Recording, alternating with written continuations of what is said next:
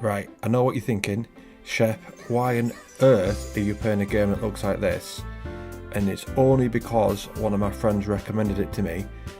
And if you look at the reviews, it says this. Recent reviews, overwhelmingly positive. English reviews, overwhelmingly positive. And let's have a look at the first. No amount of hearing it from others truly got me prepared for how paranoid I would be after playing this game. Do not play it at night, you will jump at everything afterwards. That's the first one. Second one. Thought this game was dating sim for years. My friends asked me to be a voice actor for two characters, I agreed. I am now traumatized, my mind is confused, I just want to sleep. Would recommend for any sane person because you deserve to become like me to see what I've seen. Now, I don't quite get how it's going to be like that when you look at the picture of what it says there. So, I don't know whether this is just one giant troll, which my mate and the whole internet are in together or not. So, let's see. A little bit different to Shadow of Mordor. Hey, I see an annoying girl running towards me from the distance, waving her arms in the air like she's totally oblivious to any attention she might draw to herself. The girl is Sayori, my neighbour and good friend since we were children.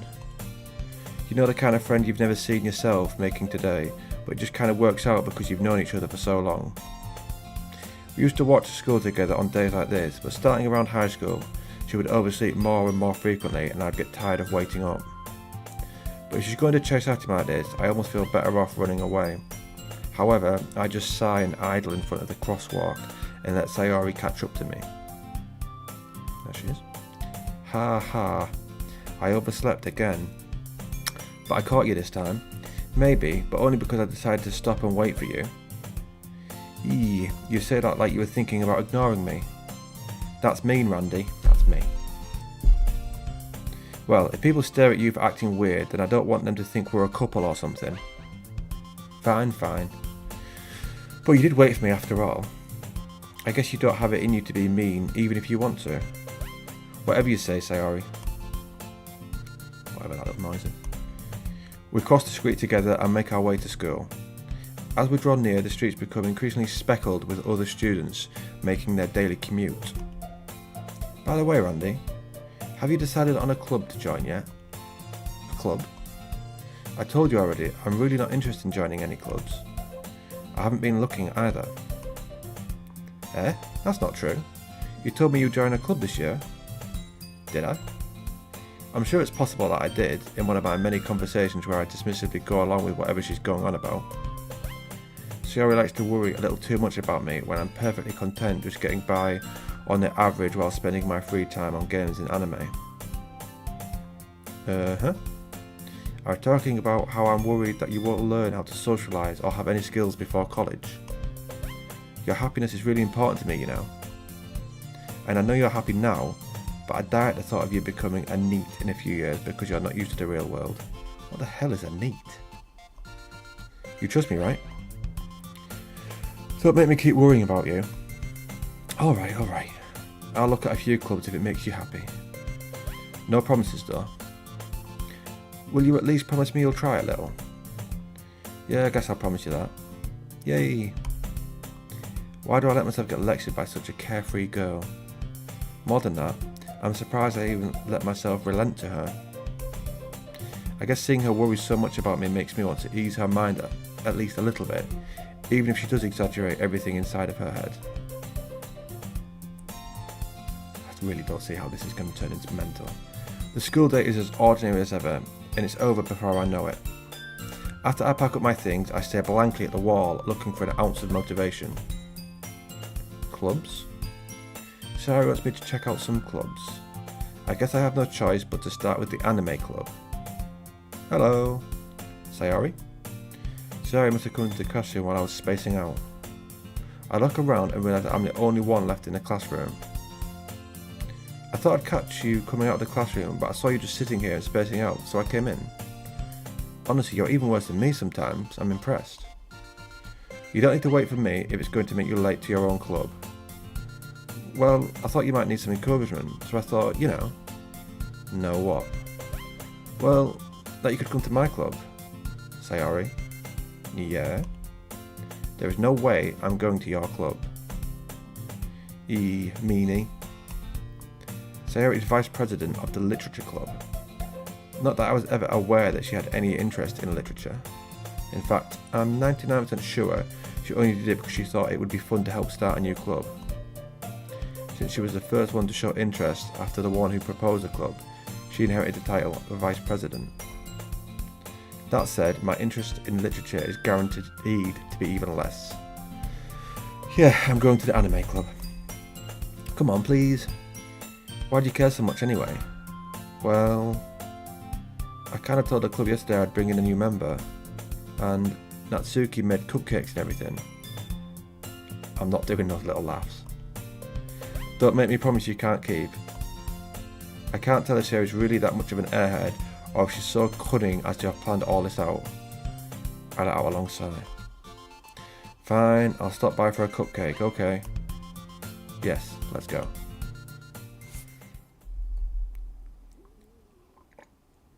And thus today marks the day I sold my soul for a cupcake. I dejectedly follow Sayori across the school and upstairs, a section of the school I rarely visit, being generally used for third-year classes and activities. Sayori, full of energy, swings open the classroom door. Everyone, the new member is here. I told you, don't call me a new member. Eh? I glance around the room. Welcome to the Literature Club. It's a pleasure meeting you. Sayori always says nice things about you. Seriously, you brought a boy? Way to kill the atmosphere.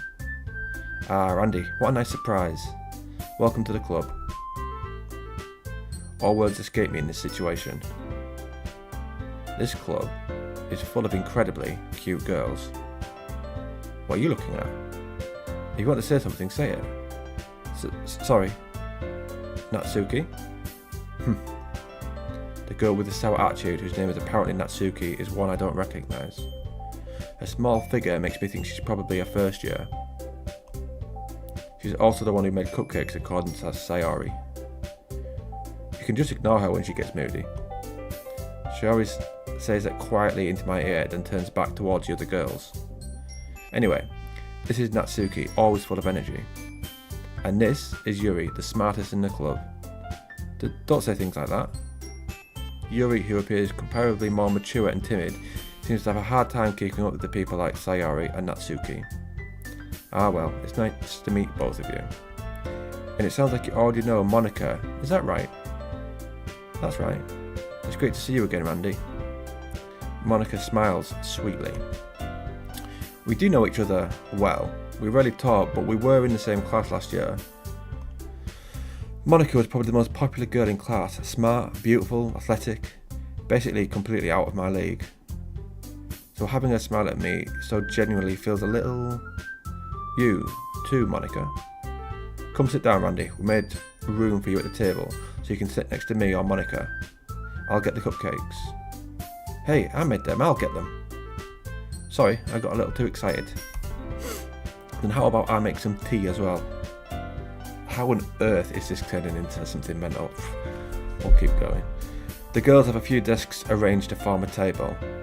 As Sayori mentioned, it's being widened so there is one space next to Monica and one space next to Sayori. Natsuki and Yuri walk over to the corner room where Natsuki grabs a wrapped tray and Yuri opens a closet. Still feeling awkward, I take a seat next to Sayori. Natsuki proudly marches back to the table, tray in hands. Okay, are you ready? Ta-da! Ooh, wow. Natsuki lifts the foil off the tray to reveal a dozen white, fluffy cupcakes, decorated to look like little cats. The whiskers are drawn with icing, and little pieces of chocolate were used to make ears. So cute. I had no idea you were so good at baking, Natsuki. Well, you know. Just hurry and take one. Sayori grabs one first, then Monica, and I follow. It's delicious. Sayori talks with a mouthful and has already managed to get icing on her face. I turn the cupcakes around in my fingers, looking for the best angle to take a bite. Natsuki is quiet. I can't help but notice her sneaking glances in my direction. Is she waiting for me to take a bite? I finally bite down. The icing is sweet and full of flavour. I wonder if she's made it herself. This is really good. Thank you, Natsuki. Ooh, why are you thanking me? It's not like haven't I heard this somewhere before? Made them for you or anything? I thought you technically did, Sayori said. Well, maybe. But not for you, you dummy. Alright. I give up on Natsuki's weird logic and dismiss the conversation. Yuri returns to the table carrying a tea set. She carefully places a teacup in front of each of us before setting down the teapot next to the cupcake tray. You keep a whole tea set in this classroom? Don't worry, the teachers gave us permission. I mean, it's nothing exactly mental, is it? After all, doesn't a hot cup of tea help you enjoy a good book? Not for me. I guess. Don't let yourself get intimidated. Yuri's just trying to impress you. That's not... Insulted, Yuri looks away. I meant that, I believe you. Well, tea and reading might not be a pastime for me, but I at least enjoy tea. I'm glad. Yuri friendly smiles to herself in relief. Monica raises an eyebrow and smiles at me. So what made you consider the literature club? I was afraid of this question. Something tells me I shouldn't tell Monica that I was practically dragged here by Sayori. Well, I haven't joined any clubs yet, and Sayori seemed really happy here, so... That's okay, don't be embarrassed. Well, make sure you feel right at home, okay? As president of the literature club, it's my duty to make the club fun and exciting for everyone. Monica, I'm surprised. How come you decided to start your own club? You could probably be a board member for any of the major clubs. Weren't you a leader of the debate club last year? Well, to be honest, I can't stand all of the politics around the major clubs. It feels like nothing but arguing about the budget and publicity and how to prepare for events. I'd much rather take something I personally enjoy and make something special out of it. And if it encourages others to get into literature, then I'm fulfilling that dream. Monica really is a great leader. Yuri also nods in agreement. Then I'm surprised there aren't more people in this club yet. It must be hard to start a new club. You could put it that way. Not many people are very interested in putting all-out effort to start something brand new. Especially when it's something that doesn't grab your attention, like literature. You have to work hard to convince people that you're both fun and worthwhile. But it makes school events like festivals that much more important. I'm confident that we can all really grow this club before we graduate. Right, everyone? Yeah, we'll do our best. You know it. Everyone enthusiastically agrees. Such different girls, all interested in the same goal.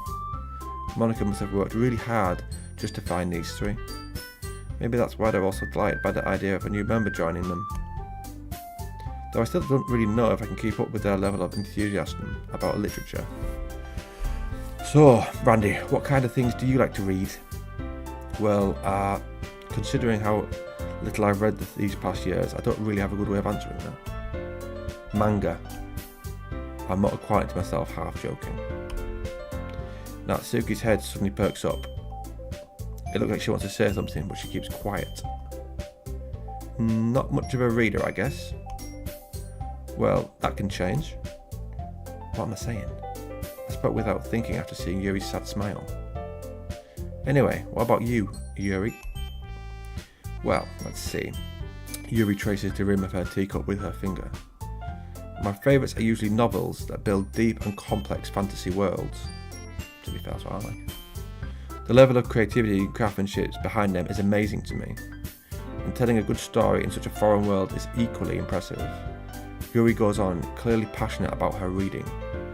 She seems so reserved and timid since the moment I walked in, but it's obvious by the way her eyes light up that she finds her comfort in the world of books, not people. But I like a lot of things. Stories with deep psychological elements usually immerse me as well.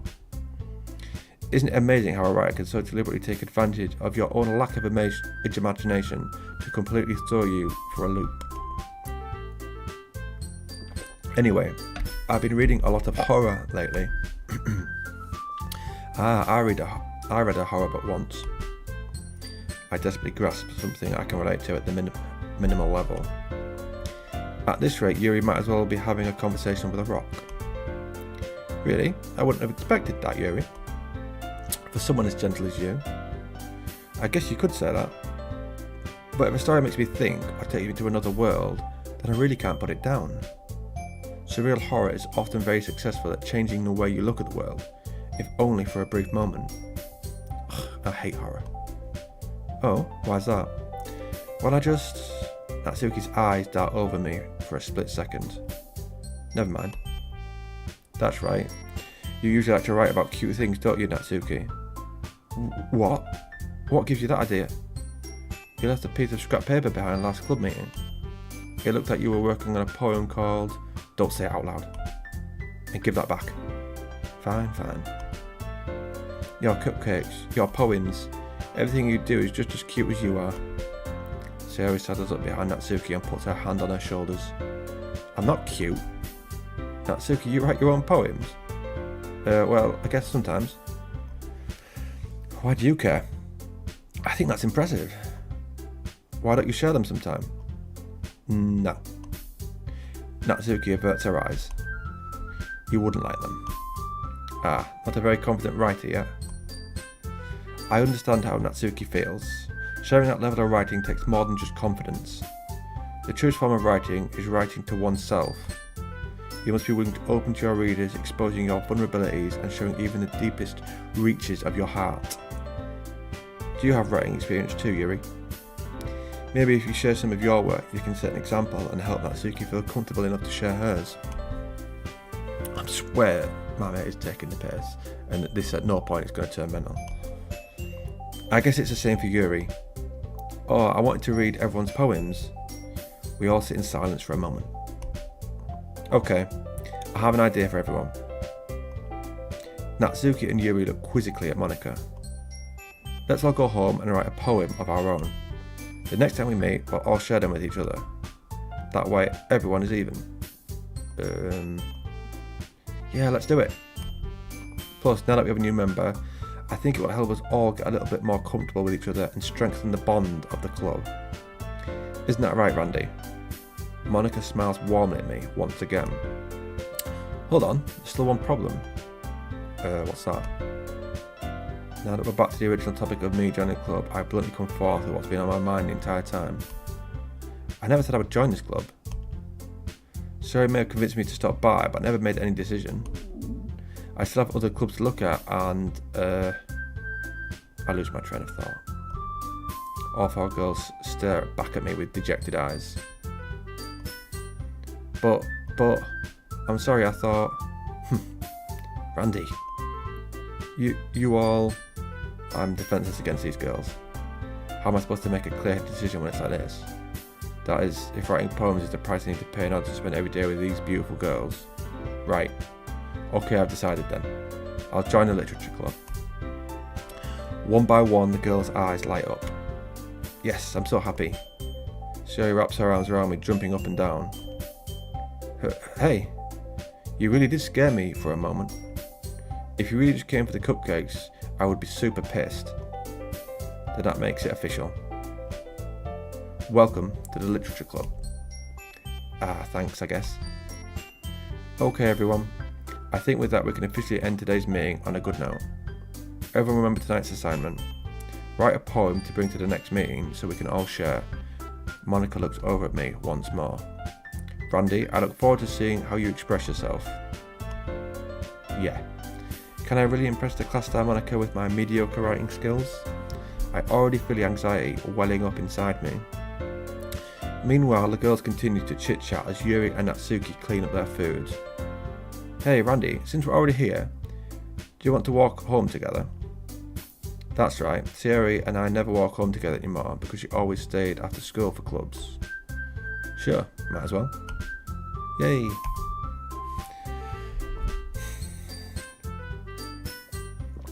With that, the two of us depart the club room and make our way home. The whole way, my mind wanders back and forth between the four girls. Sayori, Natsuki, Yuri, and of course, Monika.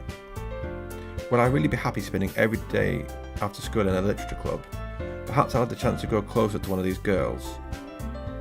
Alright. I'll just need to make the most of my circumstances, and I'm sure good fortune will find me. And I guess that starts with writing a poem tonight. This is mental. It's time to write a poem. Pick words you think your favourite club member will like. Something good might happen with whoever likes your poem the most. Do I have to click on one?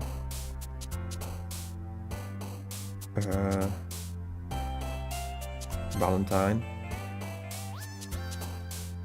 For some reason, whirlwind or imagination come to mind. I'll go with whirlwind. I'm just going to look at like the first thing that springs. First word that stands out at me. Explode. Dark. Play. Suicide, what the fuck?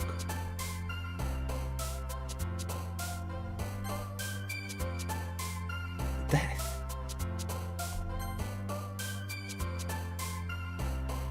Secret.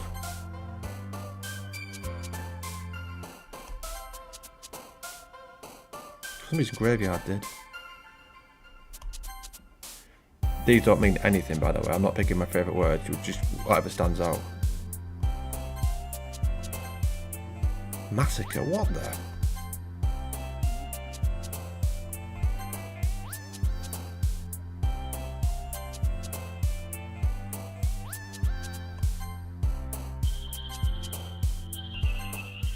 There's some dark words in there. Hi again, Randy. Glad to see you didn't run away on us. Nah, don't worry. This might be a little strange for me, but at least I keep my word when I'm back at the Literature Club. I was the last to come in, so everyone else is already hanging out. Thanks for keeping your promise, Randy. I hope this isn't too overwhelming of a commitment for you, making you dive headfirst into literature when you're not accustomed to it. Oh, come on, like he deserves any slack. Sarah told me you didn't even want to join any clubs this year, and last year too. I don't even know if you planned just to come here and hang out or what, but if you don't take us seriously, then you won't see the end of it. Natsuki, you certainly have a big mouth for someone who keeps her manga collection in the club room. Natsuki finds herself stuck between Monica and manga. Manga is literature. Swiftly defeated, Natsuki plops back into her seat. Don't worry guys, Randy always gives it his best as long as he's having fun. He helps me with busy work without me even asking, like cooking, cleaning my room. How dependable. Sayori, that's because your room is so messy it's distracting, and you almost set your house on fire once. Is that so? You two are really good friends, aren't you? I might be a little jealous. How come? You and Randy became good friends too. Or can become good friends, sorry. Sayori? As usual, Sayori seems oblivious to the weird situation she just put me into. Oh, Yuri even brought you something today, you know. Ooh, wait, Sayori? Me? Not really. Don't be shy. It's really nothing. What is it? Never mind. Sure, I made it sound like a big deal when it's really not. What do I do? I'm sorry, Yuri, I wasn't thinking. I guess that means it's up to me to rescue this situation. Hey, don't worry about it. First of all, I wasn't expecting anything in the first place, so any nice gesture from you is a pleasant surprise. It'll make me happy no matter what. Is that so? Yeah, I won't make it a big deal if you don't want it to be. Alright. Well, here. Yuri reaches into her bag and pulls out a book. I didn't want you to feel left out, so I picked out a book that I thought you might enjoy. It's a short read, so it should keep your attention. Even if you don't usually read. And we could, discuss it if you wanted. This is... How is this girl accidentally being so cute? She even picked out a book she thinks I like, despite me not reading much. Yuri, thank you, I'll definitely read this. I enthusiastically take the book. Phew. Well, you can read it at your own pace. I look forward to hearing what you think. Now that everyone's settled in, I expect you've managed to kick off some scheduled activities for the club, but that doesn't seem to be the case. Sayori and Monica are having a cheery conversation in the corner. Yuri's face is already buried in a book. I can't help but notice her intense expression, like she was waiting for this chance. Meanwhile, Natsuki is rummaging around in the closet.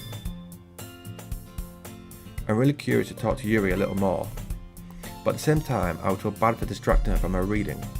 I catch a glimpse of the cover of her book. It looks like the same book that she lent to me. More than that, she seems to be on the first few pages. Ah, crap. I think she noticed me looking at her.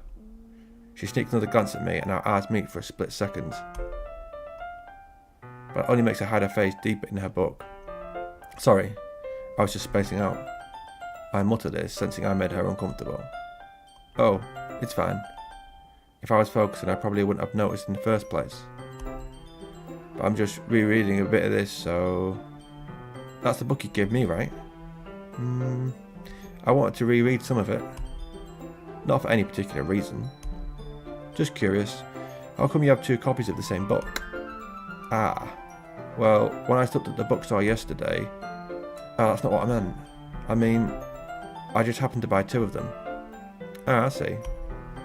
There's something fairly obvious here that Yuri isn't telling me, but I decided to let it go. I'll definitely start reading it soon. I'm glad to hear it. Once it starts to pick up, you might have a hard time putting it down. It's a very engaging and relatable story. Is that so? What's it about anyway? Well, Yuri closes the book and scans her eyes over the back. The book is titled Portrait of Markov. There's an ominous looking symbol on the front cover. Alright. I just want to make sure I don't accidentally give anything away. Basically, it's about this girl in high school who moves in with her long lost younger sister. But as soon as she does so, her life gets really strange. She gets targeted by these people who escape from a human experiment prison. And while her life is in danger, she needs to desperately choose who to trust.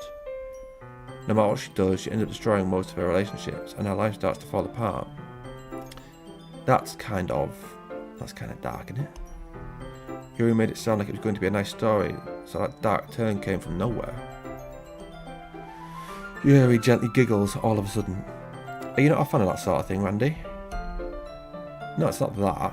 I mean, I can definitely enjoy those kind of stories, so don't worry. I hope so. Yeah, totally forget that Yuri's into those things. She's so shy and reclusive on the outside, but her mind seems to be completely different. It's just that those kind of stories, they challenge you to look at life from a strange, new perspective. When horrible things happen, not just because someone wants to be evil, but because they have their own goals or their own philosophy that they believe in. Then suddenly, when you thought you related to the protagonist, they made out to be the naive one for letting their one-sided morals interfere with the villain's plans. I'm rambling, aren't I? Not again. I'm sorry. Hey, don't apologise. I haven't lost interest or anything. Well, I guess it's alright then. But I feel like I should let you know that I have this problem. When I let things like books and writings fill my thoughts, I kind of forget to pay attention to other people. So I'm sorry if I end up saying something strange. And please stop me if I start talking too much. I really don't think you need to worry. That just means you're passionate about reading. The least I can do is listen. It's a literature club after all. That's true. In fact, I might as well get started reading it, right? You don't have to. What are you saying? Just a moment ago you said you were looking forward to it. Let me just get the book. I quickly retrieved the book that I put into my bag. Alright, it's fine if I sit here, right? I slip into the seat next to Yuri's. Yeah. Are you sure? You seem a little apprehensive. I'm sorry. It's not like I don't want you to. It's just sometimes I'm not very used to, that is, reading company with someone. I see. Well, just tell me if I end up distracting you or anything. Alright. I open the book and start the prologue. I soon understand what Yuri means about reading in company. It's as if I can feel her presence over my shoulder as I read. It's not a particularly bad thing. Maybe a little distracting, but the feeling is somewhat comforting. Yuri is in the corner of my eye. I realise she's not actually looking at her own book. I glance over. It looks like she's reading from my book instead. Sorry, I was just... You really apologise a lot, don't you? I do. I don't really mean to. Sorry. I mean... Yeah, this should work, right? I slide my desk until it's up against Yuri's, then hold my book more between the two of them? Ah, I suppose so. Yuri timidly closes her own copy. Once we each lean in a little bit, our shoulders are almost touching. Here we go. Go on, Randy. It feels like my left arm is in the way, so instead I use my right hand to hold the book open. Ah, I guess that kind of makes it difficult to turn the page. Here. Yuri takes her left arm and holds the left side of the book between her thumb and forefinger. Ah, I did the same with my right arm on the right side of the book. That way, I turn the page and Yuri slides under her thumb after it flips to her side. But in holding it like this, we're huddled even closer than before. It's actually kind of distracting for me. It's as if I can feel the warmth of Yuri's face and she's in the corner of my vision. Are you ready? To turn the page? Ah, sorry. I think I got a bit distracted for a second. I glance over at Yuri's face again and our eyes meet. I don't know how I'll be able to keep up with her. Ah, that's okay. You're not as used to reading, right? I don't mind being patient if it takes you a bit longer. It's probably the least I can do, since you've been so patient with me. Yeah, thanks. We continue reading. Yuri no longer asks me if I'm ready to turn the page. Instead, I just assume that she's finished the page before me, so I turn it by my own volition. We continue the first chapter in silence. Even so, turning each page almost feels like an intimate exchange. My thumb gently letting go of the page, letting it flutter over to her side as she catches it under her own thumb. Hey Yuri, this might be a silly thought, but the main character kind of reminds me of you a little bit. You think so? How does she? Well, I guess she's more blunt in a lot of ways, but she also second guesses all of the things that she says and does, like she's afraid she'll do something wrong. It's not like I can see into your head or anything, but they're kind of reminiscent of some of your mannerisms.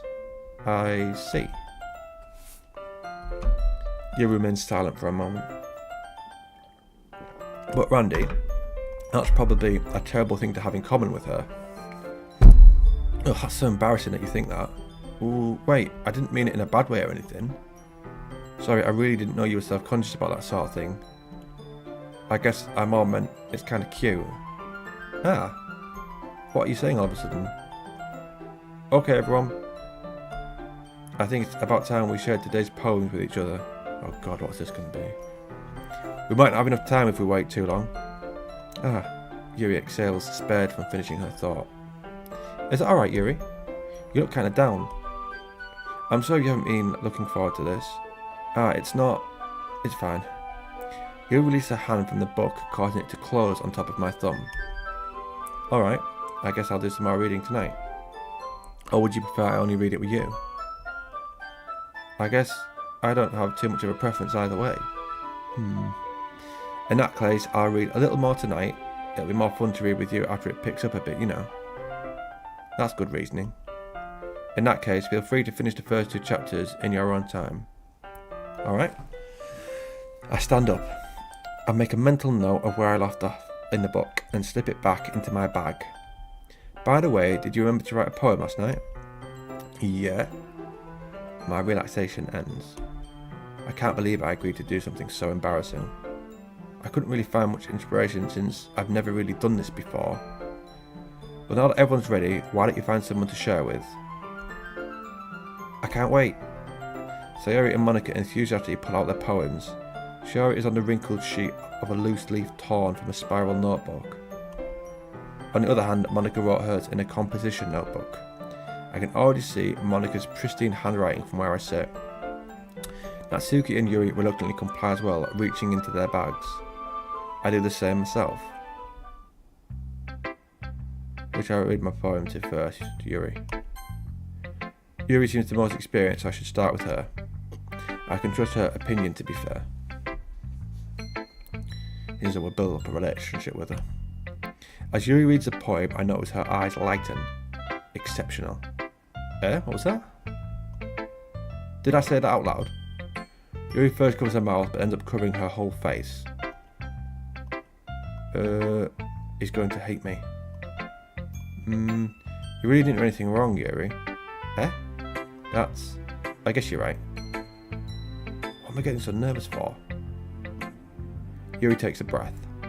So, What kind of writing experience do you have? Your use of imagery and metaphors indicates you've written a lot of poetry before. Really? Wow, that's a huge compliment coming from you. This is actually my first time, really. Huh? Yuri stares at me blankly, then looks at my poem again. Well, I know that. I just meant, Yuri trails off, unable to find an excuse. She traces her finger along the words in the poem, as if breaking it down more thoroughly. Yeah, okay. This is the reason I was able to tell. It's just that there are specific writing habits that are usually typical of new writers. And having been through that myself, I kind of learned to pick up on them. I think the most notable thing I recognise in new writers is that they try to make their style very deliberate. In other words, they tend to pick a writing style separate from the topic matter, and they fit the two together. The end result is that both the style and the expressiveness are weakened. Once Yuri finds a train of thought, it's as if her demeanour totally changes. Her stammering is completely gone and she sounds like an expert. Of course, that's not something you can be blamed for. There are so many different skills and techniques that go into writing even a simple poem. Not just finding them and building them, but getting them to work together is probably the most challenging part. It might take some time, but it all comes with practice and learning by example and trying new things. I also hope that everyone else in the club gives you valuable feedback. Natsuki can be a little biased though. Biased how? Well, never mind. I shouldn't be talking about people like that. Sorry. It's fine. I'm not sure if Yuri's apologized herself, to me, or to Natsuki. Do you mind if I read your poem now? Please do. I'd love to share my thought process behind it. Yuri smiles dreamily, as if that's a rare opportunity for her, which itself is kind of funny. After all, isn't it supposed to be a literature club?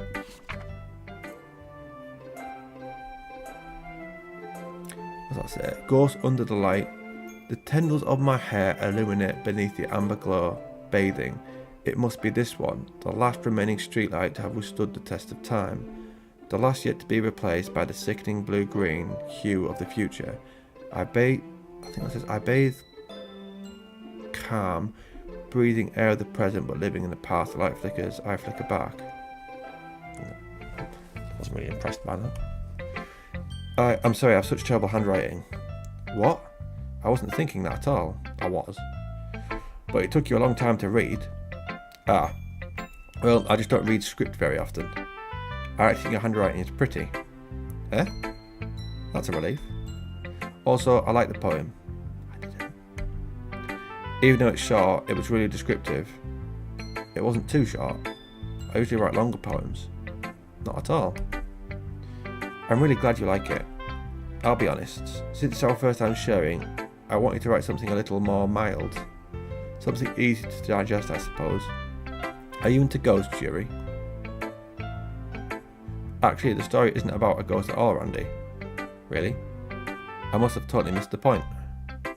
Well, I suppose you did only glance over it after all. But remember that poets often express their own thoughts, feelings and experiences in their work. They usually do more than tell a simple story or paint a picture.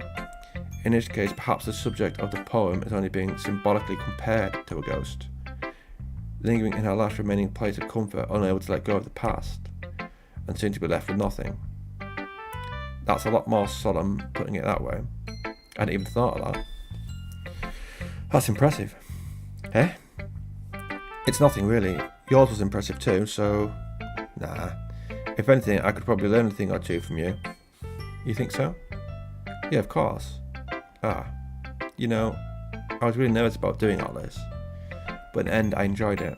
I'm going to keep doing my best for you, Randy. Ah, me too. Who should I put them to next? Oh, I've got to show it to them all, do I? Good to say, Harry. This is a good poem, Randy. Are you sure it's your first time?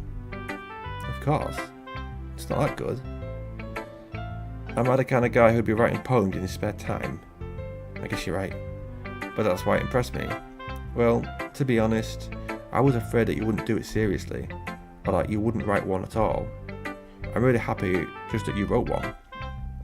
It just reminds me how you're really a part of the club now.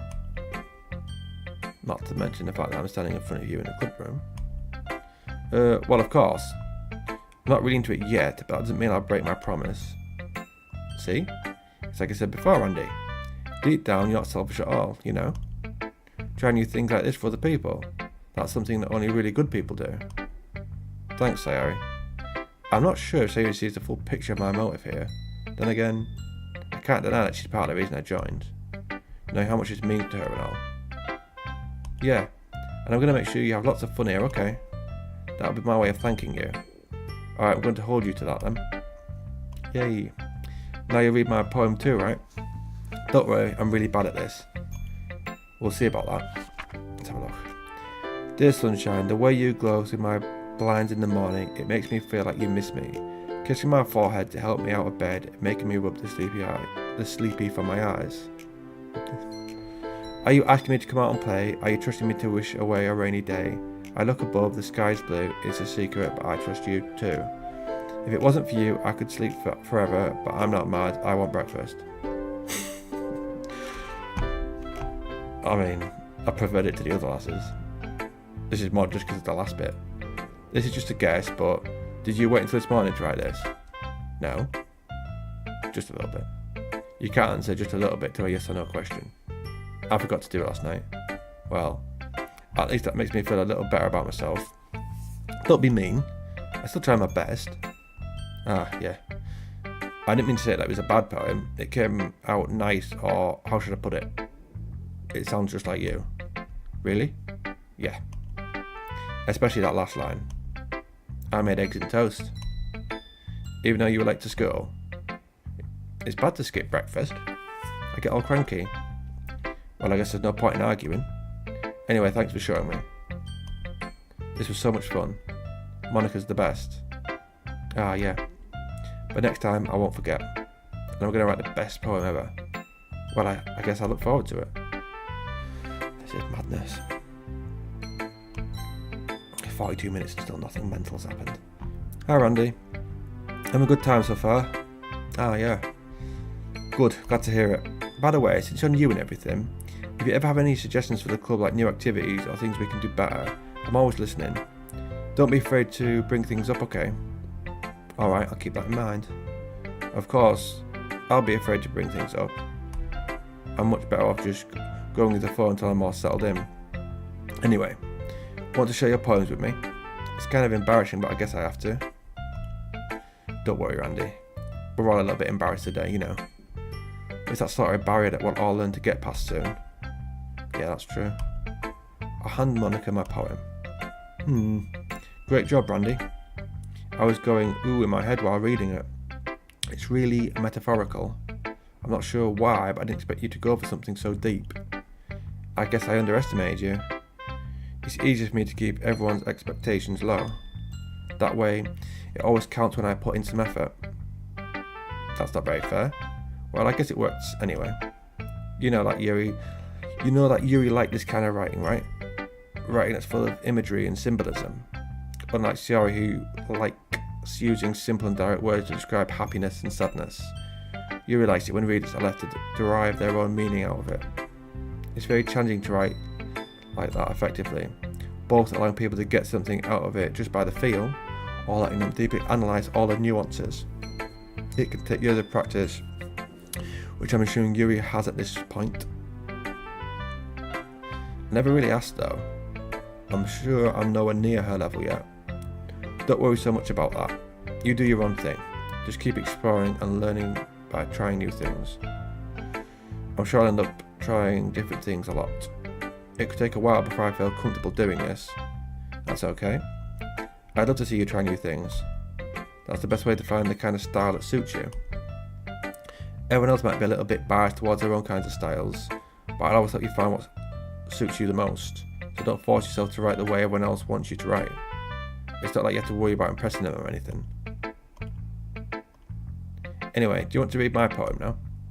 Don't worry, I'm not very good. You sound pretty confident for someone who claims to not be very good. Well, that's because I have to sound confident. That doesn't mean I always feel that way, you know. I see. Well, let's read it then. Hole in wall. It couldn't have been me. See the direction the sparkle protrudes. A noisy neighbour, an angry boyfriend. I'll never know I wasn't home. I peer inside for a clue. No, I can't see, are real blind, like a film left out in the sun. But it's too late, my retinas, already scorched with a permanent copy of the meaningless image. It's just a little hole, it wasn't too bright, it was too deep. Stretching forever into everything, a hole of infinite choices. I realised now that I wasn't looking in, I was looking out, and he, on the other side, was looking in. Don't really think much of that either. It's very freeform, if that's what you call it. Sorry, I'm not really the right person to ask for feedback. It's okay. Yeah, that kind of style has gotten pretty popular nowadays. That is, a lot of poems have been putting emphasis on the timing between words and lines. When performed out loud, it can be really powerful. What was the inspiration behind this one? Well, I'm not sure if I know how to put it. I guess you could say that I had some kind of epiphany recently. It's been influencing my poems a bit. An epiphany? Yeah, something like that. I'm kind of nervous to talk about deep stuff like that, because it's kind of coming on strongly. Maybe after everyone is better friends with each other. Anyway, here's Monica's writing tip of the day. Sometimes when you write a poem or a story, your brain gets too fixated on a specific point. You try so hard to make it perfect, and you'll never make any progress. Just force yourself to get something down on the paper and tidy it up later. Another way to think about it is this. If you keep your pen in the same spot for too long, you'll just get a big dark puddle of ink. So just move your hand and go with the flow. That's my advice for today. Thanks for listening. Right, Natsuki's left. Well, it's about what I expected from someone like you. That's a little blunt. Well, excuse me. It's not like I said it was bad. It just didn't invoke any emotions. So basically, it's not cute enough for your tastes. Do you want to get smacked? I'll pass. Well, anyway, I guess I need to show you mine. Not that you'll like it. Eagles can fly, monkeys can climb, crickets can leap, horses can race, owls can seek, cheetahs can run, eagles can fly, people can try, but that's about it. Yeah, I told her you weren't gonna like it. I like it. What? Just be honest. I am. Why are you so convinced that I wouldn't like it? Well, because everyone in high school thinks that writing has to be all sophisticated and stuff, so people don't even take my writing seriously. But isn't the point of poems for people to express themselves? Your writing style wouldn't make your message any less valid. Yeah, exactly. I like when it's easy to read, but it hits you hard. Like in this poem. Seeing everyone around you do great things can be really disheartening. So I decided to write about it. Yeah, I understand. But the other nice thing about simple writing is that it puts more weight on the wordplay. Like I set up a rhyme at the end, but then made it fall flat on purpose. It helps bring out the feeling in the last line. So you did. I guess more went into that than I realised. That's what it means to be a pro. I'm glad you learned something. Didn't expect that from the youngest one here, did you? Yeah, I guess not. I decided to humour her with that last comment. I don't really care how old everyone is, but if Natsuki is feeling proud, then I won't take that away from her. Phew. I guess that's everyone. I glanced around the room. That was a little more stressful than I anticipated. As if everyone is judging me for my mediocre writing abilities. Even if they're just being nice, there's no way my poem can stand up to theirs. Don't even know what mine was. This is a literature club after all. I sigh. That's what I ended up getting myself into. Across the room, Sarah and Monica are happily chatting. My eyes land on Yuri and Natsuki. They gingerly exchange sheets of paper, share their respective poems. As they read in tandem, I watch each of their expressions change. Natsuki's eyebrows furrow in frustration. Meanwhile, Yuri smiles sadly. What's with this language? Did you say something? Oh, it's nothing. Natsuki dismissively returns the poem to the desk with one hand. I guess you could say it's fancy. Ah, thanks. Yours is cute. Cute? Did you completely miss the symbolism or something? It's clear about the feeling of giving up. How can that be cute? I know that.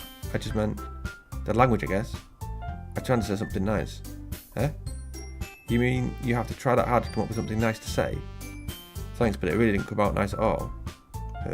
Well, I do have a couple of suggestions.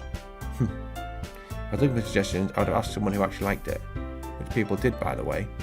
Sierra liked it, and Randy did too. So based on that, I'll gladly give you some suggestions of my own. First of all, excuse me, I appreciate the offer, but after all the time establishing my writing style, I don't expect it to change anytime soon, unless of course I come across something particularly inspiring, which I haven't yet. And Randy liked my poem too, you know. He even told me he was impressed by it. Natsuki suddenly stands up. Oh, I didn't realise you were so invested in trying to impress our new member, Yuri. Eh? That's not what I... You're just... Yuri stands up as well. Maybe you're just jealous that Randy appreciates my advice more than he appreciates yours. And how do you know you didn't appreciate my advice more?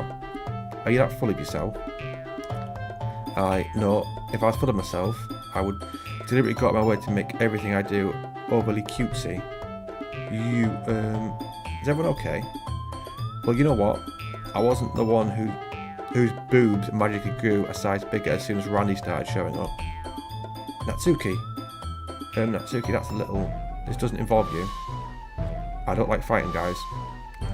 Suddenly both girls turn towards me as they just noticed I was standing there. Randy? She's just trying to make me look bad. That's not true. She started it. If she could get over herself and learn to appreciate that simple writing is more effective, then this wouldn't have happened in the first place. What's the point in making your poems all convoluted for no reason? The meaning should be jump out at the reader, not force them to have to figure it out. Help me explain that to her, Randy. Wait, there's a reason we have so many deep and expressive words in our language. It's the only way to convey complex feelings and meaning the most effectively. Avoiding them is not only unnecessarily limiting yourself, it's also a waste. You understand that, right, Randy? Well? How did I get dragged into this in the first place? Not like I know anything about writing. But whoever I grew with, they'll probably think more highly of me. I'd rather he agreed with her. But help me.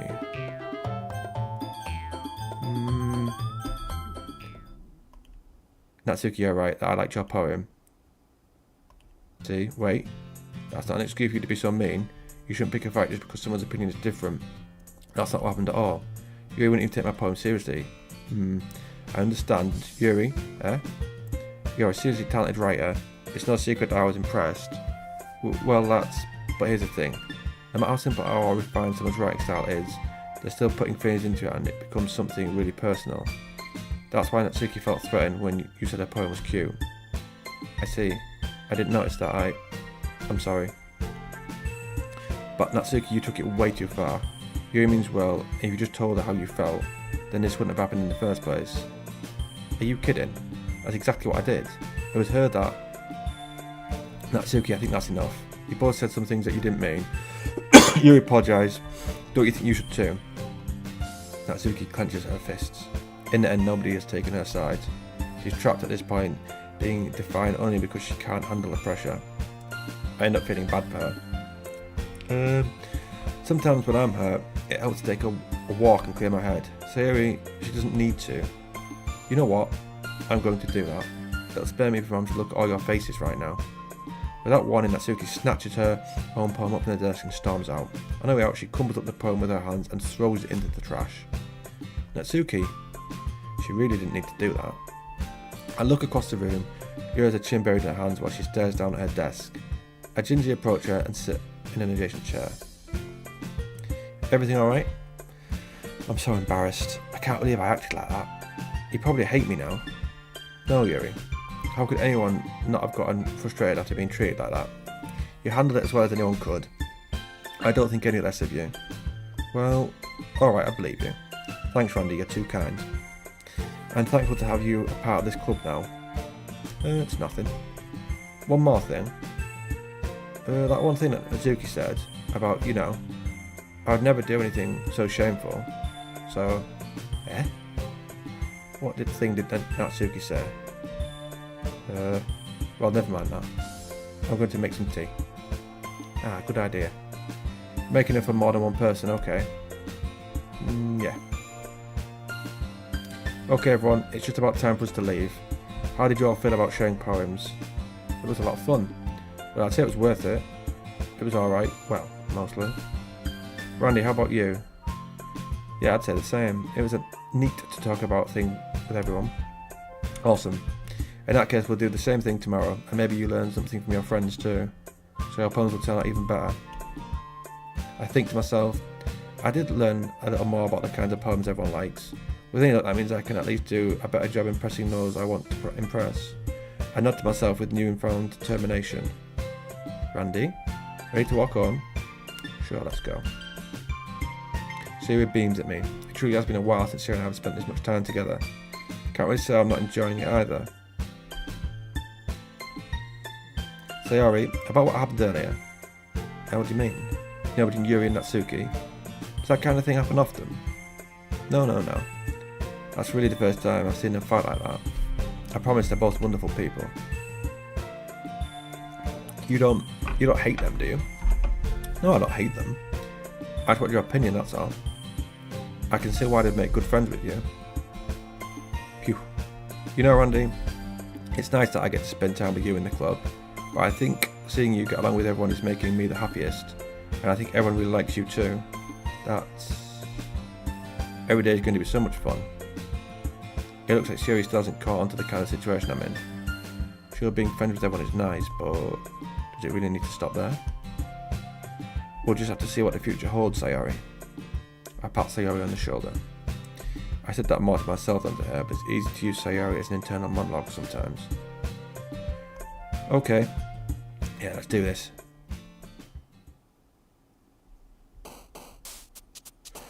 Right.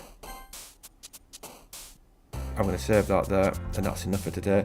So, 56 minutes have gone, and nothing weird has happened yet. I swear to God, something strange best happen, because I have not just sat reading a game or a story like this for however long it's going to take. So hopefully in the next one, something mental will happen in these reviews, and my mate's going to be right. So I'll probably just do one tomorrow, and so on until we get it done.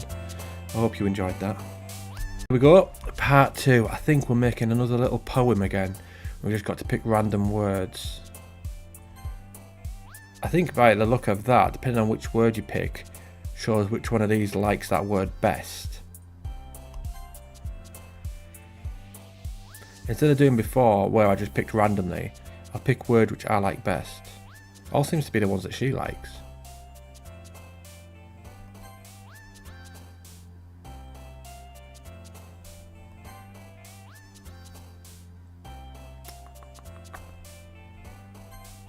I don't want to be with her. Suicide, that's mental.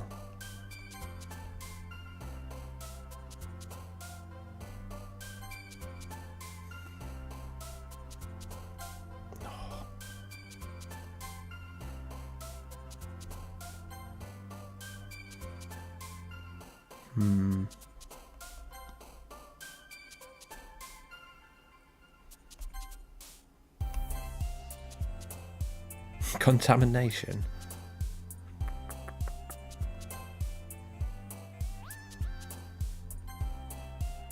I never seem to get ones for the middle one, do I?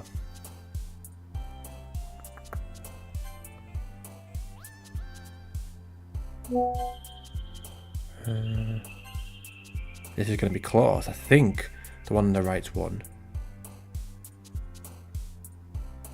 Don't know, I don't really bother by any of those. God, peace.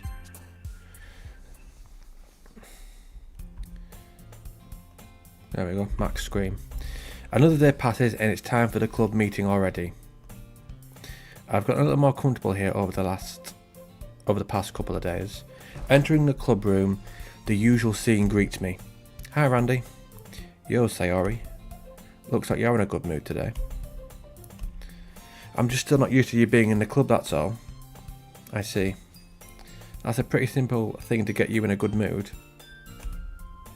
But I guess it's always the simple things with you anyway. Speaking of which, I'm kind of hungry. Will you come with me to buy a snack?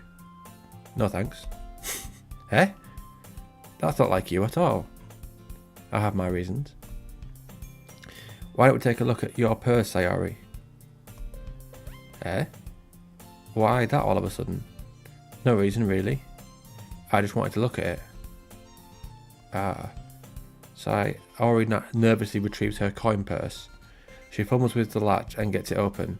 Then she turns it upside down and lets its contents spill onto the desk. Only 2 small coins fall out. I knew it. I can see right through you, Sayori. That's not fair. How did you even know? It's simple.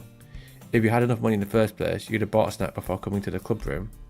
So either you're not hungry and want an excuse to take a walk, or you plan to conveniently forget that you spent all your money so that I would lend you some. But there's one more thing.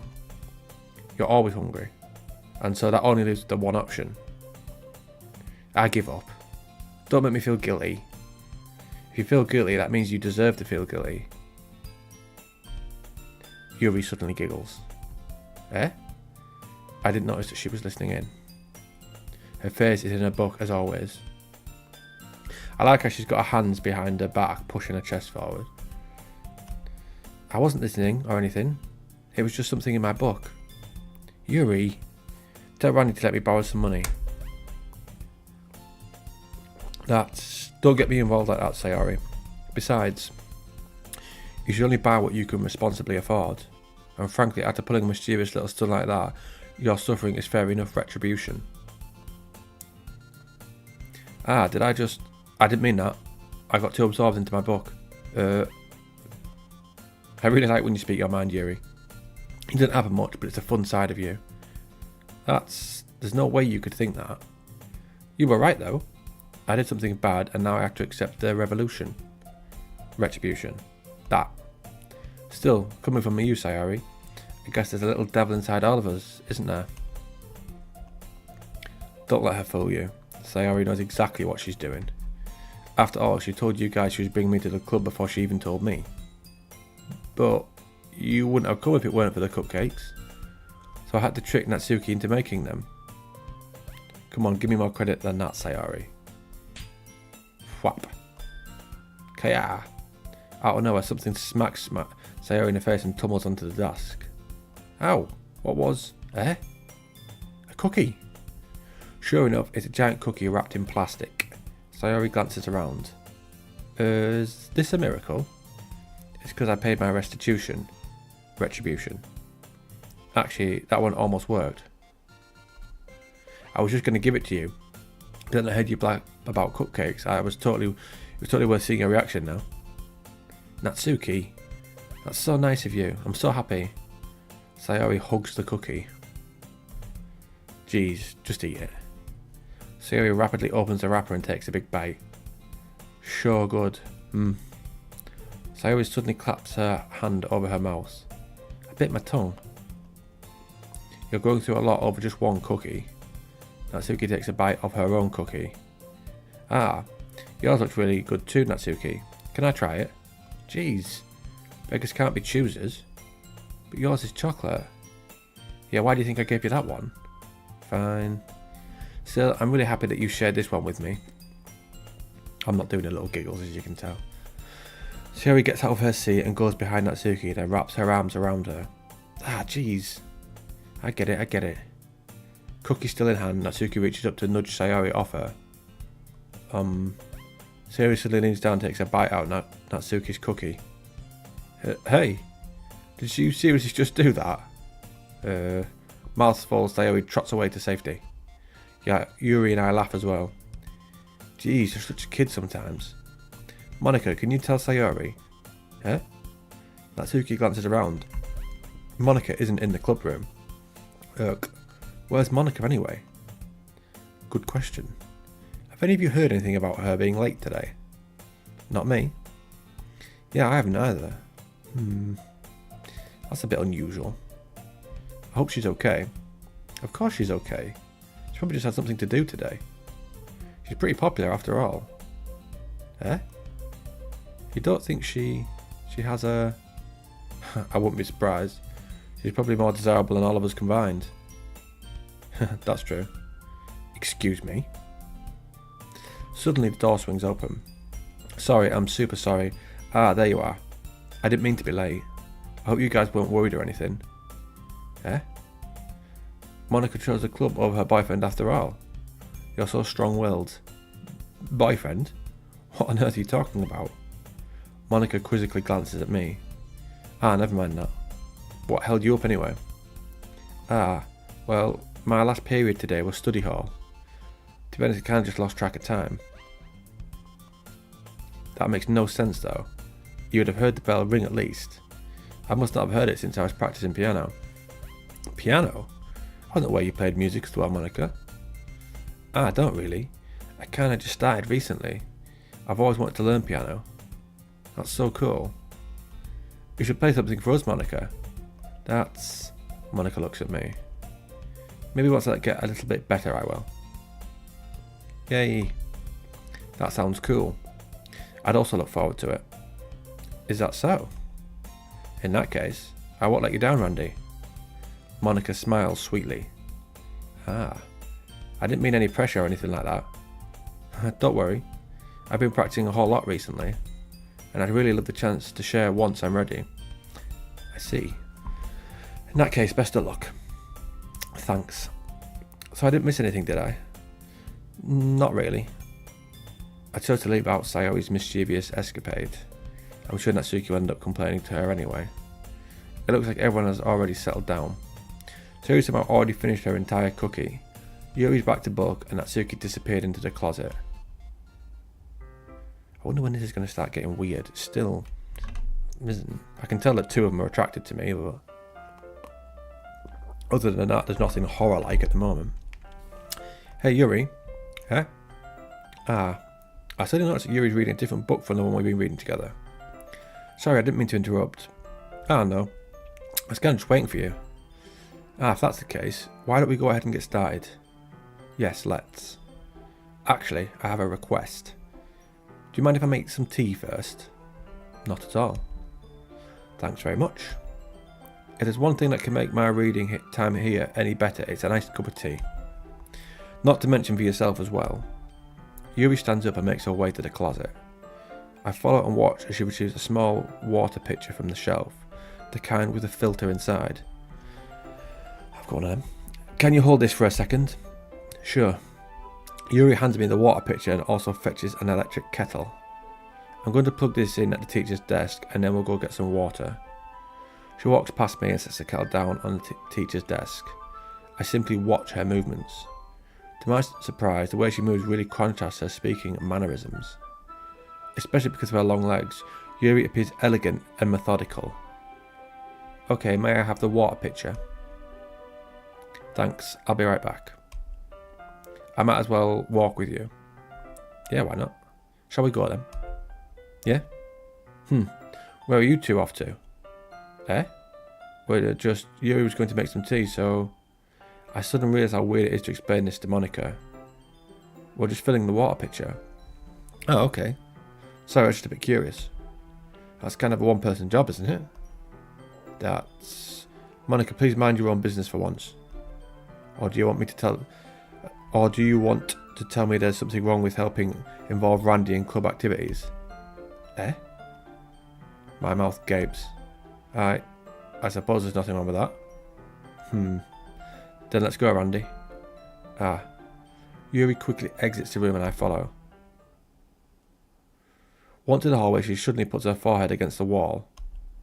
I spoke without thinking. How could I say something like that?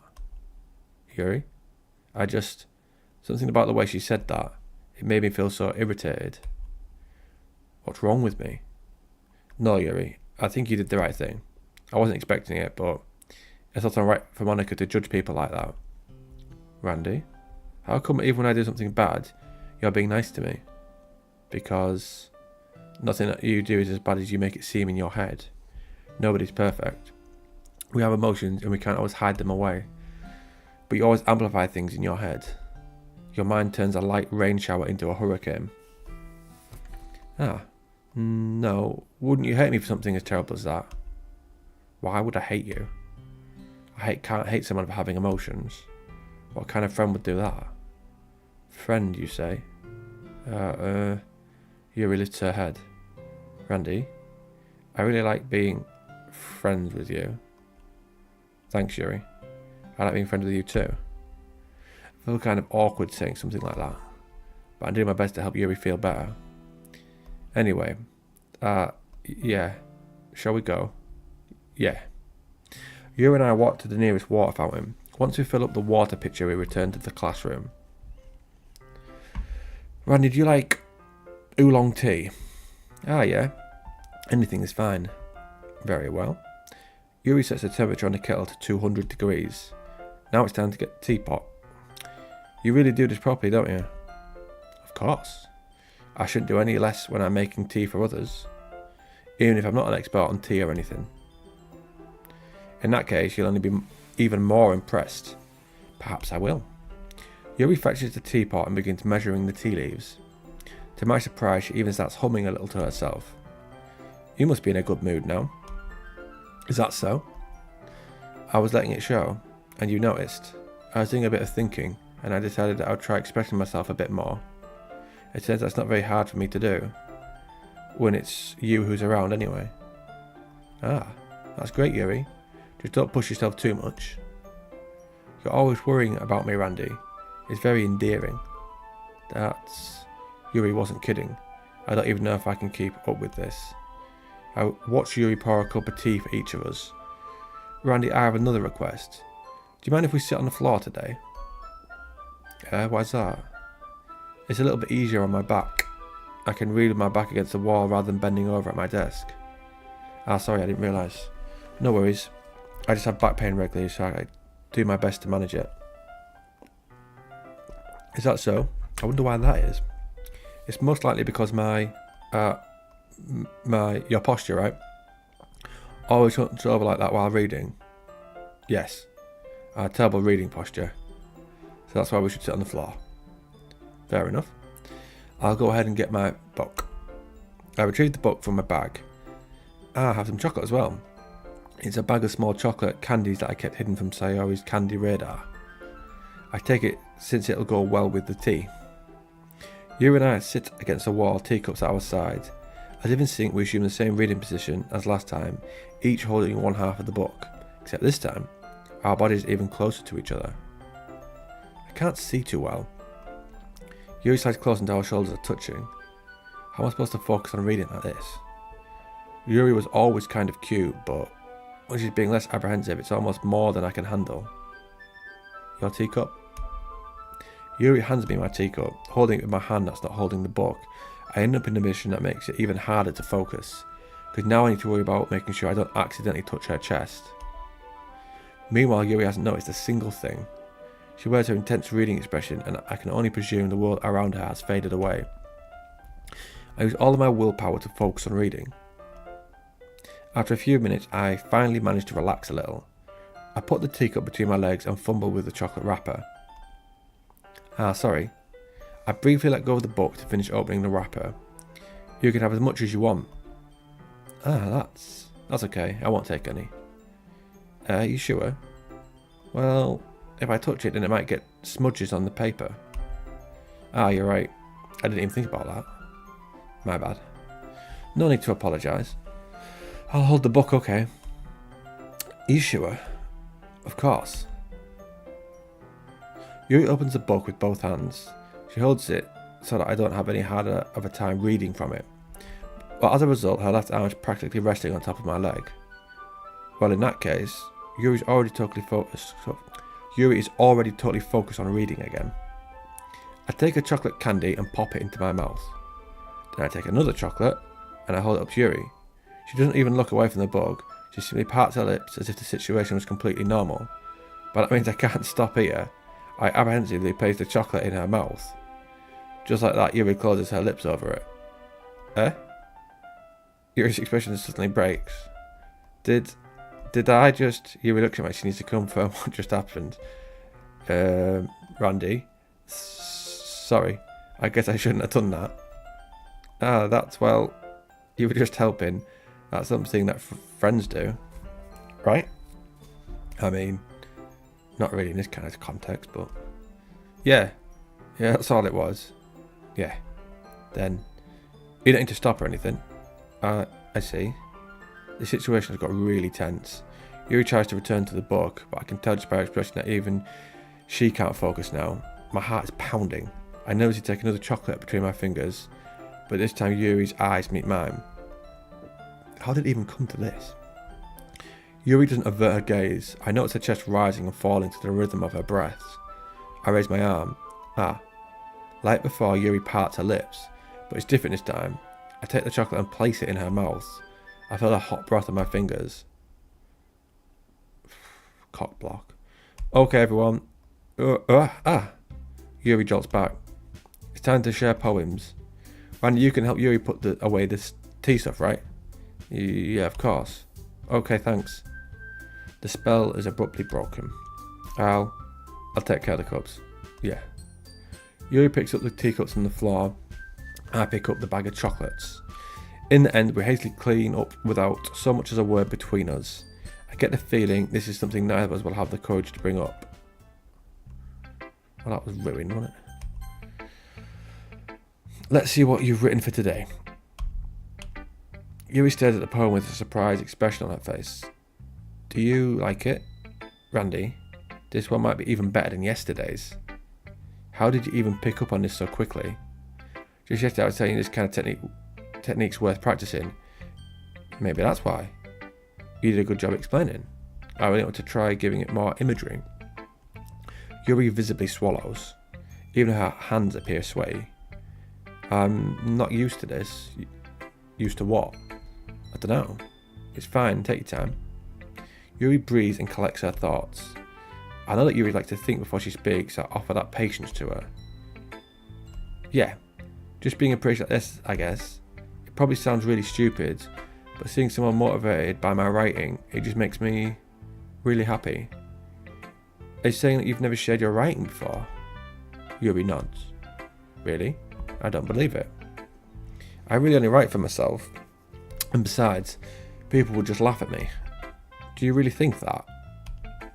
Again, Yuri nods. Huh? Even your close friends? Yuri doesn't respond to that. I wonder why. Anyway, do you want to share the poem you wrote today? Yeah, I do. If it's with you. How bloody writing, man. The raccoon.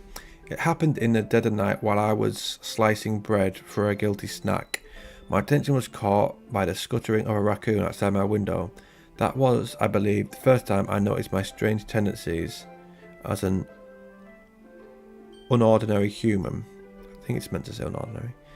I gave the raccoon a piece of bread, my subconscious well aware of the consequences, well aware that the raccoon that is fed will always come back for more. The enticing beauty of my cutting knife was the symptom, the bread my hungry curiosity, the raccoon an urge, I think. The moon increments its phase and reflects that much more light off my cutting knife, the very same light that glistens in the eyes of my raccoon friend. I slice the bread fresh and soft. The raccoon becomes excited, or perhaps I'm merely projecting my emotions onto the newly satisfied animal. Am I meant to be the raccoon, do you think? The raccoon has taken to follow me. You could say that we've gotten quite used to each other. The raccoon becomes hungry more and more frequently, so my bread is always handy. Every time I branch my cutting knife, the raccoon shows me its excitement.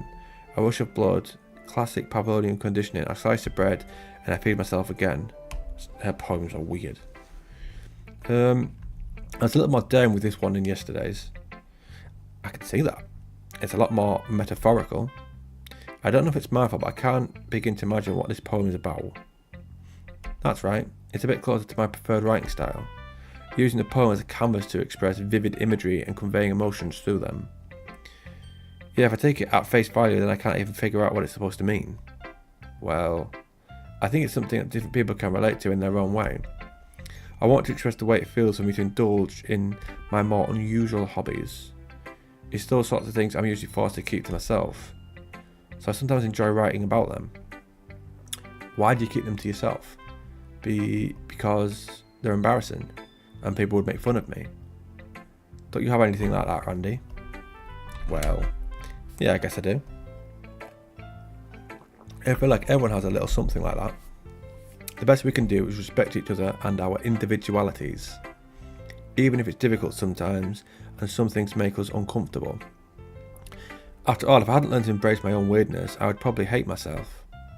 I might be ranting a little bit now, but I'm glad that you're a good listener. You're good at a lot of things. Writing, listening. There really aren't many people like you, Randy. That's exaggerating a little bit. It's just how I feel. I never thought I'd feel so comfortable sharing my writing. But now I almost feel like I look forward to it.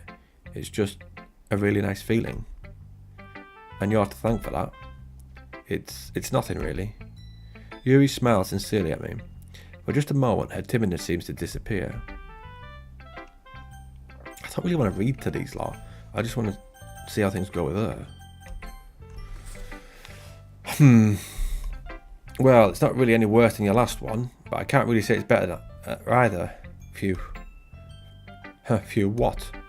Ah well, anything that isn't a train wreck I'll take as a win. And I get the feeling you're probably the most critical. Hey, what makes you... Wait, maybe that was a compliment. Glad to see someone recognises my experience. Well then, keep practicing and maybe you'll be as good as me someday. That's, something tells me Natsuki completely missed the point. Come to think of it, this kind of reminds me of Sayori's poem from yesterday. You think so? Well, I guess if you've been friends with her for so long, you might be on the same wavelength. But you never really struck me as her type. Sayori has a type all of a sudden. Well, I don't know, but honestly, how can someone so fluffy spend so much time with someone like you? It's like she's dragging around a dead weight. That was a little unnecessary. But think of it this way, if it weren't for me, she would probably just fly away like letting go of a balloon. You could say we take care of each other in our own way. Whatever it is, I don't get it. Oh yeah, I guess I'm supposed to show you my poem. Here. Amy likes spiders. You know what I heard about Amy? Amy likes spiders. Icky, wriggly, hairy, ugly spiders. That's why I'm not friends with her. Amy has a cute singing voice. I heard her singing my favourite love song. Every time she sang the chorus, my heart would pound to the rhythm of the words. But she likes spiders. That's why I'm not friends with her. One time I hurt my leg really bad. Amy helped me up and took me to the nurse. I tried not to let her touch me. She likes spiders. So her hands are probably gross. That's why I'm not friends with her. Amy has lots of friends. I always see her talking to people. She probably talks about spiders. What if her friends start to talk like spiders too? That's why I'm not friends with her. It doesn't matter if she has other hobbies. It doesn't matter if she keeps it private. It doesn't matter if it doesn't hurt anyone. It's gross. She's gross. The world's better off without spider lovers, and I'm going to tell everyone. Well, it's better than... what's the name? Yuri's. Not bad, right? It's quite a bit longer than yesterday's. Yesterday's was way too short. I was just warming up. I hope you didn't think that was the best I could do. No, of course not. Anyway, the message is pretty straightforward in this poem. I doubt I have to explain it. Sometimes you can explain complicated issues with much simpler analogies, and it helps people realise how stupid they're being. Like anyone would agree that the subject of this poem is an ignorant jerk. Do you know people like that? Of course, it's about how everyone thinks that doesn't matter. It can't be about anything. I want it to be easy to relate to. Everyone has some kind of weird hobby or guilty pleasure. Something you're afraid if people find out they make fun of you or think less of you. But that just makes people stupid. Who cares what someone likes as long as they're not hurting anyone and it makes them happy? I think people really need to learn to respect others for liking weird things. That's funny. Yuri wrote about something similar today. Huh? Did you say Yuri? Yeah. She said her poem was about an unusual hobby of hers. I didn't really get it, but she said something similar to you. That people shouldn't make each other feel insecure about those things. Really? Well, I mean, it was pretty weird, so I wouldn't doubt that she had some weird hobbies. Not that there's anything wrong with that. It's not like I would judge her or anything. Natsuki has trouble finding words. I guess I should not try to be so mean to her if she feels insecure about her weird behaviours and stuff. I mean, I always hate people who make me feel insecure. And Yuri made me feel insecure yesterday. But the way you put it, it sounds like she's learned her lesson. Well, I would say so. Even if her writing style is really different, I'm sure she'll appreciate the message in your poem. It's what I do best, after all. I don't like writing unless there's a good message to take away from it. Like conveying emotions is important. But I want to make people think, not just feel. Remember that. I'm going to write a good one for tomorrow, so I look forward to it. Oh, no, not another one tomorrow. Hi again, Randy. How's the writing going? Alright, I guess. I'll take that. As long as it's not going bad, I'm happy that you're applying yourself. Maybe soon you'll come up with a masterpiece. I wouldn't count on it. You never know. Want to show what you wrote for today? Sure, here you go. I give my poem to Monica. Alright, this one's good. It feels like you're not only getting more comfortable with your style, but the imagery is better than the last one I read. Just wondering, what have you been finding inspiration in Yuri's writing style? I guess so. You can't deny that she's talented. Yeah, totally. I think her poems are the most romantic. That's the best way to describe it. She's like a totally different person when she picks up a pen. I noticed that too. Or when she's talking about literature, it's like a light turns on inside her. Said it's hard to get much personal conversation out of her. Trust me, I've tried. Who knows what goes on in that head of hers? I hope you don't mean that in a bad way. No, of course not. I just meant that I wish she didn't keep so much to herself. But still, defending her like that, you must be pretty into her. Eh? You completely misunderstood. Calm down, I'm only kidding. Besides, I'm pretty sure she's already got a boyfriend. Wait, really? Yeah, a fictional one anyway. Monica kind of whispers that last part to me. It's just a hunch, but, well, there's not really anything wrong with that. Oh well, I know, I was just saying. But anyway, you want to read my poem now? I like the way this one turned out, so I hope you do too. Alright, let's take a look. Save me. The colours they won't stop. Bright, beautiful colours. Flashing, expanding, piercing. Red, green, blue. An endless cacophony of meaningless noise. The noise it won't stop. Violent, grating, waveforms. Squeaking, screeching, piercing. Sine, cuisine, tangent. Like playing a chalkboard on a turntable. Like playing a vinyl on a pizza crust. An endless poem of meaningless. Load me. That was awful. It's even more abstract than your last one. I guess it's just the way I write. I'm sorry if you don't like it. Terrible. No, I never said that. It's just kind of thing I've never really seen before, I guess. I kind of like playing with my space on the paper, choosing where and how the spatial words can totally change the mood of the poem. It's almost like magic. The way I wrote the lines really short makes it like they're trying to speak over the noise. I see. It's still hard for me to tell what it's about though. Sometimes asking what a poem about isn't the right question. A poem can mean abstract as a physical expression of a feeling, or a conversation with the reader. So putting it that way, not every poem is about something. Anyway, here's Monica's writing tip of the day. Sometimes you'll find yourself facing a difficult decision. When that happens, don't forget to save your game. You never know when you might change your mind, or when something unexpected might happen. Wait, is this tip even about writing? What am I even talking about? That's my advice for today. Thanks for listening. Right, just say Ari now. Oof. I like this one, Randy. It has some nice feeling in it. Oh, I'm glad. Does that mean it's better than yesterday's? Let me think. I don't know. I guess I like them both. That's not very helpful, you know. Well, I'm not very good at figuring out if poems are good or bad. But that's why I just go by my heart. If it makes me feel things, then it must be a good poem. I'm not sure that's exactly how it works. Then again, I guess conveying feelings is a pretty important part of the whole thing. Yeah, maybe. Honestly, I don't even know what kind of writing you like in the first place. Yeah, me neither. Why don't you at least try giving it some thought? Oh, you want to write something for me? That's so sweet. Yeah, right. But you're always thinking about other people. You need to think about yourself once in a while. If you don't, you might end up getting hurt at some point. Eh? Well, I don't really know what you mean, but I'll try to keep it in mind. Well, whatever. Anyway, let's see. I guess I like happy poems. Wait, sometimes I like sad poems too. Sometimes a little bit of both. There's a word for that, right? What's the word I'm looking for? Bittersweet. Yeah. I like the things that are happy and the things that are sad. Happy and sad. I can't see you liking something sad, say Ari.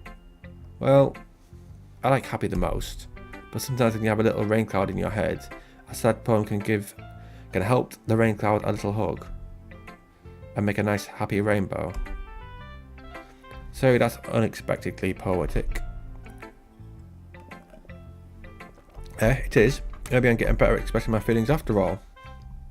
Thanks, Randy. I should go write that down then. You can read my poem now, okay? Oh, for fuck's sake. Bottles. I pop off my scalp like the lid of a cookie jar. It's a secret place where I keep all my dreams. Little balls of sunshine, all rubbing together like a bundle of kittens. I reach inside my thumb and forefinger and pluck one out. It's warm and tingly, but there's no time to waste. I put it in a bottle to keep it safe. And I put the bottle on the shelf with all of the other bottles. Happy thoughts, happy thoughts, happy thoughts in bottle, all in a row. My collection makes me lots of friends, each bottle a starlight to make amends. Sometimes my friends feel a certain way. Down comes the bottles to save the day. Night after night, more dreams. Friend after friend, more balls. Deeper and deeper my fingers go, like exploring a dark cave, discovering the secrets hiding in the nooks and crannies. Digging and digging, scraping and scrapping. I blow dust off my bottle caps. It doesn't feel like time elapsed. My empty shelf could use some more. My friends look through my locked front door. Finally all done, I open up and in come my friends. In they come in such a hurry. Do they want my bottles that much? I frantically pull them from the shelf, one after the other, holding them out to each and every friend, each and every bottle. But every time I let one go, it shatters against the tile between my feet. Happy thoughts, happy thoughts, happy thoughts in shards all over the floor. They were supposed to be for my friends who aren't smiling. They're all shouting, pleading, something. But all I hear is echo, echo, echo, echo, echo inside my head. Holy crap. So did you really write this? Of course I did. Didn't I tell you yesterday I was going to write the best poem ever? Yeah, but I didn't expect something like this coming from you. Monica taught me a whole lot. It's miles better than Monica's. And I've been really in touch with my feelings recently. I see that. It's almost kind of creepy. Creepy? Well, not exactly. Maybe because I'm so used to being cheerful. Well, never mind. I'm thinking too hard about it. The point is, it came out good. She should be proud of it. Oh, thanks. I feel like I was meant to express myself this way. It even helps me understand my own feelings a little better. Writing is like magic. You've gotten pretty passionate about this, huh? I hope you keep it up. Yeah, writing's the best. I'm going to keep writing until I die. Don't get ahead of yourself. So I always had a habit of getting obsessed with something before dropping it no more than a week later. I wonder if this is one of those times. But seeing the passion in her eyes makes it hard for me to be pessimistic.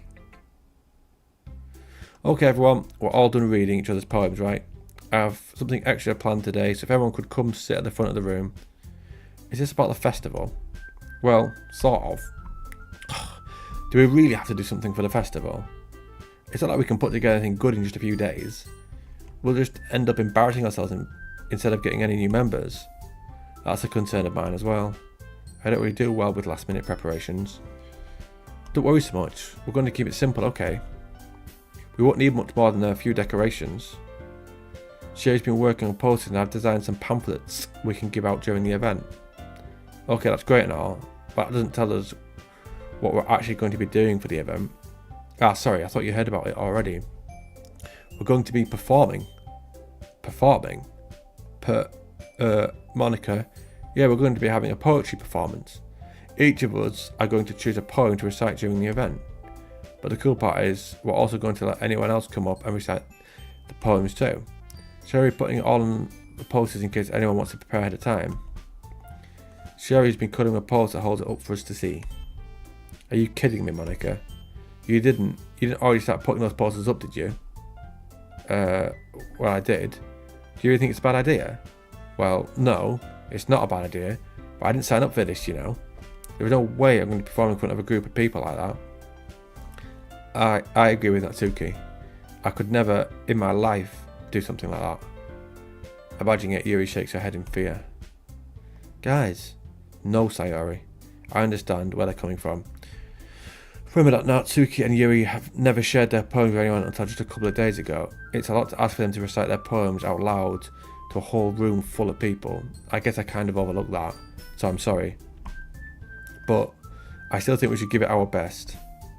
We're the only ones responsible for the fate of this club. If we start the event and each put on a good performance, then it will inspire others to do the same. And the more people perform, the better we'll be able to show everyone what literature is all about. Yeah, it's about expressing your feelings. being intimate with yourself, finding new horizons and having fun. That's right. And it's those reasons that we're all in this club today. Don't you want to share that with others? To inspire them to find the same feelings that brought you here in the first place? I know you do. I know we all do. And if all it takes is standing in front of the room for 2 minutes and reciting a poem, then I know you can do it. Natsuki and Yuri remain silent. Sayori looks worried. I guess that leaves me no choice. I agree. I don't think it's too much to ask. I think that Sayori and Monika have been trying really hard to get new members. The least we can do is help them out a little bit. Well, maybe, but it looks like Natsuki doesn't have any arguments left. Okay, fine. I guess I'll just have to get over with. Alright, phew. Thanks, Natsuki. What about you, Yuri? Yuri dejectedly glanced around at everyone else's expectant faces. Sigh. I guess I don't really have a choice. That's everyone. You're the best, Yuri. This club is seriously going to be the death of me. Oh gosh, you'll be fine, Yuri. But anyway, let's move on to the main event. I want each of you to choose a poem of yours. We're going to practice reciting them in front of each other. No way. Monika, this is too sudden. Well, if you can't recite a poem in front of the club, how do you expect to do it in front of strangers? Oh no. Don't worry, I'll start off to help everyone feel a little more comfortable. Can I go next? Of course. Now let's see. Monika flips through her notebook to the specific poem she has in mind for herself. She then stands behind the podium. The title of the poem is The Way They Fly. Ahem. Monika begins reciting her poem. Her clean, confident voice fills the room. More than that, her inflection is pristine. She knows exactly how to apply emotion behind each line she recites, bringing the words to life. Is this something she's done before, or is she simply a natural? I glance around me. Everyone has their eyes on Monika. Sayori looks amazed. Yuri has an intense expression on her face that I don't understand. Finally, Monika finishes the recitation. The four of us applaud. Monika takes a breath and smiles. That was so good, Monika. Thank you very much. I was just hoping to set a good example. Are you ready to go, Sayori? I'll go next. Yuri's fired up all of a sudden. Yuri clutches a sheet of paper between her hands and stands up. Keeping her head down, she walks quickly over to the podium. This poem is called... Yuri anxiously glances at each of us. You can do it, Yuri. It's called After Image of a Crimson Eye. Yuri's voice shakes as she starts to read the poem. Just a moment ago she practically refused to do this. Why is she suddenly putting in so much effort? As Yuri gets past the first couple of lines, her voice changes. It's almost like what happens when Yuri gets absorbed into her books. Her quivering words transform into the sharp syllables of a fierce and confident woman. The poem is full of twists and turns in its structure that she enunciates with perfect timing. This must be a rare glimpse into the whirling fire Yuri keeps concealed inside her head. Suddenly she's finished. Everyone is stunned. Yuri snaps back into reality and glances around her as if she's bewildered even herself. It's up to me to save the situation. I'm the first to start applauding. Everyone joins me afterward and we give Yuri the recognition she deserves.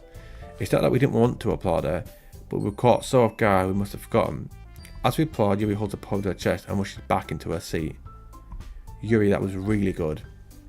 Thank you for sharing. Looks like Yuri is down for the count. Okay, I guess I'm next then. Sayori hops out of a chair and cheerfully walks to the podium. This one's called My Meadow. Sorry, I giggled. Sayori, it's a lot harder than I thought. How did you guys do it so easily? Try not to think of it like you're reciting to other people. Imagine you're reciting it to yourself, like in front of a mirror or in your own head. It's your poems that'll come out the best that way. I see. Okay then.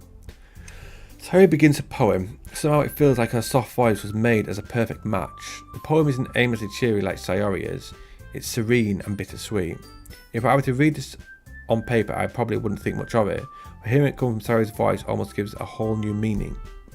Maybe this is what Sayori meant when she said she likes my poems. It's like I get to reach more deeply into someone I thought I knew through and through. Sayori finishes and we applaud. I did it! Good job, Sayori. Even Randy liked it. I guess that's a good sign. What does that even mean? It came out nicely, Sayori. The atmosphere of the poem fits you really nicely. but it might be that the other poems wouldn't work quite as well with that kind of delivery. I don't really understand. In other words, I've seen poems of yours, but that sort of gentle delivery wouldn't work as well. They might need a little bit more focus behind them, depending on what you're reading. Oh, I know what you mean. Well, I've been practicing that kind of thing. It's just embarrassing to do in front of everyone. The next time I'm going to make you pick a poem that challenges you a little more. We don't have much time before the festival, you know. Okay. Now, who's next? Natsuki? Don't make me go before Randy. It's not like I can compare to you guys anyway. Might as well let Randy lower everyone's standards a little before I have to do it. Natsuki? It's fine. I might as well get it over with. But it's not like I have much of a selection of what to read. I'll just have to go with what I wrote for today. I stand up and step in front of the podium. Everyone has their eyes on me, making me feel terribly awkward. I recite my poem. Since I'm not exactly confident in my own writing, it's hard to put energy into it. Despite that, once I finish, I receive applause anyway.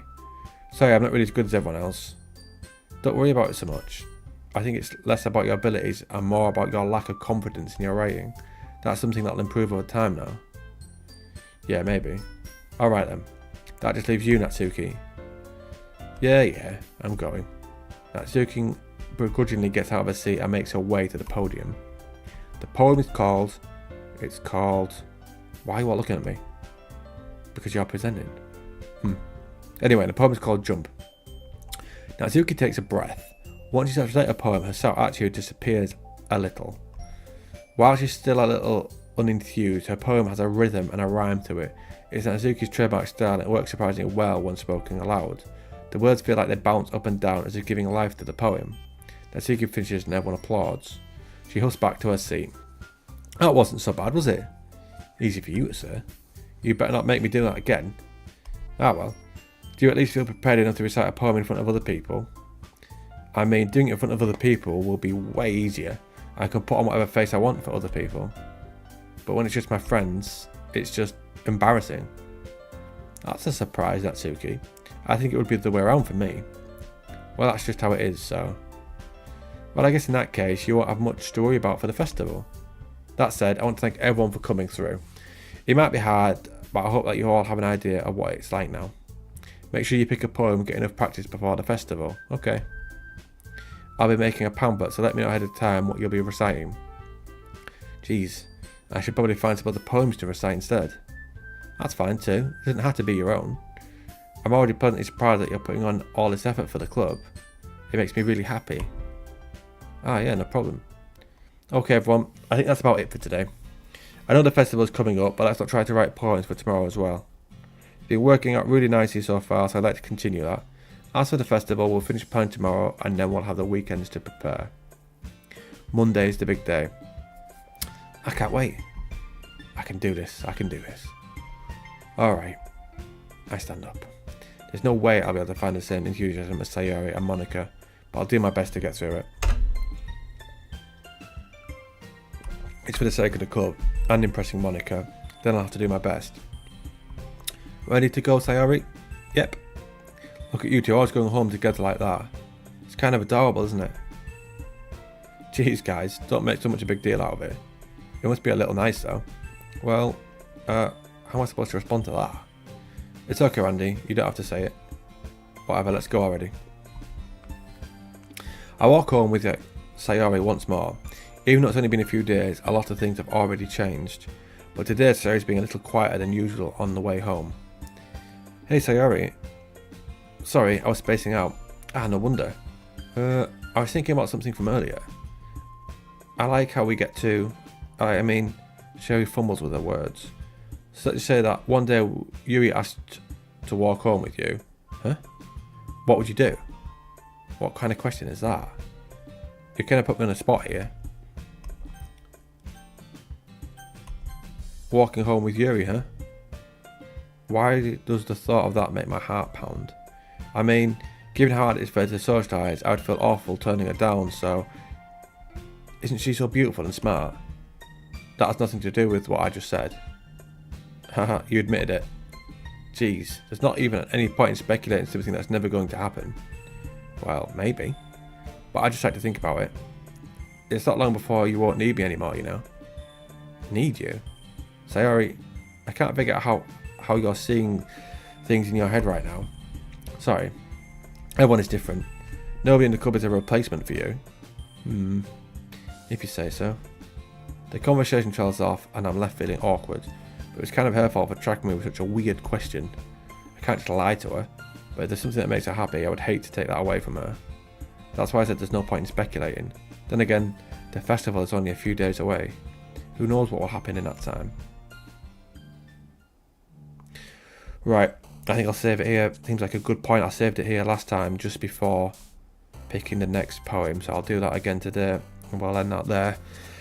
Still, nothing weird happened, but I suppose the only weird thing was that chocolate in that lass's mouth, which isn't exactly horror worthy. So we'll see on the next one. Hopefully it starts to ramp up and it is what like the Steam reviews say, because if I just read this out for 4 or 5 hours and it's just like this, that'd be ridiculous. So we shall see in the next one. Here we go, part 3. Let's pick out some words, shall we, for this third poem. 3 poems, for God's sake. Right, what word should we go with? Vivacious. Extraordinary. Inferno, interesting.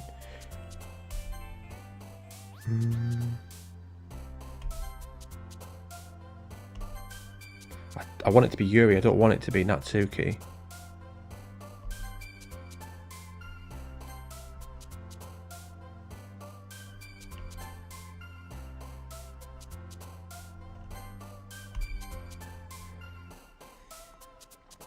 Some words don't stand out to me, other ones do.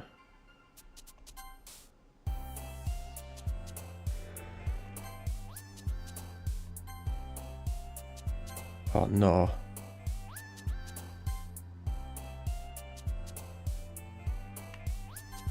For God's sake, there's far too many on her. I don't know who had the most there. Oh man, I'm the last one here again. Don't worry, I just walked in too. Were you practicing piano again? Yeah. You must have a lot of determination. Starting this club and now picking up piano. Well, maybe not determination, but I guess passion. Remember that the club wouldn't be here if it wasn't for all of you. And I'm super happy that you're all willing to help out for the festival too. I can't wait for the festival. It's going to be great. Eh? What are you complaining about just yesterday, Natsuki? Well, yeah. I'm not talking about our part in the festival, but it's a whole day of school where we get to play and eat all kinds of delicious food. You sound a bit like Sayori all of a sudden. Monica, do they usually have fried squid? Squid? That's a pretty specific thing to look forward to. Oh, come on. Are you saying you don't like squid? You of all people? I didn't say I don't like it. Besides, what do you mean by you of all people? Because it's right in your name. Mon-ika. Eh? That's not how you say my name at all.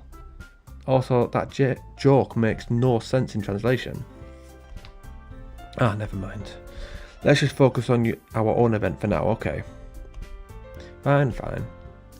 Your reactions aren't as funny as Yuri or Sayori's anyway. Excuse me. Where is Sayori anyway? Oh, there you are. Sayori is sitting at a desk in the corner of the room looking down at nothing. I walk over to her. Hey Sayori. I wave my hand in front of her face. Eh? You're spacing out again. Sorry. Don't mind me. You can go talk to everyone else. Is everything alright? Oh, of course. Why wouldn't it be? It just feels like you're a little off. Sorry for assuming things. Geez, you worry too much about me. I'm fine, see? Sayori shows me a big smile. Don't let me distract you from having fun with everyone. Well, alright, if you say so. I worriedly glanced at Sayori before turning back toward everyone else. But the conversation has already dispersed, with everyone back at their usual activities. Maybe I should ask Monica if she's noticed anything about Sayori recently. Since they've been preparing for the festival, they must be spending a lot of time together. I timidly approached Monica, who was shuffling through some papers at her desk. Randy, What's up? This might sound a little strange, but have you noticed anything up with Sayori recently? Anything up with her? In what way do you mean? Maybe I'm reading into it a little bit too much, but she seems a bit downcast today. Oh, you think so? I can't say I've noticed anything about her. Monica peers across the room at Sayori, who is idly dragging a rubber eraser up and down her desk. Maybe there is something on her mind. But I'm surprised I'm not the one asking you, Randy. You certainly know her a lot better than I do. Yeah, but she's never really like this. She's always talked to me about things that have bothered her. But this time when I asked her, she was really dismissive. Sorry, I know it's not your problem. I just wanted to ask if you knew anything, so I'll drop it. No, it's important to me too. I mean, I'm also friends with her, and I also care about the well-being of my club members, you know. Maybe I'll try talking to her myself. Eh? Are you sure about that? She seemed like she wanted to be left alone. Are you sure? Maybe she just has a hard time bringing it up with the person of interest. Person of interest? What do you mean by that? I'm saying that maybe the thing on her mind is you, Randy. Me? How on earth would you come to that conclusion? Well, I probably shouldn't share too much, but Sarah talks about you more than anything else, you know. Eh? She's been so much happier ever since you've joined the club. It's like an extra light was turned on inside of her. What? No way. Sarah is always like that. She's always been full of sunshine. It's not any different now than it has always been. You're so funny, Randy. Have you ever thought that maybe you've always seen her as so cheerful because that's just how she is when she's around you? Ah, I said too much. I'm sorry, what do I know anyway? I didn't mean to jump to conclusions, so you should just forget about what I said. I tried to talk to her now, so try not to think about it for now. Ah, alright. Monica smiles meaningfully. I know she said to forget about it, but I already know that I won't be able to get her words out of my head. Monica stands up from her desk and walks across the room to where Sayori is sitting. I watch her kneel down next to Sayori and gently talk to her, but she's keeping her voice so quiet that I can't hear her from here. I sigh and sit myself down. I know Sayori told me not to worry about her and to have fun with everyone else, but that's impossible to do with when she's behaving like this. Exactly how much do I care about her that I'm letting this weigh me down so much? Now it feels like I'm the one behaving out of the ordinary.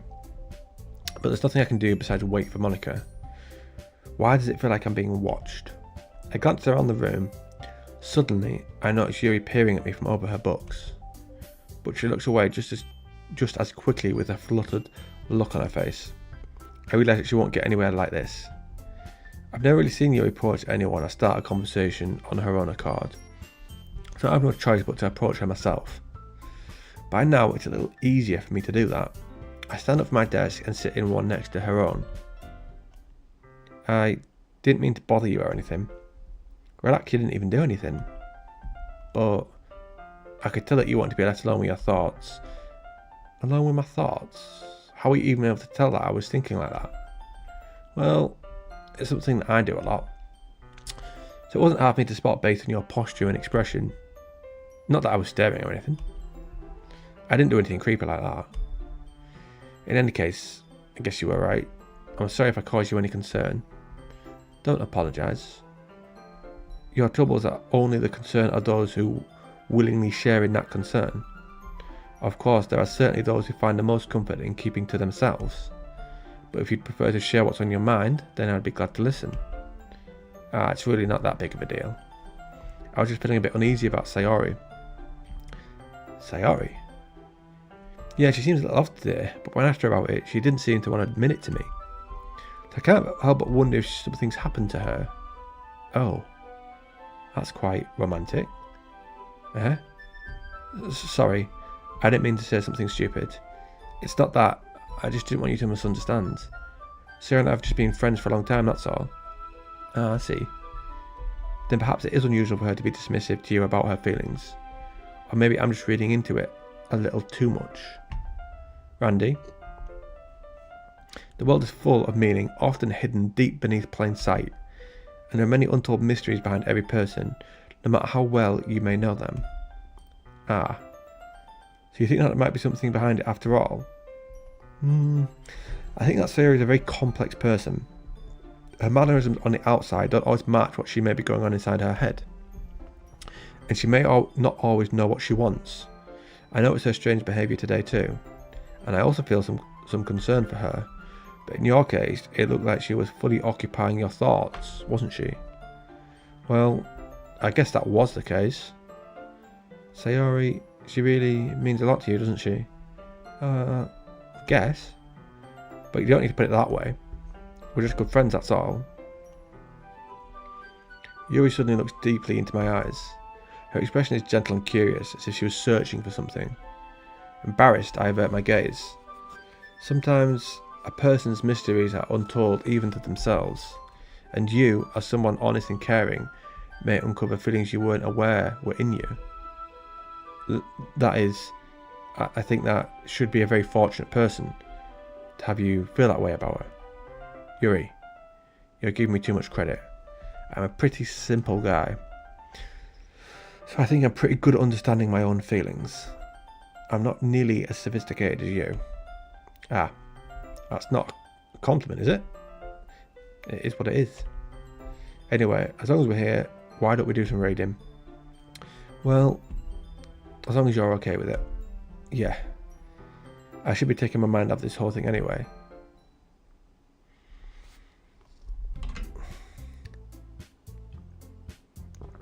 Okay everyone, after some time passes, Monica calls out to the club room. Why don't we share our poems now? Before I know it, everything's back to normal. Everyone goes to retrieve their poems and I do the same. I make eye contact with Monica and she smiles at me. I wonder what she was talking about with Sayori. Who should I speak my poem to first? Randy, your writing has only improved in these last few days. Every poem you show me has been nothing short of spectacular. I can really feel the emotions. I'm a little envious even. I don't think it ever came to me this naturally. Yuri, that's the wrong way to put it. This never did come naturally to me. But I've been able to improve so much thanks to you. You're really the example I was chasing after. Is that so? Yuri gently smiles to herself. This feeling, I'm so glad I got the chance to share my writing. I never thought it would feel like this. I remember you mentioning that yesterday. I can't believe you got so good at something and you've never even shared it with anyone. It's kind of a shame. Maybe, but it's not like I really had a choice. What do you mean? Well, Yuri smiles sadly. Randy, during lunchtime, I eat by myself. Did you know that? It's a great time to find a quiet spot and do some reading. In fact, I always have some books with me. You could say I really enjoy reading. Well, that's one way to put it anyway. But books are so full of amazing and inspiring people. People you want to fall in love with. Or people you just know would make a really good friend. Cheerful people always put a smile on your face. Or deep thinkers and problem solvers who discover the mysteries of life. So when you look at it that way, I'm surrounded by friends every day. You know. And those friends don't laugh at me. They don't tease me for spacing out all the time. They don't make fun of my body type. And they don't hate me for acting like a know-it-all. People say that about you. I'm not a know-it-all, Randy. It's the opposite. I don't know anything. I don't know how to talk to people. I don't know how to make people see me as normal. I don't even know how to make myself happy. I have all these feelings, and all I can do with them is read and write. But it wasn't until now that I started sharing it with you that I really understood what was missing all this time. But I haven't really done anything. No, that's wrong. Just being patient and respectful, that's really important to me. I know I'm a difficult person, Randy. I speak too slowly. I second guess myself all the time. I read too deeply into things. But every time, you've always treated me just like anyone else. It's so rare that I feel comfortable with myself when I talk to others. But that's why every time I talk to you, I just feel really happy. I see. Well, I treat you how you deserve to be treated, Yuri. And if other people don't see it that way, then screw them. I mean, I joined this club hoping I would make friends, and I would say I've had at least one success. Wouldn't you? If you put it that way. Yeah? We really are friends now, aren't we? Yuri puts her head in her hands, but this time she's smiling as she does it. Do you want to show me your poem? Oh God, not her poems. Yeah, I do. Let me get it for you. Ghost Under the Light, Part 2. The tendrils of my hair illuminate beneath the amber glow, bathing.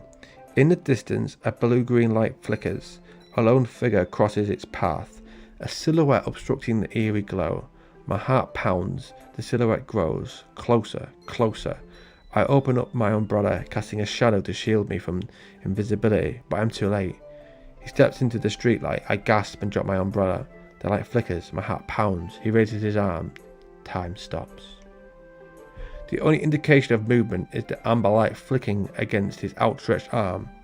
The flickering light is in rhythm with the pounding of my heart, teasing me for succumbing to this forbidden emotion. Have you ever heard of a ghost feeling warm before? Giving up on understanding? I laugh. Understanding overrated. I touch his hand, the flickering stops. Ghosts are blue, green, my heart is amber. Finishing the poem, I start handing it back to Yuri. Instead of taking it from me, she looks away. Do you dislike it? No, of course not. I just don't really know how I should respond.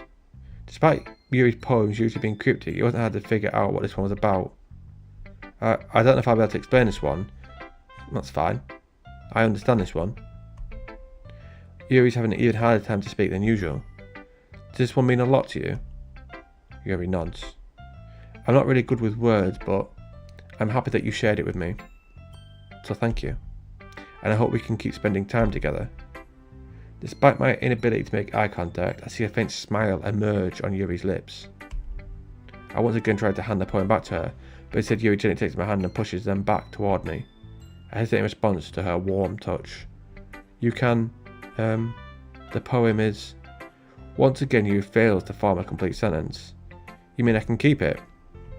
Yuri nods. I'd love to. Again, Yuri faintly smiles if she doesn't want me to notice. You always make me feel nice.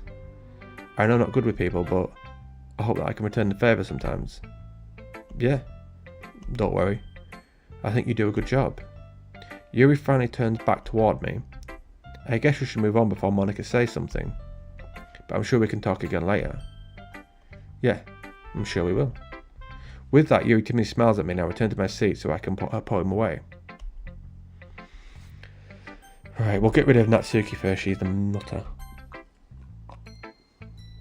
Probably has the best poems, to be fair. Easiest to read. This one's alright. Alright? Well, yeah. About as good as yesterday's, anyway. I see what you're going for, but it's just not really my style. I mean, that's fine. I'm mostly just glad that you're trying a little bit. Well, of course, I'm at least trying. Why are you so emotionally invested in my poems, anyway? Is that more of a compliment to me? Eh? No, gross. It's not like I care. It's just that one of us in this club has to make sure you're not slacking off. Really? Well, what if you ended up just scaring me away? That's, it's not like you would actually do that. Yeah, you're right. It's kind of fun to hang out here, even if I have to put up with you. Natsuki's elbow connects with my stomach. Oh, maybe I won't mind scaring you away after all. I was just joking. Oh, I know. Don't worry, I was too. How the hell do you call that a joke? That seriously hurt. Well, maybe it was funny to her. I guess that's kind of the point. I should really just watch my mouth around Natsuki. Anyway, Natsuki holds her poem out to me like nothing even happened. I'll be your beach. Your mind is so full of troubles and fears that diminish your wonder over the years. But today I have a special place, a beach for us to go. A shore reaching beyond your sight, a sea that sparkles with brilliant light. The walls in your mind will melt away before the sunny glow. I'll be the beach that washes your worries away. I'll be the beach that you daydream about each day. I'll be the beach that makes your heart leap in a way you thought had left you long ago. Let Let's bury your heavy thoughts in a pile of sand, bathe in sunbeams and hold my hand. Wash your insecurities in the salty sea and let me see you shine. Let's leave your memories in a footprint trail, set you free in my windy sail, and remember the reasons you're wonderful when you press your lips to mine. I'll be the beach that washes your worries away. I'll be the beach that daydream about each day. I'll be the beach that makes your heart leap in a way you thought had left you long ago. But if you let me by your side, your own beach, your own escape, you'll learn to love yourself again. Yeah, I felt like I kept writing about negative things, so I wanted to write something with a nice message for once. Besides, the beach is awesome. Kinda hard to write anything negative about the beach. So you decided to write about the beach first and then came up with the message later? Yeah, well, it's only because of what happened yesterday.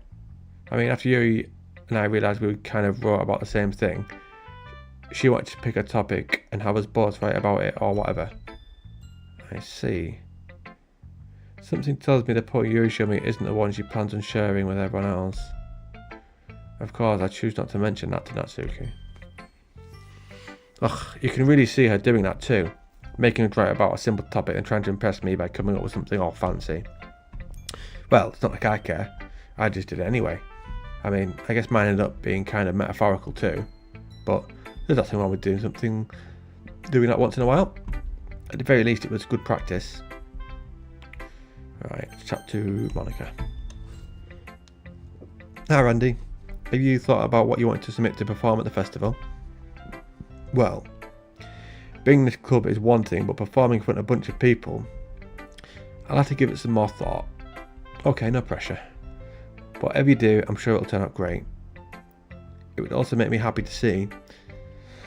Anyway, let's take a look at today's poem. Sure, I let Monica take the poem I'm holding in my hands. Your style's got so refined, Randy. Yu's been teaching you a lot of things, hasn't she? Well, I guess so. Yeah, I've been noticing how much time you spend with her. I think I've heard her say more words these past couple of days than she's talked in a whole year. Not sure how you did it. That's pretty impressive. Well, she just needs some patience and a way to talk about all the things in her head, I guess. I'm still getting the hang of it myself. You're certainly putting in a lot of effort. You must really like her. It's awfully suspicious, you know. Spending time with her in a club room every day, reading that edgy novel with her. Well, I just feel bad that she has a hard time socialising. It makes me want to make sure she doesn't spend all her time alone. Besides, the novel isn't too bad either, you know. Alright, I get you. Just be careful, alright? I know that Yuri isn't used to opening herself up, so if something bad happens while she's vulnerable, then it could be really hard for her. Her books aren't a total escape from reality, they're just a bandage. You say that like I'm going to hurt her. Sorry, I didn't really mean that. If anything, she might accidentally hurt herself. Anyway, I'll share my poem with you now, alright? Alright. The Lady Who Knows Everything. An old tale tells of a lady who wanders earth. The lady who knows everything. A beautiful lady who has found every answer, all meaning, all purpose, and all that was ever sought. And here I am, a feather, lost adrift the sky, victim of the currents of the wind. Day after day I search with little hope, knowing legends don't exist. When all else has failed me, when all others have turned away, the legend is all that remains. The last dim star glimmering in the... can't see what that says. Oh, twilight sky. Until one day the wind ceases to blow, I fall, and I fall, and fall, and fall even more. Gentle as a feather, a dry quill, expressionless. But a hand catches me between the thumb and forefinger, the hand of a beautiful lady. I look her in the eyes and find no end to her gaze. The lady who knows everything knows what I am thinking. Before I can speak, she responds in a hollow voice. I found every answer, all of which amount to nothing. There is no meaning, there is no purpose, and we seek only the impossible. I am not your legend does not exist. And with a breath, she blows me back afloat, and I pick up a gust of wind. You know, I feel like learning and looking for answers are the sort of things that give life meaning. Not to get too philosophical or anything, but it's kind of on my mind, so that's what I wrote about. I see.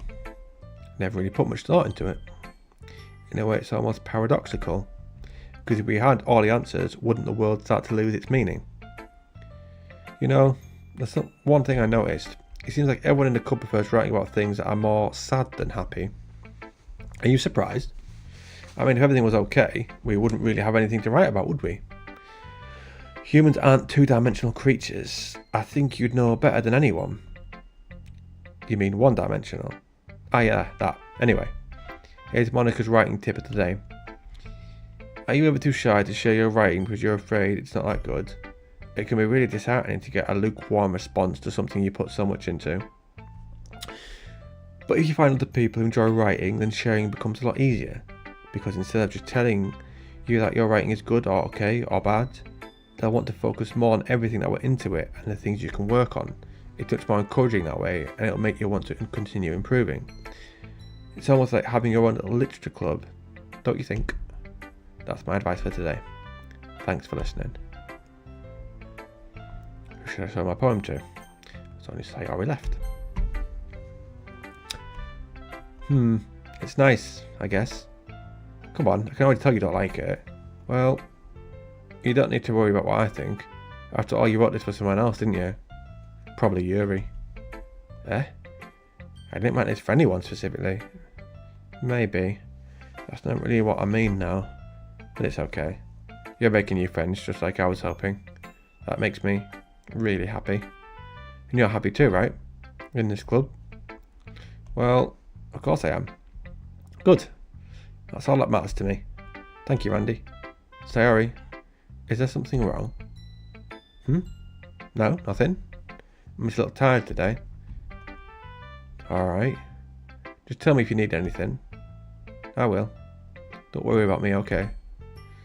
You can go play with everyone else now, if you insist. I'm going to go home a little bit early today. Sayori, tell Monica I wasn't feeling well, okay? I'll see you tomorrow. Before I can say anything else, Sayori cheerfully walks out of the classroom, humming to herself. Okay, you three. We're all done sharing poems, right? Why don't we start figuring out... Hold on a second. Is it just me or did you say something strange just now? Eh? Something did sound a bit unusual. That's right. You deviated from your usual catchphrase when addressing the club. Catchphrase? I have a catchphrase. Why is the mood so weird today? Look, even Yuri isn't immune to it. Stagnating air is common foreshadowing that something terrible is about to happen. In your books, maybe. Look, the only thing different is that Sayori isn't here. Ah, it seems you're right. Sayori always helps lighten the mood a little bit, doesn't she? It's almost like everyone else's balance is thrown off a little when she's not around. Where the heck did she run off to anyway? I thought she just went to pee. Natsuki, please show some decency. Oh, come on. She actually wasn't feeling too well. I went home early.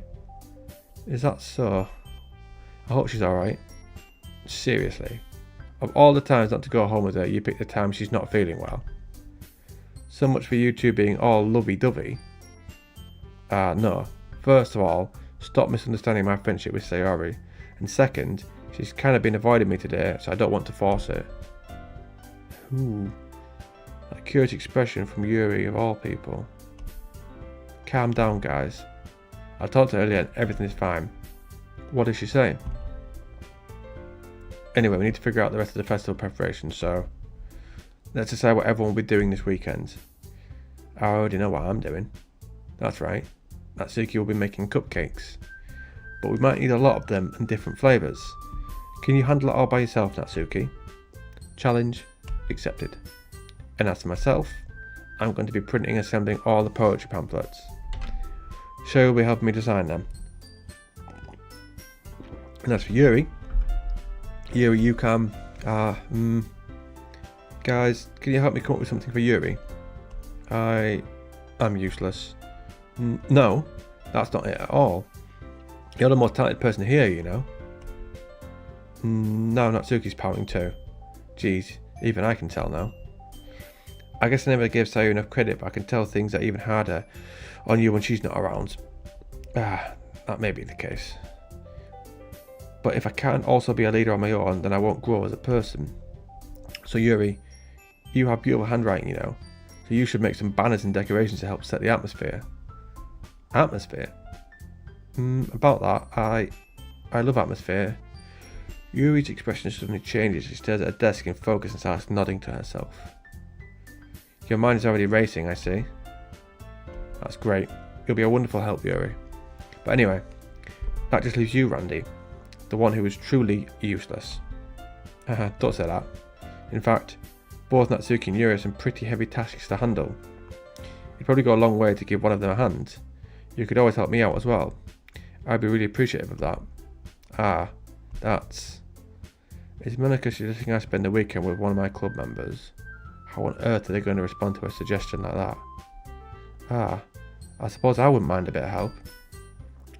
Well, even if you don't know how to bake, there's always some dirty work I could give to you.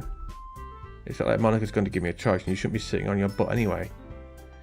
Natsuki tries to mumble a bunch of excuses like that. If I recall, Natsuki, you mentioned that you would like to handle the baking on your own. Randy may not like to be around if you only make him out to be a nuisance. So therefore, he may be more suited to assisting with the decorations. Hold on, I never said that. How hard could it be to make a few decorations anyway? Sounds more like you're just making excuses for Randy too. What are you saying? It was extremely meticulous work. And baking isn't.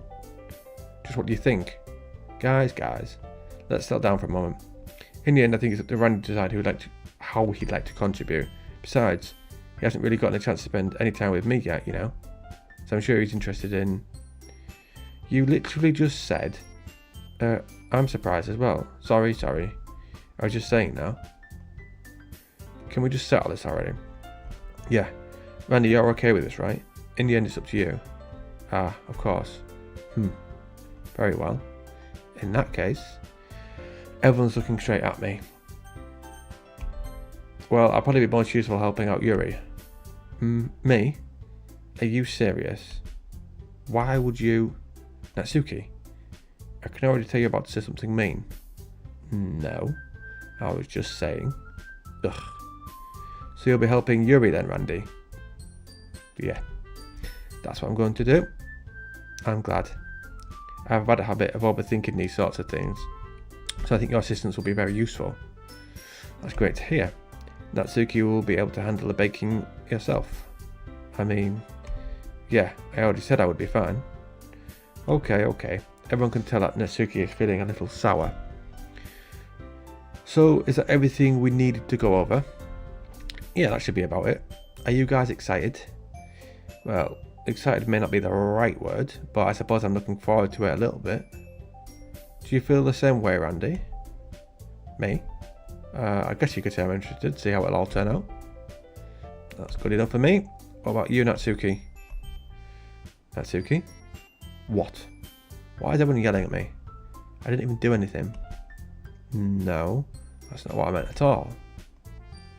Yuri anxiously glances between everyone in the room. I'm sorry for this. I don't really know why Randy picked me. And also, your cupcakes are the best cupcakes I've ever had. They go really well with my tea.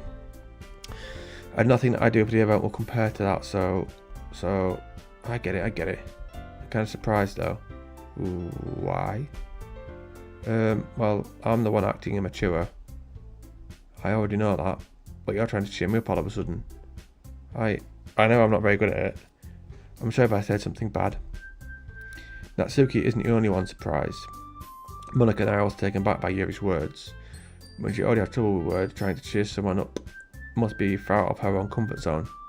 But I begin to understand. Yuri's trying to sound like Sayori. Even if it didn't work perfectly, I can tell she tried to say something Sayori would say at a time like this. Because Sayori always helps everyone smile and feel good about themselves. No, I kind of appreciate it. I'm sorry for making a big deal out of nothing.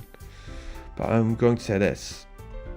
You better bet that my cupcakes are going to be the best part of the whole event. I believe you. Yeah. I hope to see everyone do their best. But with that, there's nothing more for today. So I guess it's time for us to head out. Alright, let's get out of here then. Everyone packs up their things. I start to follow Monica and Natsuki at the door as they chat between each other.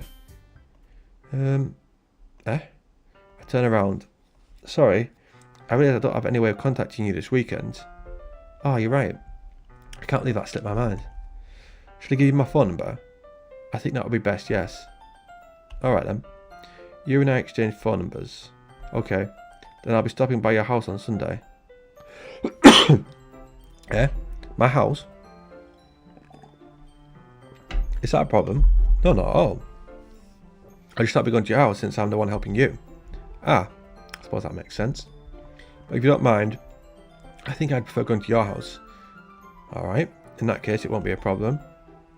I decided not to press Yuri for a reason. It's not like it should matter much either way. So I just need to make sure my room is clean. I hope I managed to make myself useful in some way. I'm not nearly as creative as you are. Don't underestimate yourself, Randy. I think that will make a very productive team. Even if you only chose me because you felt bad or something. Wait, you don't actually think that, do you? I don't know. It's difficult to come up with any other reason you may have chosen me. You're forgetting the wrong reason with the most common sense. I tried to help you because that's what I want to do. But Yuri thinks herself with an extremely tense expression. Yuri, you're overthinking this. You wanted me to point out when you're overthinking, right? Eh? I didn't realise. I'm telling you, I want to. That's all there is to it. Do you believe me? Yuri thinks really hard again. She looked straight into my eyes for a long while. I believe you. As if it took a tremendous effort, Yuri finally says that and relaxes her expression. And I'm really looking forward to Sunday. Yeah, I am too. After the exchange, I make way on out the door and Yuri follows. I can't believe this. Yuri's going to be coming to my house on Sunday. My anxiety shoots through the roof. Even though I've gotten pretty used to handling her at this point, there's no telling what might end up happening when we're outside the school. More than that, she told me that she was looking forward to it. Is this a chance I have to make something happen between us? Or is it too early for that? Only time will tell. But until then, I won't be able to take my mind off it. I seriously can't wait. It's already Sunday. I've been getting increasingly anxious about Yuri's upcoming visit. I keep telling myself there's no reason to be nervous, but it doesn't help much. Yuri's clearly an introvert and an intimate person in general. There's no doubt that she'll be open up a little bit when it's just the two of us. Meanwhile, we've been texting occasionally. She was extremely apprehensive at first, but it wasn't long before I was already learning more about her. But putting Yuri aside, I haven't heard a thing from Sayori since she left the club early the other day. It's not like we text each other all the time or anything, but I've been worried about her in the back of my mind. Between what Sayori said and what Monica said, is it really okay for me to put Sayori's feelings aside when she might need me? I decide to visit Sayori before Yuri comes over. Rather than asking, I simply tell her I'm coming over, much like we've done in the past. Once I reach Sayori's house, I knock on the door before entering it myself. Again, we used to play there so often that we've made it a bit of a habit of simply entering each other's houses like we were family. House is quiet. Sayori isn't anywhere on the first floor, so I assume she's up in her room. It's already strange of her not to run down and greet me. I head up to her bedroom where I finally find her. Sayori? Hi, Randy. I sit down in her room. Sayori forces a smile, but it's easy to tell that she's different. There's a minute of silence between us. You haven't come over like this in a long time, have you? I guess you're right. It's been a long time. Not much has really changed, has it? Sayori's room is as messy as it's always been. I also recognise the same stuffed animals and wall decorations that she's had for some years now. If you came over more often, it wouldn't be such a mess. That's because I ended up cleaning it for you. How come you suddenly want to come over today? I was supposed to see Yuri today. Yeah, but wait, how did you know that? Sayori had already left by the time we decided that last meeting. Monica told me. It's only natural to keep me informed about the festival preparations, right? Ah, that's true. But what about you? Aren't you going to be helping Monica today? Of course. But I'm just helping her online. We didn't plan to meet up or anything. Ah, so it's just me and Yuri then? Yep. There's more silence between us. Yuri stares in a random direction. Everything about her behaviour is really uncharacteristic. I finally get to the point. I just wanted to see how you were doing. After you left on Friday. When something's wrong, you can't hide it from me. I know you too well. So... Yuri smiles, shaking her head. That's no good, Randy. Eh? Why can't it just be like it's always been? This is all my fault. If I didn't get so weak and accidentally express my feelings, if I didn't make that stupid mistake, then you wouldn't have been worried about me at all. You wouldn't have come here. You wouldn't have even been thinking about me right now. But this is just my punishment, isn't it? I'm getting punished for being so selfish. I think so the world decided to have you come over today.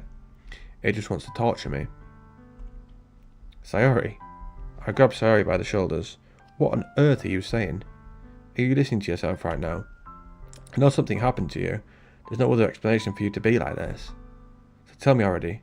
Until I know, I won't be able to stop thinking about it. Ah. Sayori gives me an empty smile. You really put me in a trap, Randy. But you're wrong. Nothing happened to me. I've always been like this. You're just seeing it for the first time. Seeing what? What are you talking about, Sayori? You're really just going to make me say it, aren't you, Randy? I guess I have no choice this time. The thing is, I've had really bad depression my whole life. Did you know that? Why do you think I'm at school every day? Because most days I can't even find a reason to get out of bed. What reason is there to do anything when I fully know how worthless I am? Why go to school?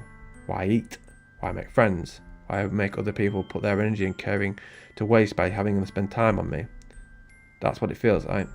And that's why I just want to make everyone happy, without anyone worrying about me. I'm in shock. I can't even figure out how to respond. How is it possible that Sayori kept this from me the entire time that I've known her? Did she really want so badly for me just not to think about her? Why, Sayori? Eh? Why is it you've never told me about this? It almost feels like I've been betrayed as your close friend. Because if I knew, I would have done anything I could to support you. Even if there's only so much that I could do, I would have tried a little bit harder to make every day a little better for you. That's why I'm your friend. All you had to do was tell me. You don't understand at all, Randy. Why do you think I didn't tell you? Because if I told you, then you'd have to waste effort caring about me instead of doing important things. I don't want to be cared about. It's bittersweet when people try to care about me. It feels nice sometimes, but it also feels like a bat being swung against my head. That's why I wanted so badly for you to make friends with everyone else. Helping everyone else be happy together is the best thing for me, but then I discovered something else too. Seeing you make friends and get close with everyone else in this club, it feels like a spear going through my heart. So that's why I decided the world just wants to torture me. Every path leads to nothing but hurt. You're right, that I don't understand. I don't understand your feelings at all, Sayori. But I don't need to understand. Whatever it takes for me to help you stop hurting, that's what I'll do. No, Randy, there's nothing. Nothing at all. The only thing that could have helped is if everything could be like it always was. But I was selfish. I finally showed you what a horrible person I am. Tears streaked down Sayori's face. I made you join a literature club because I was selfish. And I was punished by my heart hurting in a way that I couldn't understand. And now you came here and made you hurt too. I'm just weak and selfish. That's all I am. And that's why I'm going to accept these punishments, because I deserve every last one. Without thinking, I once again grabbed Sayori's shoulders. This time I pull her into a tight embrace. Ah, Randy. Sayori. I don't care if you feel selfish. I'm really happy that you convinced me to join this club. Seeing you every day makes it worthwhile enough. If I make friends with everyone else, then that's just a bonus. But please never underestimate how much I care about you. I wouldn't have it any other way. Randy? Sherry isn't hugging me back. Despite my eyes being wrapped around hers, Sayori's arms remain at her sides. She starts sobbing next to my ear. No, don't do this to me. Please don't do this. Randy? Sayori barely manages to speak between her sobs. I don't know if I'm doing the right thing, but all I want is for her to know that I care. If you have it in you to call yourself selfish, then you have it to let me be selfish too. No matter what it takes, I'll figure out what needs to change. I'll make these feelings go away. And if there's anything else that you need me to do, then you'd better tell me. I'll get mad if you don't. I don't know. Gently, Sarah puts her arms around me in return. I don't know anything. It's all really scary. I don't understand any of my feelings, Randy. The only time I'm not feeling nothing is when I'm feeling pain. But your hugs are so warm, and that's really scary too. Sayori lets me go, and she does so, I let her go as well. The festival is tomorrow. Yeah. It's going to be fun, right? Yeah. How would you like for me to spend it all with you? It's what I want. I promise. I think that would be nice then. Yeah. Sayori wipes her eyes. If I could spend the whole day here, I would. Of all days, this has to be the one where I have other plans. Maybe I should cancel. No, don't. Please don't. If you did that, I really wouldn't forgive you. But it's almost time for you to meet me at my house. At the very least, do you want to come along and help out? It would be fun. To my surprise, Sayori shakes her head. I'm sorry. I don't know if that would be very good for me today. You understand, right? It's kind of hard for me to fully understand, but I'm trying my hardest. It's okay. Don't worry too much about it. I'll see you tomorrow, okay? Alright. I look forward to it. I say goodbye to Sayori and exit her house. On the way home, I find myself still feeling uneasy, but it's hard for me to keep thinking about it when Yuri is about to come over too. I think Sayori's alright. I shouldn't be worrying too much, and we're definitely going to have a great time tomorrow. I should just focus on what's ahead of me. Right, I'll leave that there. I think that seems like a good point to leave it, and then we'll start the next one with whatever me and Yuri are going to get up to at my house. That should hopefully be interesting. We shall see what that brings tomorrow. Here we go, part 4. Last time we left it, Sayori had just told us how she was depressed and had been for as long as we'd known her, but had managed to hide it, and now we're about to meet Yuri. As I approach my house, I see something that makes me feel a moment of panic. Yuri? Ah, thank goodness, you're a little early. I'm sorry I wasn't home yet. Were you waiting for a long time? No, I just got here. But I started to get really nervous when nobody answered the doorbell. You always could have texted me. If I'd have known, I would have assured you and hurried more on my way home. I suppose that's true. I didn't think of that for some reason. It should be common sense to do that, but I decided to ignore it. Anyway, let's go inside. I see you brought a lot of stuff with you. That's right. And did you manage to find everything I asked you to buy as well? Yeah, pretty much. At least, I hope I got everything right. I'm sure it'll be fine. She's going to turn out to be an absolute nutter, isn't she? I take Yuri to my room. The first thing she does is glance around curiously, which makes me feel anxious. Let's have a look. What's he got? TV, loads of books, and looks like there's a computer on the right with his bed. That would literally be perfect for me. I probably wouldn't even need the TV, just the books and the computer would do. Anyway. It's so clean. I cleaned it before you came over, so that's very considerate of you to do. No, I would be really embarrassed for my room to be a mess while you were here. Well, I do enjoy cleaning. I would have gladly helped you clean. That would be even more embarrassing. Wait, don't look in there. I snatched Yuri's wrist, which was in the process of opening a desk drawer of mine. I'm sorry. I wasn't thinking for some reason. I was just spacing out. It's fine. I let go of Yuri's wrist. She puts both her hands firmly in her lap as if making sure she's keeping track of them. I wonder what he had in there. So, should we get started? Yes. I have a few things planned that you can help with. Decorations and other atmospheric enhancements. Atmospheric enhancements? You know, mood lighting, aromatherapy candles. Oh wow, I didn't know you planned on taking it that far. Of course. I want to help our guests to a faraway place. Although many will stop by just out of curiosity.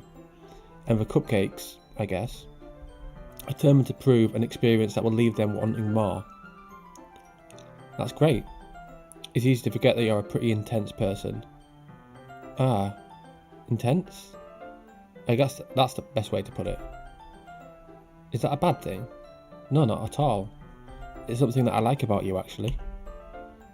Is that so? That makes me feel relieved. And kind of happy. Yeah, no need to be so anxious. You can relax a little. Relax? I brought something for relaxation. I was going to use them during the poetry event. Oh yeah, like what? Let's see. Yuri rummages through her bag. She pulls out a few candles and a wooden cylinder-shaped object. I did some shopping on over here, so I happen to have these in my bag. I plan to cover the windows in black paper and use the candles to light the room. I think that would be amazing, don't you? Yeah, that'd be really neat. What's that wooden thing though? Oh, this? It's a diffuser for essential oils. How familiar are you with aromatherapy? Not familiar at all. Ah, is that so? It's one of my favourite contributors to a positive atmosphere. Depending on the oils or herbs you chew, you can change the mood of the air itself. You can even feel it permeate through your body. Relaxation, positive energy, romance, reflection. It's almost like magic. Yuri takes the cylinder and pushes a switch on the bottom. In just a moment, a thin ray of vapour begins to sprout through a small hole on the top. Wow, that smells wonderful. What kind of mood is that one for? This is a jasmine essential oil. It smells a little sweet and flowery, right? Yeah, that's a good way to describe it. I chose jasmine for the event because it provides more than relaxation. Jasmine enhances your emotions and helps you feel them flow through your body. You feel warmer and your heart pounds more heavily. Don't you think that would be perfect for sharing our poems? It does sound suitable. But you seem to know a lot about it, so I'll trust your opinion with anything. Yuri smiles gently, clearly enjoying herself. She again reaches into her bag and pulls out several spools of thin ribbon. What are those for? Well, did you purchase the origami paper I asked you to get? Yeah, I have it over here. We won't be using the paper for folding origami. What I'd like to do is write down a different word on each paper. We'll need about 100 of them. Oh yeah? What will these be used for? Well, I'm going to cut pieces of ribbon to hang them from the doorway of the classroom. Then we can fasten the paper onto the ribbons to create a doorway curtain. Wouldn't that be beautiful? It would also catch the eye of those passing by the room. It may attract some to peek inside. That's really creative. I had no idea you'd be so good at this, Yuri. Is that so? Well, I suppose I do get a little intense, as you'd put it. Yuri giggles with red cheeks. Is it just me, or is she more relaxed when it's just the two of us? Or maybe it's the excitement she feels from sharing something that she enjoys. Here's a marker, Andy. You can write any characters you want. I'll help you once I finish cutting the ribbons. Oh, alright. Sitting on the floor together, the two of us get to work. I carefully draw a different character on each paper, doing my best to manage my bad handwriting. Yuri unravels a long strand of red ribbon to her desired length. Then she reaches into her bag once more and pulls out a pocket knife. Eh? The knife is strangely beautiful. This is getting worrying. The silver handle has an intricate pattern of waves etched into it. The blade itself is gently tinted blue. That's no ordinary pocket knife. It looks really fancy. Ah, well, embarrassed, Yuri looks away. What is it? You're going to think it's weird. Yuri, whatever it is, I have no reason to judge. To each their own, you know? If you promise you won't be weirded out. Yeah, I promise. Alright. The thing is, I'm kind of into knives. They're just so pretty. I can't help it. I don't know what it is. The combination of craftsmanship and a feeling of danger, maybe. What am I saying? Please don't think I'm weird for this. You're laughing at me. No, I'm not laughing at you. It's just funny how nervous you get about sharing. It's an interesting thing to be into, I guess. But I think it kind of suits you. Suits me? Yeah, it's kind of intense. Besides, it's a really cool looking knife, I can't deny that. It is, isn't it? Yuri relaxes her expression once again. Would you like to hold it? Sure, I'll check it out. Yuri carefully hands me the knife with the handle facing me. I take it and turn it around in my hands. It feels heavy and extremely solid. Where do you even get a knife like this? Curious of its sharpness, I feel the point of the knife with my index finger. Ow! Randy! Why did you do that? I didn't expect it to be that sharp. I barely touched it at all. It's my fault. I should have warned you. This knife is extremely sharp. It can cut through skin like it's paper. Oh no. A small drop of blood trickles down the side of my finger. Yuri takes my hand and gives the wound a closer look. Ah, she stares at it and noticeably fidgets. If you're squeamish, I'll go wash it off now. Without warning, Yuri puts my finger in her mouth and licks the wound. I feel her tongue curl around my finger. Startled, I instinctively pull my hand back. Oh, please forgive me, I wasn't thinking. Yuri lowers her head, her face burning up.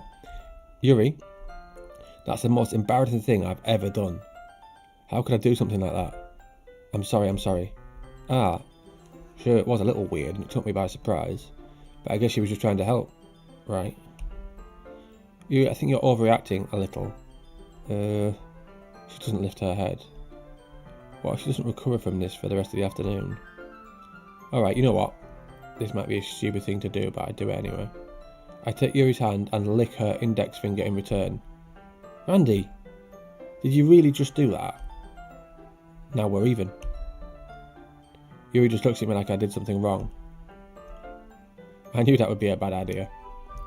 If not for the sweet of the aroma of the jasmine oil, the air would be extremely heavy right now. You're so weird, Randy. Yuri giggles shyly. Eh? Yuri calling me weird? I have no response to that. Where do you keep your bandages? I don't think I need one actually. It was a tiny cut. Look, it already stopped bleeding. I see. That's relieving. The tension is quickly lifted. We each resume our respective activities. I watch Yuri's knife cut through ribbon like it's nothing but air. Meanwhile, I continue to make progress on the paper. After we have finished attaching the paper to the ribbons, we lay them all out side by side. It looks better than I expected and will be very effective as a door curtain.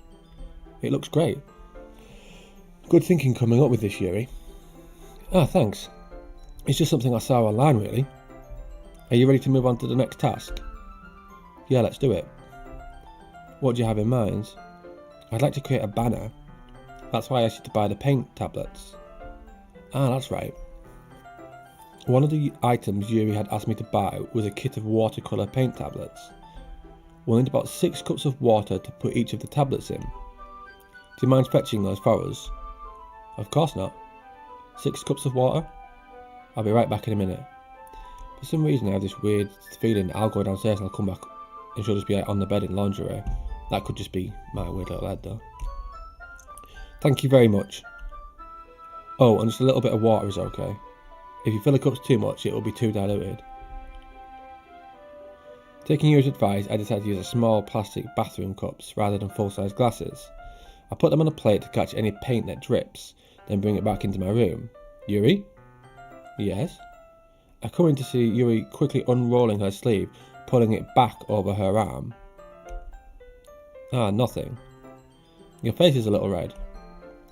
Is it too hot in here or anything? No, not at all. There's nothing wrong, so let's mix the paint.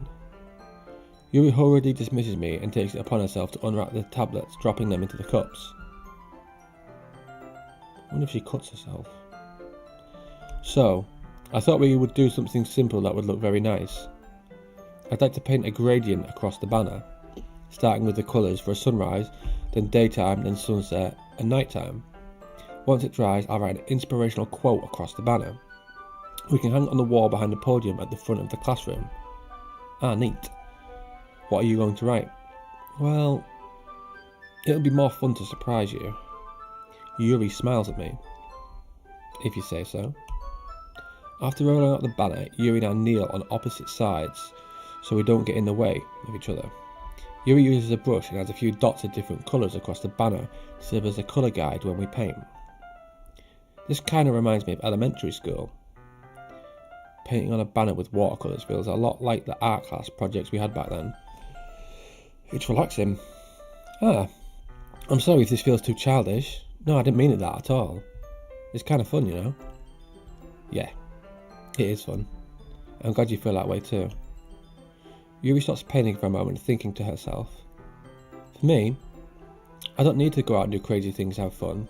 In fact, I usually don't even want to. I just like when I can spend time with one person. Even if it's something simple like reading, it doesn't even matter if we don't talk much. Just having a friend next to me makes things feel a little bit nicer. I think that's all it takes for me to be happy. Is that so? Even if you and I are quite different, I can understand where she's coming from. I feel that way about things like anime and games, where simply sharing the experience with someone can make me happy. I think I feel the same way. Yuri smiles gently. I knew you'd understand. Yuri leans over the banner to grab an unused paintbrush, but I move at the same time, causing my head to bump into hers. Sorry. Yuri reels back and I quickly lift my hands in surprise.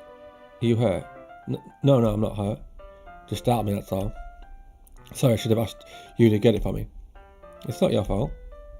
Ah, your face. There are droplets of paint on Yuri's face and neck. Is there something on my face? Yeah, I accidentally got paint on you. Sorry, it's totally my fault. I'll get a towel right away. I rush out and fetch a small towel and I dampen it with hot water. I return to my room and kneel back down in front of her. Here. I pat down Yuri's face and neck with the towel. Is something wrong? It's hot, I just didn't expect it. Sorry. I didn't want to use cold water. Having finished, I start to retract my hand, but Yuri suddenly holds my wrist. Wait. Huh? Just for a little longer. Feels really nice. I keep my hand still against Yuri's neck. She looks into my eyes. It's an intense expression that I recognise from when she reads her books. Almost as if she's lost in her daze, enveloped by her own thoughts. She breathes gently, half through slightly parted lips. What is happening? Is it the aroma of the jasmine oil giving me this dizzy feeling? Yuri's gentle fingers wrap around my wrist, send a tingling sensation through my arm, and suddenly her face seems to be much closer to mine than it was just a moment ago. Yuri slowly pulls away. Sorry, I've been feeling a little lightheaded today. I didn't mean to space out. It's fine. The moment is over as soon as it began. Yuri picks up her brush again, but her movements seem clumsy as she's unable to focus. I remain silent, forced to ignore the event that just transpired. I hesitantly retrieve my own brush and continue following Yuri's example. That should do it. I finish filling the night sky with white dots that look like stars. Looking at the banner as a whole, it's very pretty and natural looking. I think it came out better than I expected. I'm really happy with the results. Yeah, me too. Are you going to add the lettering now? Not yet. It needs to dry first. That's true, but won't that take a while? Well, perhaps it would be best to leave it here, then have you bring it in the morning. I can do the lettering in classroom before our event starts. Is that okay? That's totally fine. Wonderful. In that case, I don't think there's anything more for us to do here. Phew. You say that like you're glad it's over. Was I wrong to assume that you were at least enjoying yourself a little bit? I know it's not that. I'm just glad that we managed to get everything done. I see. I am too. I was a little concerned about time. I need to start making dinner soon. So you don't have any time left? I was secretly hoping we'd have extra time after finishing the work. Well, Yuri thinks to herself. I think it would be too responsible of me to wait much longer. I'm sorry. I was hoping there would be more time as well. It's probably my fault. Sorry for being such a slow worker. No, it's not your fault at all. And the important thing is that we got everything done, right? Yeah. So, I shouldn't be disappointed or anything. Gathering all the things, Yuri seems to look a little downcast. I understand why. It sounded like she really got the opportunity to spend time with friends in a relaxed environment. But that doesn't mean this is the last time it can happen. But did tell her that then? Once Yuri packs up, I walk her out the front door. Thank you very much for having me today. No problem, I'm glad I was able to help. Just let me know if there's anything else you need me to bring tomorrow. I will. Well then. Yuri fidgets. I guess I'll see you tomorrow. Wait. I kind of said that without thinking. About today. It's fine that we didn't have as much time as we wanted, because we can do this again. Whenever you want, you can come over, or we can go out somewhere. Oh, I forget you don't like going out much. As I stumble over my words, Yuri simply smiles bashfully. Anyway, you know what I'm trying to say, so... You're very thoughtful, Randy. Yuri takes a step closer to me, then briefly squeezes my hand. I kinda like that about you.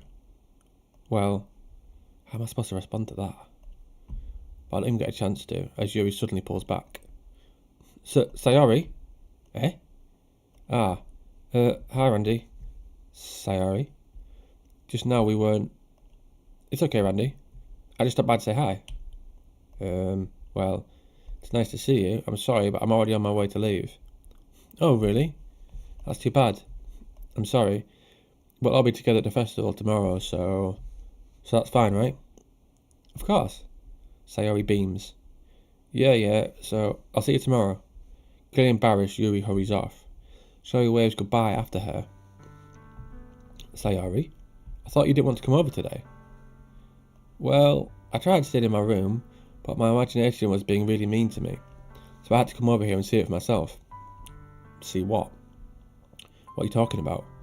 You know, how much fun you were having with Yuri, and how close you got to her. It makes me really happy that you've made such good friends. That's all that matters to me. Tears start to fall down Sayori's face. That's all that matters to me. Why am I feeling this way, Randy? I'm supposed to be happy for you. Why does it feel like my heart is splitting in half? It hurts so much. Everything hurts so much.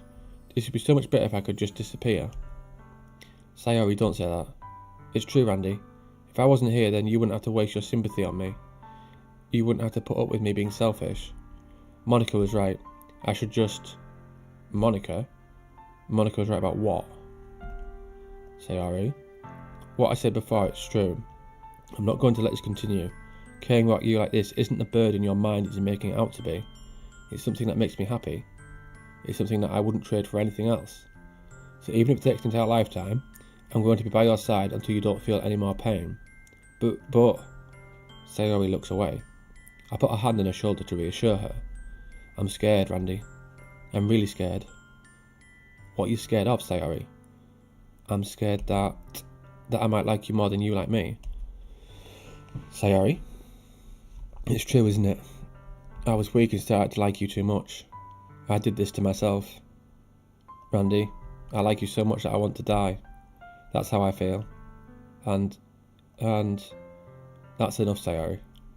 I don't want to hurt anymore. I don't want you to hurt anymore, sorry. I sat my hand down Sayori's arm and squeezed her hand in my own. Do you remember how I said I always know what's best for you? Do you still believe me? Wordlessly, Sayori nods. Even if you don't understand all of your own feelings, I know what you need the most right now, and that's what I'm going to give to you. I am not saying I love you.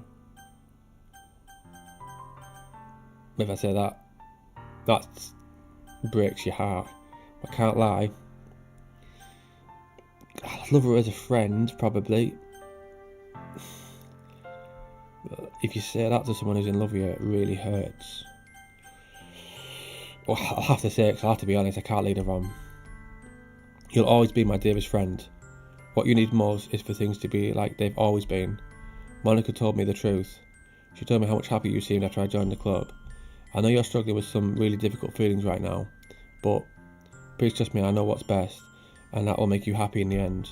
I promise I'll help get things back to the way they were. I... See? Sayori forces a smile through incredibly pained expression. Is this what it feels like to get stabbed in the chest?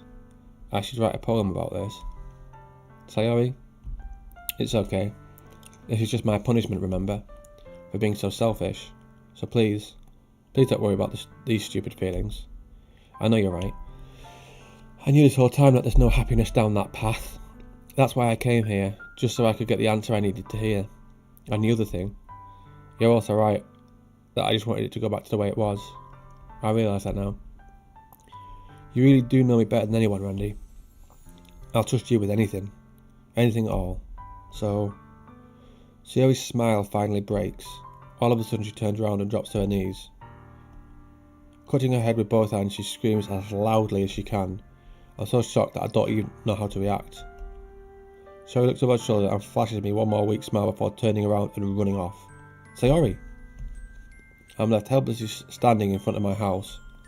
Why am I feeling so horrible about this? There's nothing more that I could have done. The most I can do is support Sayori through her feelings and help her on the path that's right. But I'm having as much trouble understanding Sayori's feelings as she is. Even though I comfort her, I keep wondering if I should be doing something more or something different. I know these thoughts will continue to plague me until things are back to the way they were. I'm going to give it everything I've got. Sayori will always be my dearest friend, and I'll do whatever it takes to put a smile on her face every day. It's the day of the festival. Of all days, I expected this to be the one where I'd be walking to school with Sayori, but Sayori isn't answering her phone. I considered going to her house to wake her up, but decided that's a little too much. Meanwhile, the preparations for the event should be nearly complete. I'm getting worried here that she's going to end up killing herself and that Monica is going to have encouraged her. Natsuki, I'm not sure. Yuri, she's obviously secretly hiding that she's mental, but I'm not sure. It is taking a turn, but I can't quite see where it's going at the moment. The banner Yuri and I painted is dry, and I gently rolled it up to take with me. She sent me a pleasant text reminding me not to forget anything, and I reassured her. Funny enough, I probably feel the same way as Natsuki about the event. I'm more excited for it to be over so I can spend time with Sayori and Yuri at the festival. But knowing Monica, I'm sure the event will be great too. Randy, you're the first one here. Thanks for being early. That's funny, I thought at least Yuri would be here by now. Monica is placing little booklets on each of the desks in the classroom. They must be the ones she prepared that have all the poems we're performing. In the end, I found a random poem online that I thought Monica would like, and submitted it. So that's the one I'll be performing. I'm surprised you didn't bring Sayori with you. Yeah, she overslept again. That dummy. You'd think that on days this important she'd try a little harder. I say that, but I suddenly remember what Sayori told me yesterday, and I suddenly feel awful knowing it's not nearly that simple for her. I only said it because it's the way I'm used to thinking, but maybe I should have gone to wake her up after all. You should take a little responsibility for her, Randy. I mean, especially after your exchange with her yesterday. You kind of left her hanging this morning, you know. Exchange? Monica, you know about that? Of course I do. I'm the club president, after all. But, I stammer, embarrassed. Did Sayori really tell her about it that quickly? About how I basically turned her down, her confession? That makes me really seem like the bad guy here. But I'm the one who knows what's best for her, right? You don't know the full story at all, so... Don't worry, I probably know a lot more than you think. Eh? Monica is being as friendly as usual, but for some reason I felt a chill down my spine after hearing that. Hey, do you want to check out our pamphlets? They came out really nice. Yeah, sure. I grabbed one of the pamphlets laid out on the desk. Oh yeah, they really did. Something like this will definitely help people take the club more seriously. Yeah, I thought so too. I flipped through the pages. Each member's poem is neatly printed on its own page, giving it an almost professional feel. I recognised Natsuki and Yuri's poems from the ones they performed during our practice. What's this? I flipped to Sayori's poem. It's different from the ones she practiced. It's one that I haven't read before. Right, that literally just says get out of my head all the way through there. I'm not going to read that out. It keeps saying, get out of my head, get out of my head, get out of my head. Then there's one saying, get out of my head before I do what I know is best for you. Get out of my head before I listen to everything she said to me. Get out of my head before I say how much I love you. Get out of my head before I finish writing this poem. But a poem is never actually finished, it just starts moving. See, she says there, do what I know is best for you. I'm sure she's going to kill herself. And then, get out of my head before I listen to everything she said to me. So I'm sure that Monica is trying to convince her to kill herself. Ah, what is this? Reading the poem, I get a pit in my stomach. Randy, what's wrong? Ah, nothing. This poem feels completely different from everything else Sayori's written. But more than that, I changed my mind. I'm going to get Sayori, so... Ah, well, alright. Try not to take too long, okay? I quickly leave the classroom. Don't strain yourself. Monica calls that out after me. I quicken my pace.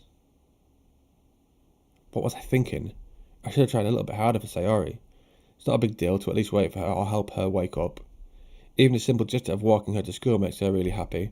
Besides, I told her yesterday that things will be the same as they always have been. That's all she needs and what I want to give her. I reach Sayori's house and knock on the door. I don't expect an answer since she's not picking up her phone either. Like yesterday, I opened the door and let myself in. Sayori? She really is a heavy sleeper. I swallow. I can't believe I ended up doing this after all. Waking her up in her own house. Isn't that more like something a boyfriend would do? In any case, it just feels right. Outside Sayori's room, I knock on the door. Sayori, wake up, dummy. There's no response. I really didn't want to have to enter her room like this. Isn't it kind of a breach of privacy? But she really leaves me no choice. I gently open the door.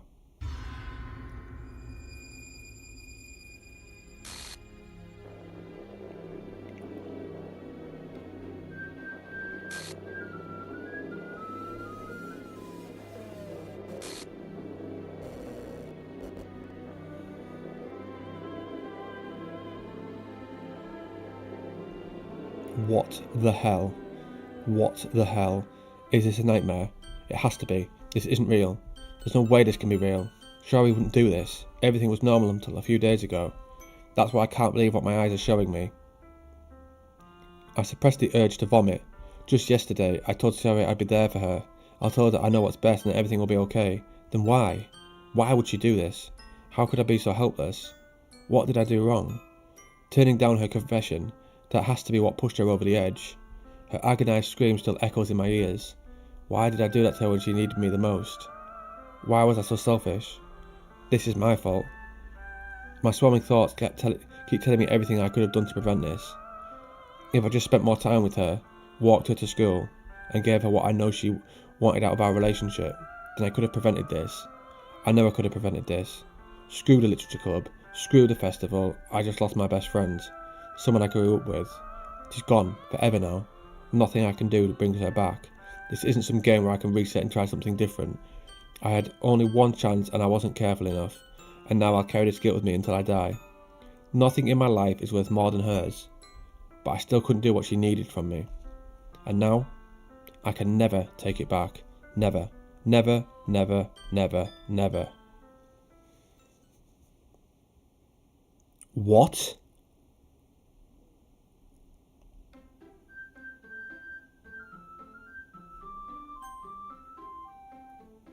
What does that mean?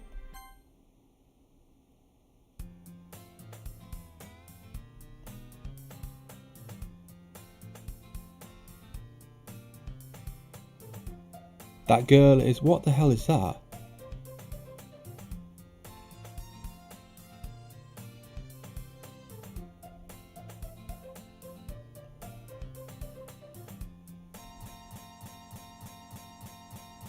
Is this meant to do this?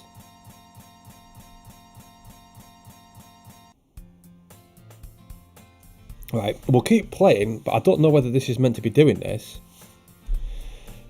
It's an ordinary school day like any other. Mornings are usually the worst, being surrounded by couples and friend groups walking to school together.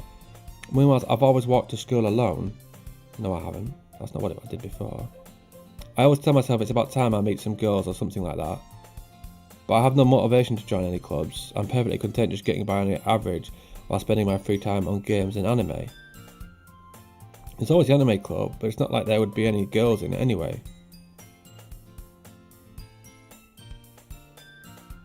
The school day is as ordinary as ever and it's over before I know it. After I pack up my things, I stare blankly at the wall looking for an ounce of motivation. Clubs. There really aren't any that interest me. Besides, most of them would probably be way too demanding for me to deal with. I guess I have no choice but to start with the anime club. Randy?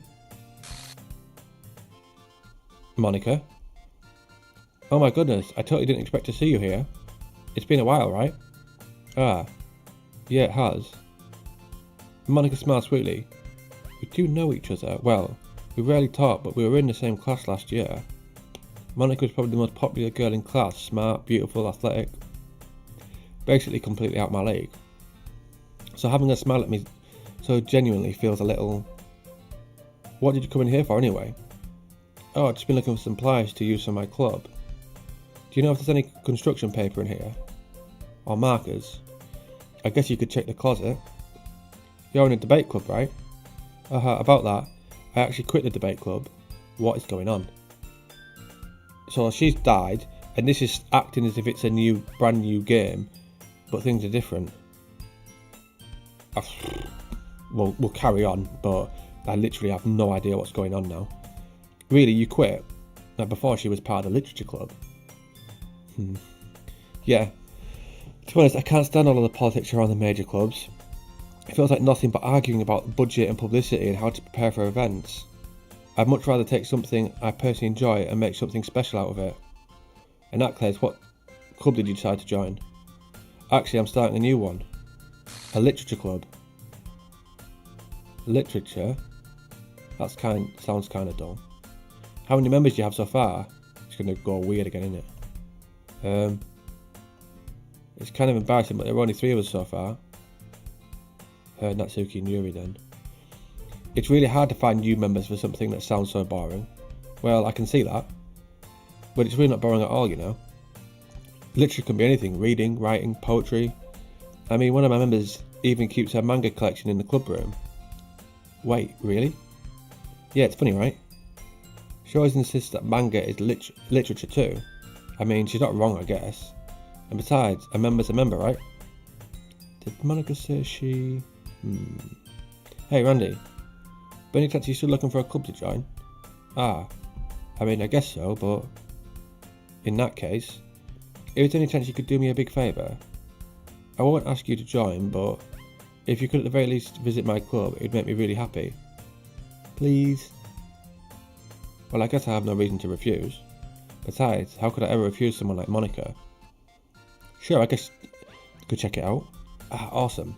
You're really sweet, Randy, you know that. It's nothing, really. Shall we go then? I'll look for the materials another time. You're more important. Right, I have this weird feeling that if I keep getting with, say, the other girls, the timeline's gonna, or whatever, it's gonna keep starting again. So say Yuri might die, then Natsuki might die until I get with Monica. I don't know though. It feels like she might be the orchestrator of something here. And that Yuri, what's her face? Sayori died, starts again, and they'll all die until I get with her. I really don't know. And just today marks the day that I sold my soul to Monica and her irresistible smile. I timidly follow Monica across the school and upstairs, a section of the school I rarely visit, being generally used for third year classes and activities. I'm a little bit disappointed actually. I put all that graft in to get with Yuri and didn't get anywhere. Monica, full of energy, swings open the classroom door. I'm back, and I brought a guest with me. Girl 1. A guest? Seriously, you brought a boy? Way to kill the atmosphere. Don't be mean, Natsuki. But anyway, welcome to the club, Randy. All words escape me in this situation. This club is full of incredibly cute girls. So let me guess. You're Monica's boyfriend, right? Ooh, no I'm not. Natsuki? The girl with the sour attitude whose name is apparently Natsuki is one I don't recognise. A small figure makes me think she's probably a first year. Anyway, this is Natsuki. Energetic as usual. And this is Yuri, the vice president. It's nice to meet you. Yuri, who appears comparably more mature and timid, seems to have a hard time keeping up with someone like Natsuki. Yeah, it's nice to meet both of you. So I ran into Randy in a car sale and he decided to come check out the club. Isn't that great? Wait, Monica, didn't I tell you to let me know in advance before you brought anyone new? I was going to, well, you know. Sorry. I didn't forget that, but I just happened to run into him. In that case, I should at least make some tea, right? Yeah, that'd be great. Why don't you come and sit down, Randy? The girls have a few desks arranged to form a table. Yuri walks to the corner of the room and opens the closet. Meanwhile, Monica and Natsuki sit across from each other. Still feeling awkward, I take a seat next to Monica. So, I know you didn't really plan on coming here, but we'll make sure you feel right at home, okay? As president of the Literature Club, it's my duty to make the club fun and exciting for everyone. I'm surprised there aren't more people in the club yet. It must be hard to start a new club. You could put it that way. Not many people are very interested in putting out all the effort to start something brand new. Especially when it's something that doesn't grab your attention like literature. You have to work hard to convince people that you're both fun and worthwhile. But it makes school events like the festival that much more important. I'm confident that we can all really grow this club before we graduate. Right, Natsuki? Well, I guess. Natsuki reluctantly agrees. Such different girls, all interested in the same goal. Monica must have worked really hard just to find these two. Yuri returns to the table carrying a tea set. She carefully places a teacup in front of each of us before setting down the teapot in the middle. You keep a whole tea set in this classroom? Don't worry, the teacher gives us permission. After all, doesn't a hot cup of tea help you enjoy a good book? I guess. Don't let yourself get intimidated. Yuri's just trying to impress you. That's not... Insulted, Yuri looks away. I meant that, I believe you. Well, tea and reading might not be a pastime for me, but I at least enjoy tea. I'm glad. Yuri faintly smiles to herself in relief. So Randy, what kind of things do you like to read? Well, considering how little I've read these past few years, I don't really have a good way of answering that. Manga? I muttered quietly to myself, half joking. Natsuki's head suddenly perks up. It looks like she wants to say something, but she keeps quiet. Not much of a reader, I guess. Well, that can change. What am I saying? I spoke without thinking after seeing Yuri's sad smile. Anyway, what about you, Yuri? Well, let's see. Yuri traces the rim of her teacup with her finger. My favourites are usually novels that build deep and complex fantasy worlds. The level of creativity and craftsmanship behind them is amazing to me. And telling a good story in such a foreign world is equally impressive. Yuri goes on clearly passionate about her reading. She seems so reserved and timid since the moment I walked in, but it's obvious by the way her eyes light up that she finds her comfort in the world of books, not people. But I like a lot of things. Stories with deep psychological elements usually immerse me as well. Isn't it amazing how a writer can so deliberately take advantage of your own lack of imagination to completely throw you for a loop? Anyway, I've been reading a lot of horror lately. I read a horror book once. I desperately grabbed something I could relate to at the minimal level. At this rate, Yuri might as well be having a conversation with a rock. I'd expect that from you, Yuri. It suits your personality. Oh, is that so? Really, if a story makes me think or takes me to another world, then I really can't put it down.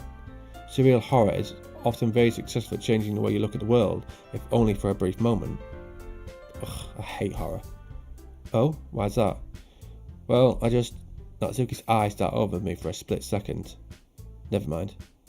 That's right, you usually like to write about cute things, don't you, Natsuki? What? What gives you that idea? You left a piece of scrap paper behind last club meeting. It looked like you were working on a poem called... Don't say it out loud. And give that back. Fine.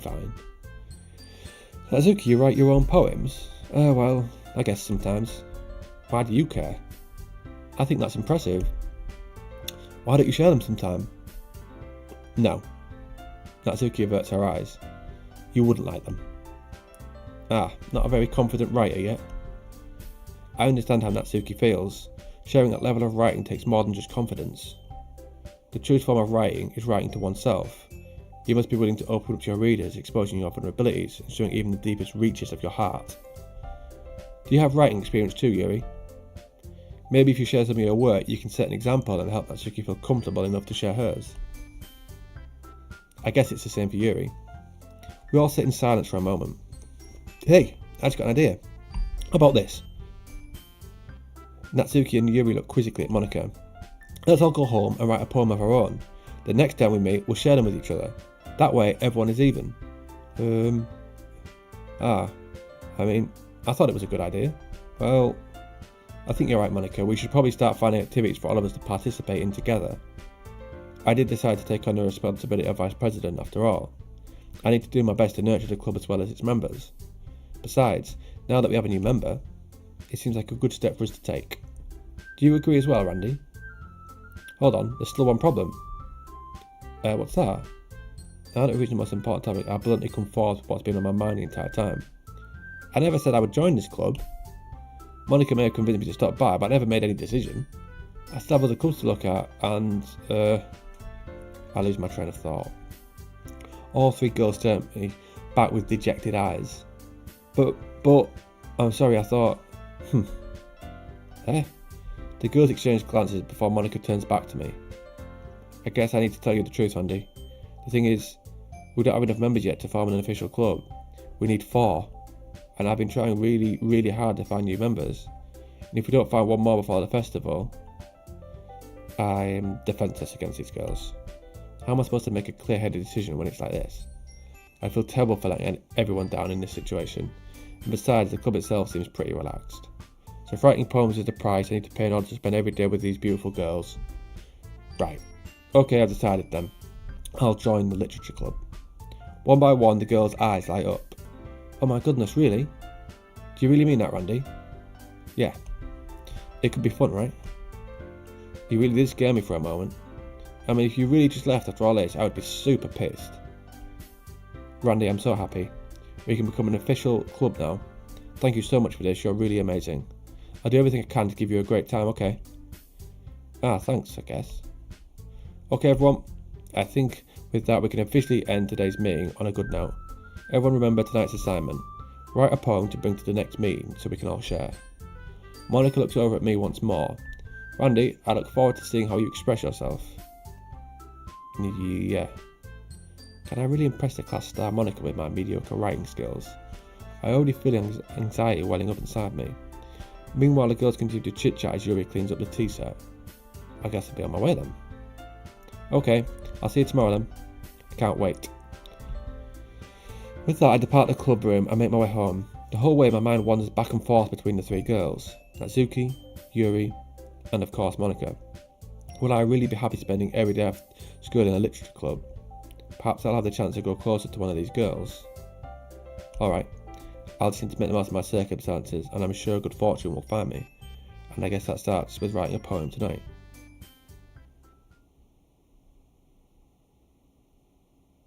You've unlocked a special poem, would you like to read it?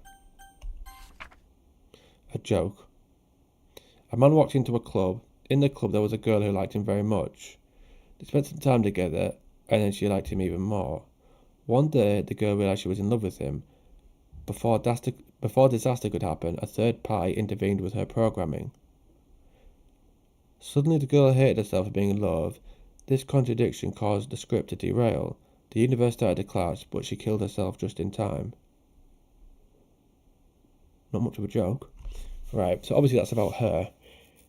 A man walked into a club. So I walked into the literature club. There was a girl who liked him very much. They spent the time together, and she liked him even more, so that'll be Yuri. One day the girl realised she was in love with him.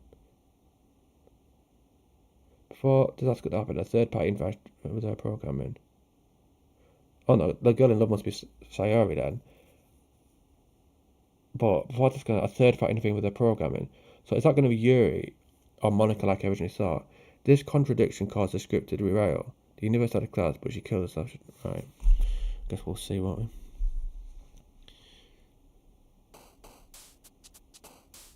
There's 2 there, look.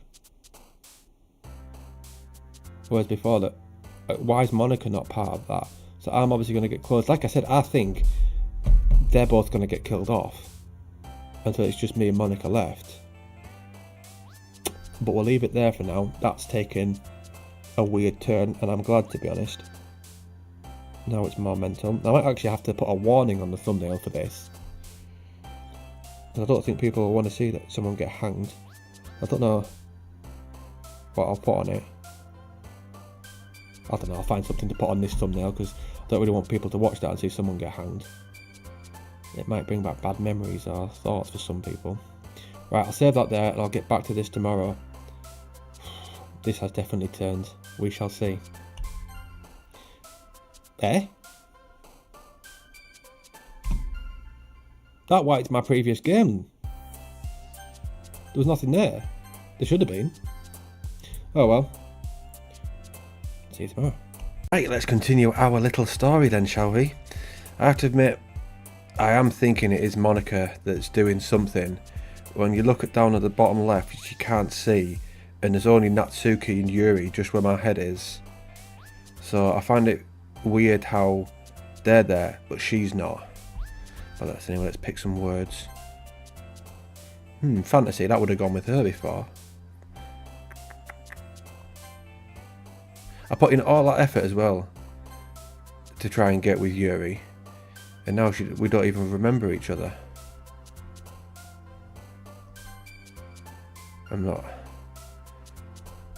I thought we didn't want to chat to her, she just feels too young. The Natsuki one. Bed. I've just got out of bed myself. Little nap. MMA this morning. Home, food, nap. And up to play this.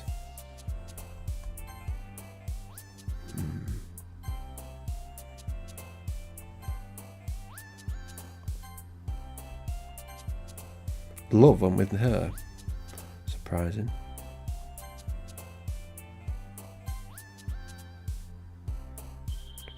Vanilla for Vanilla Wow.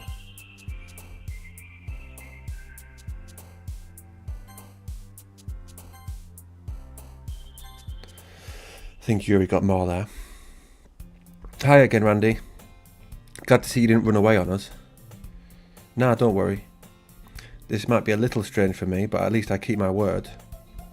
Well, I'm back at the Literature Club. I was the last to come in, so everyone else is already hanging out. Thanks for keeping your promise, Randy. I hope this isn't too overwhelming of a commitment for you, making you dive headfirst into literature when you're not accustomed to it. That went weird then, didn't it? Oh, come on, like he deserves any slack. You already had to be dragged here by Monica. I don't know if you plan just to come here and hang out or what, but if you don't take us seriously, then you won't see the end of it. Thanks for that, now I can't see what she's saying. Natsuki certainly have a big mouth for someone who keeps manga collections in the club room. Her hair's in the way. Good is that? Natsuki finds herself stuck between saying Monica and manga. Manga is literature. Swiftly defeated, Natsuki plops back into her seat. I'm sorry, Randy. We'll make sure to put your comfort first. Okay. Yuri shoots Natsuki with a disappointed glance. Anyway, now that you're in the club and all, perhaps you might have interest in picking up a book to read. Well, I can't really say no either way. Like you said, I'm in this club now, so it only feels right for me to do something like that, if you ask. Wait, I didn't mean it like that. If you don't really want to, then forget I said anything, I guess. I know, it's not that, Yuri. I want to try to be part of this club, so even if I don't read often, I'd be happy to pick up a book if you wanted me to do. Are you sure? I just felt like, well, as vice president and all, that I should help get started on something you might like. Yuri reaches into her bag and pulls out a book. I didn't want you to feel left out, so I picked out a book that I thought you might enjoy. It's a short read, should keep your attention even if you don't usually read. And we could, discuss it if you wanted. This is... How is this girl accidentally being so cute? She even picked out a book she thinks I like, despite me not reading much. Yuri, thank you, I'll definitely read this. I enthusiastically take the book. Phew. Well, you can read it at your own pace. I look forward to hearing what you think. Now that everyone's settled in, I expected Monica to kick off some scheduled activities for the club, but that doesn't seem to be the case. Yuri's face is already buried in the book. I can't help but notice her intense expression, like she was waiting for this chance. Meanwhile, Natsuki is rummaging around in the closet. I'm really curious to talk to Yuri a little bit more, but at the same time I feel bad for distracting her from reading. I catch a glimpse of the cover of her book. It looks like the same book that she lent me. More than that, she seems to be on the first few pages. Ah, crap. I think she noticed me looking at her. She sneaks another glance at me and her eyes meet for a split second. But that only makes her hide her face even deeper in her book. Sorry, I was just spacing out. I muttered this, sensing I made her uncomfortable. Oh, it's fine. If I was focused, then I probably wouldn't have noticed in the first place. But I'm just rereading a bit of this, so... That's the book you gave me, right? I wanted to reread some of it. Not for any particular reason. Just curious. How come you have 2 books of the same book? I just said 2 books of the same book. 2 copies of the same book.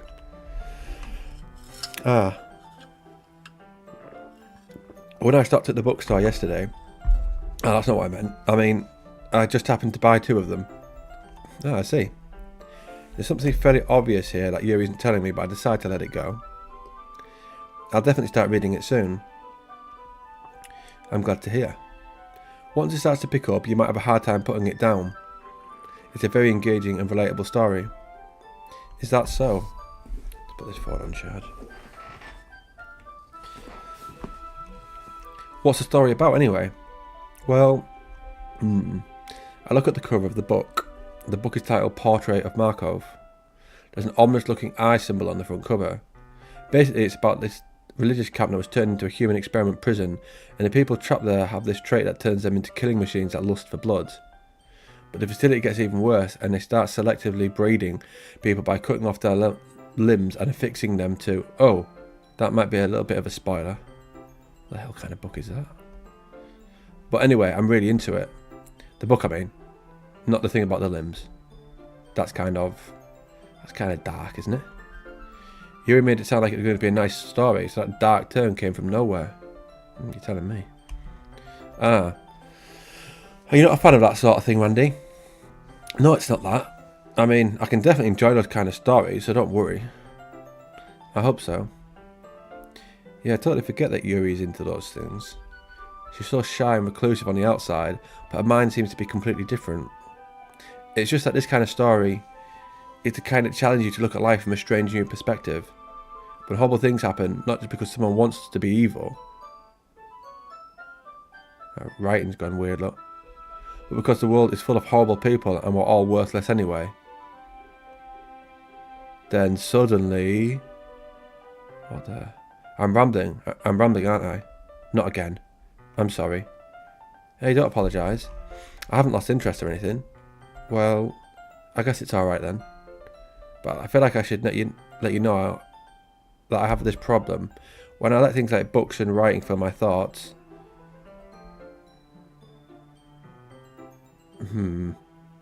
That said something about my whole body. And then it disappeared. I kind of forget to pay attention to other people. So I'm sorry if I end up saying something strange. And please stop me if I start talking too much. I really don't think you need to worry. That just means you're passionate about reading. The least I can do is listen. It's a literature club after all. That's true. In fact, I might as well get started reading it, right? Yes. I mean, you don't have to, but... what are you saying? Let me just get the book. I quickly retrieved the book that I'd put into my bag. Alright, it's fine if I sit here, right? I slip into the seat next to Yuri's. Yeah. Are you sure? You seem a little apprehensive. I'm sorry. It's not that I don't want you to. It's just something I'm not very used to. That is reading in company with someone. I see.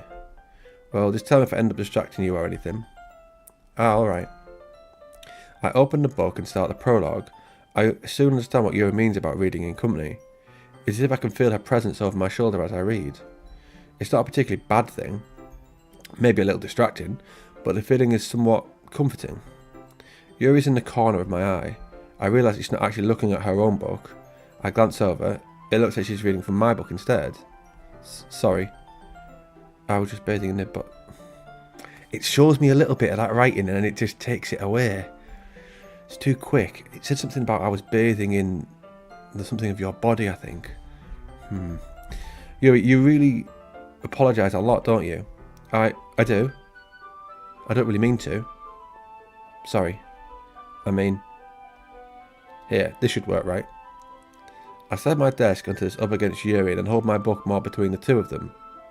I suppose so. Yuri timidly closes her own copy. Once we each lean in a little bit, our shoulders are almost touching. It feels like my left arm is in the way, so instead I use my right hand to hold open the book. I guess that makes it kind of difficult to turn the page. Here. Yuri takes her left arm and holds the left side of the book between her thumb and forefinger. I did the same with my right arm on the right side of the book. That way I turn a page and Yuri slides it under her thumb after it flips to the side. But in holding it like this, we're huddled even closer than before. It's actually kind of distracting me. It's as if I can feel the warmth of Yuri's face and she's in the corner of my vision. Are you ready? To turn the page. Sorry. I think I got a bit distracted for a second. I glance over at Yuri's face and our eyes meet. I don't know how I'll be able to keep up with her. That's okay. You're not as used to reading, right? I don't mind being patient if it takes a bit longer. It's probably the least I can do, since you've been so patient with me. Yeah, thanks. We continue reading. Yuri no longer asks if I'm ready to turn the page. Instead, I just assume that she finishes the page before me, so I turn it by my own volition. We continue the first chapter in silence. Even so, turning each page almost feels like an intimate exchange. My thumb gently letting go of the page, letting it flutter over to her side as she catches it under her own thumb. Hey Yuri, this might be a silly thought, but the main character kind of reminded me of you a little bit. No, I don't relate to this character at all. Definitely not. Really? I was just thinking the way she second guesses, she says, and all that. That's what you were talking about. Sorry. I thought you meant something else about her. Something else? Never mind. We didn't even get that far yet. So I don't know why that came into my head. Yuri, are you feeling alright? Yuri's been a little bit fidgety ever since we started reading. You can rest if you're feeling sick or something. I wonder if she's the evil one then. I wonder if she's doing some sort of sacrifices. Not sure. Your breathing is a little... My breathing? Yuri puts her hand on her chest as if to feel her heartbeat. I didn't even notice. Anyway, I'm fine. I just need some water. Alright, don't push yourself. Yuri stands up and practically rushes out of the classroom. What on earth was that about? Randy, did something happen just now? I have no idea. Yuri's acting a little strange, I guess. So you don't know anything? Sorry, I can't say I do. Are you worried about her? Oh no, not really. I was just making sure that you didn't do anything to her. No, nothing. Don't worry, I believe you, silly. Yuri just does this sometimes. It's nothing alarming. Alright, if you say so. Anyway, why don't we start with sharing our poems with each other? Shouldn't we wait for Yuri? Well, she might be a while, so I figured we'd get started without her. Is that okay? Yeah, I was just asking. I stand up. I make a mental note of where I left off in the book, and slip it back into my bag. I should start with Monica. Yesterday she seemed eager to read my poem, and I wanted to know I'm putting in effort. Hi Randy. Having a good time so far? Oh yeah, good. Glad to hear it. By the way, since you're new and everything, if you ever have any suggestions for the club, like new activities or things we can do better, I'm always listening. Don't be afraid to bring up things, okay? Alright, I'll keep that in mind. Of course I'll be afraid to bring things up. I'm much better off just going with the flow until I'm more settled. Anyway, want to share your poem with me? It's kind of embarrassing, but I guess I have to. Don't worry, Randy. We're all a little embarrassed today, you know. But it's that sort of barrier that we'll all learn to get past soon. Yeah, that's true.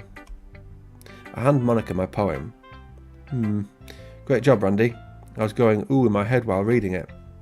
It's really metaphorical. I'm not sure why, but I didn't expect you to go for something so deep. I guess I underestimated you. It's easier for me to keep everyone's expectations low. That way, it always counts when I put in some effort. That's not very fair. Well, I guess it worked anyway. You know that Yuri likes this kind of writing, right? Writing that sort of imagery and symbolism. Sometimes I feel like Yuri's mind is just totally detached from reality. I don't mean that like it's a bad thing now, but sometimes I get the impression that she's totally given up on people. She spends so much time in her own head that it's probably a much more interesting place for her. But that's why she gets so happy when you treat her with a lot of kindness. I don't think she's used to being indulged like that. She must be really starved for social interaction, so don't blame her for coming on a little too strongly. Like earlier, I think if she gets too stimulated, she ends up withdrawing and looking for alone time. Suddenly the door opens. Yuri? I'm back. Did I miss anything? Not really. Well, we all started sharing our poems with each other. Eh? Already? I'm sorry for being late. No need to apologise. We still have plenty of time, so I'm more glad that you all took the time you needed. Alright. Thanks, Monica. I suppose I should get my poem now. Anyway, do you want to read my poem now? Don't worry, I'm not very good. You sound pretty confident for someone who claims to not be very good. Well, that's because I have to sound confident. That doesn't mean I always feel that way, you know. I see. Well, let's read it then. Hole in wall. But he wasn't looking at me. Confused, I frantically glanced at my surroundings, but my burned eyes can no longer see colour. Are there others in this room? Are they talking? Or are they simply poems on a sheet of paper? The sound of frantic scrawling playing tricks on my ears. The room begins to crinkle, closing in on me. The air I breathe dissipates before I reach my lungs. I panic. There must be a way out. It's right here. It's right there. Swallowing my fears, I brandish my pen. I'm trying to see if there's sort of signs in the poem about what's going on. So what do you think? It's very freeform, if that's what you like to call it. Sorry, I'm not really the right person to ask for feedback. It's okay. Yeah, that kind of style has gotten pretty popular nowadays. That is, a lot of poems have been putting emphasis on the timing between words and lines. When performed out loud, it can be really powerful. What was the inspiration behind this one? Well, I'm not sure if I know how to put it. I guess you could say that I had some kind of epiphany recently. It's been influencing my poems a bit. An epiphany? Yeah, something like that. I'm kind of nervous to talk about deep stuff like that because it's kind of coming on strongly. Maybe after everyone is better friends with each other. Anyway, here's Monica's writing tip of the day. Sometimes when you're writing a poem or a story, your brain gets too fixated on a specific point. If you try so hard to make it perfect, then you'll never make any progress. Just force yourself to get something down on the paper and tidy it up later. Another way to think about it is this. If you keep your pen in the same spot for too long, you'll just get a big dark puddle of ink. So just move your hand and go with the flow. That's my advice for today. Thanks for listening. Who shall I share my poem? Yuri. As Yuri reads a poem, I notice her eyes lighten. Exceptional. What was that? Did I say that out loud? Yuri first covers her mouth but ends up covering her whole face. He's going to hate me. You really didn't do anything wrong, Yuri. Eh? I guess you're right. What am I getting so nervous for? Yuri takes a deep breath. So, what kind of writing experience do you have? Your use of imagery and metaphors indicate that you've written a lot of poetry before. Really? Well, that's a huge compliment coming from you. This is actually my first time, really. Huh? Yuri stares at me blankly and then looks at my poem again. Well, I know that. I just meant, Yuri trails off, unable to find an excuse. She traces her fingers along the words in the poem as if breaking it down more thoroughly. Yeah, okay. This is the reason I was able to tell. It's just that there are specific writing habits that are usually typical of new writers. Having been through that myself, I kind of learned to pick up on them. I think that the most noticeable thing I recognise in new writers is that they try to make their style very deliberate. In other words, they tend to pick up a writing style separate from the topic matter and they form fit the two together. The end result is that both the style and the expressiveness are weakened. Once Yuri finds a train of thought, it's as if her demeanour totally changes. Her stammering is completely gone and she sounds like an expert. Of course, that's not something you can be blamed for. There are so many different skills and techniques that go into writing even a simple poem. Not just finding them and building them, but getting them to work together is probably the most challenging part. It might take some time, but it all comes with practice and learning by example and trying new things. I also hope that everyone else in the club gives you valuable feedback. Natsuki can be a little biased though. Biased? How? Well, never mind. I shouldn't be talking about people like that. Sorry. It's fine. I'm not sure if Yuri's applying it to herself, to me, or to Natsuki. Do you mind if I read your poem now? Please do. I'd love to share my thought process behind it. Yuri smiles dreamily as if it's a rare opportunity for her, which itself is kind of funny. After all, isn't this supposed to be a literature club? Ghost under the light. The tendrils of my hair illuminate beneath the amber glow. Bathing. It must be this one. The last remaining streetlight to have withstood the test of time. The last yet to be replaced by the sickening blue-green hue of the future. I bathe. Calm breathing air of the present, but living in the past. The light flickers, I flicker back.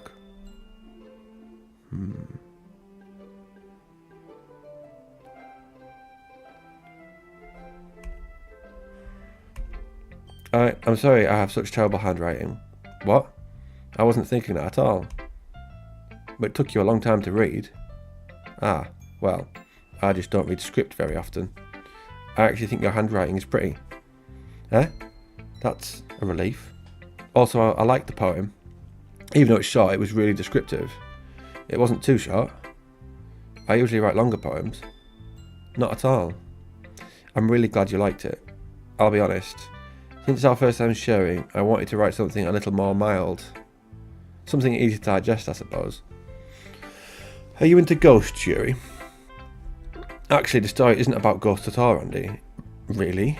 I must have totally missed the point. Well, I suppose you did only glance over it after all, but remember that poets often express their own thoughts, feelings and experiences in their work. They usually do more than tell a simple story or paint a picture. In this case, perhaps the subject of the poem is only being symbolically compared to a ghost, lingering in her last remaining place of comfort, unable to let go of the past, and soon to be left with nothing. That's a lot more solemn putting it that way. I hadn't even thought of that. That's impressive. Eh? It's nothing really. Yours was impressive too, so... Nah. If anything, I could probably learn a thing or two from you. You think so? Yeah, of course. You know, I was really nervous about doing all this, but in the end I enjoyed it. I'm going to keep doing my best for you, Randy.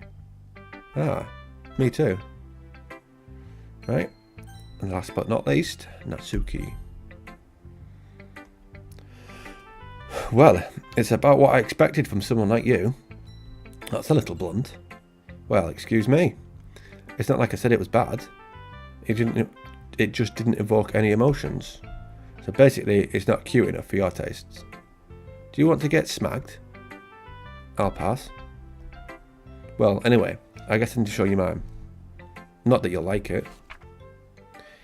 Eagles can fly, monkeys can climb, crickets can leap, horses can race, owls can seek, cheetahs can run, eagles can fly, people can try, but that's about it.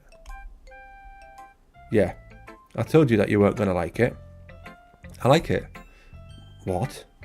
Just be honest. I am. Why are you so convinced that I wouldn't like it?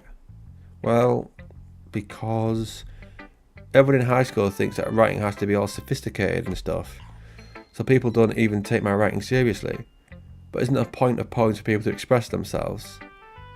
Your writing style wouldn't make any sense. Wouldn't make your message any less valid. Yeah, exactly. I like when it's easy to read, but it hits you hard. Like in this poem. Seeing everyone around you do great things can be really disheartening. So I decided to write about it. Yeah, I understand. But the other nice thing about simple writing is that it puts more weight on the wordplay. Like I set up for a rhyme at the end, but it made it all fall flat on purpose. It helps bring out the feeling in the last line. So you did. I guess more went into that than I realised. That's what it means to be a pro.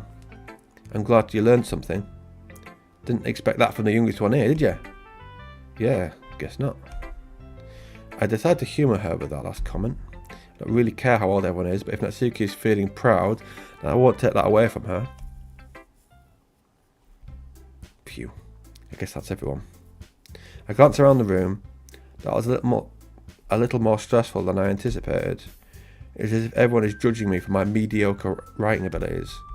Even if they're just being nice, there's no way my poems can stand up to theirs. This is a literature club after all. I guess that's what I ended up getting myself into. Across the room, Monica is writing something into her notebook. My eyes land on Yuri and Natsuki. They gingerly exchange sheets of paper, sharing their respective poems. As they read in tandem, I watch each of their expressions change. Natsuki's eyebrows furrow in frustration. Meanwhile, Yuri smiles sadly. What's with this language? Did you say something? Oh, it's nothing. Natsuki dismissively returns the poem to the desk with one hand. I guess you could say it's fancy. Oh, thanks. Yours is cute. Cute? Did you completely miss the symbolism or something? It's clearly about the feeling of giving up. How can that be cute? I know that. I just meant the language, I guess. I was trying to say something nice. You didn't have to try that hard to come up with something nice to say. Thanks, but it really didn't come out that nice at all. Well, I do have a couple of suggestions. If I was looking for suggestions, I would have asked someone who actually liked it. Which people did, by the way. Monica liked it, and Randy did too. So better than that, I'll gladly give you some suggestions of my own. First of all, excuse me, I appreciate the offer, but I spent a long time establishing my writing style. I don't expect it to change anytime soon, unless of course I come across something particularly inspiring, which I haven't yet. And Randy liked my poem too, you know. He even told me he was impressed by it. Natsuki suddenly stands up. Oh, I didn't realise you were so invested in trying to impress our new member, Yuri. That's not what I... You're just... Yuri stands up as well. Maybe you're just jealous that Randy appreciates my advice more than he appreciated yours. And how do you know he didn't appreciate my advice more? Are you that full of yourself? I know. If I was full of myself, I would deliberately go out my way to make everything I do overly cutesy. Well, you know what? I wasn't the one whose boobs magically grew a size bigger as soon as Randy started showing up. Natsuki, that's a little... This doesn't involve you. Taking out your own insecurities on others like that. You really act as young as you look, Natsuki. Me? Look who's talking, you wannabe edgy bitch. Edgy? Sorry that my lifestyle is too much for someone of your mental age to comprehend. See? Just saying that proves my point. This music's gone wild. Most people learn to get over themselves after they graduate middle school, you know. If you want to prove anything, then stop harassing others with your sickening attitude. You think you can counterbalance your toxic personality just by dressing and acting cute? The only cute thing about you is how hard you try. Whoa, be careful, you might cut yourself on that edge, Yuri. Oh, my bad, you already do, don't you? Did you just accuse me of cutting myself? What the fuck is wrong with your head? Yeah, go on. Let Randy hear everything you really think. I'm sure he'll be head over heels for you after this. Suddenly Yuri turns towards me, as if she just noticed I was standing here. Randy, she's just trying to make me look bad. Just turn this volume down just in case it's too loud. Can't really tell. This is going nuts now, isn't it? She's just trying to make me look bad. That's not true. She started it. How? What the hell did that say? Won't let me look.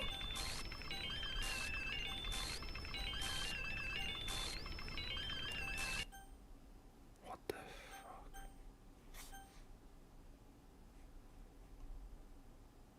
What on earth is happening here? Hey Randy, why don't we step outside for a little bit? Okay. Sorry about that. They really shouldn't have tried to get you involved. It's probably better for us to stay out of this. We'll go back inside once they're done yelling. Some president I am, right? I can't even confront my own club members properly. I just wish I was able to be a little bit more assertive sometimes. But I never have it in me to put my foot down against others. You understand, right? Anyway, if this makes you want to spend less time with the others, then that's fine. I'd be happy to spend more time with you instead. Suddenly Natsuki runs out of the classroom. She quickly runs away. Oh dear. Well, it looks like they're done. I didn't mean it. I didn't mean it. I didn't mean it. Yuri's rocking back and forth in a desk with her palms on her forehead. Yuri? I didn't mean it. I believe you. I've no idea what Yuri might have said to Natsuki. Or did. Randy, please don't hate me. Please. I'm not like this. There's something wrong with me today. It's fine, Yuri. We know you didn't mean it. Besides, I'm sure Natsuki will forget all about it by tomorrow. Completely. Anyway, the meeting is over, so you can go home now if you want. Yuri looks at me like she wants to say something, but she keeps glancing at Monika. You can go first, Monika. I'd like to stay a little bit longer. I'm the president, so I should be the last one out. I'll wait for you to be done. Well, I'm vice president, so please let me take that responsibility today. It kind of sounds like you don't want me to be around for something, Yuri. It's not that. It's not that. I didn't get much of a chance to discuss my book with Randy. It would just be embarrassing with you listening. And I guess I don't really have a choice, do I? I'm sorry for causing trouble, but I really appreciate you. What the fuck?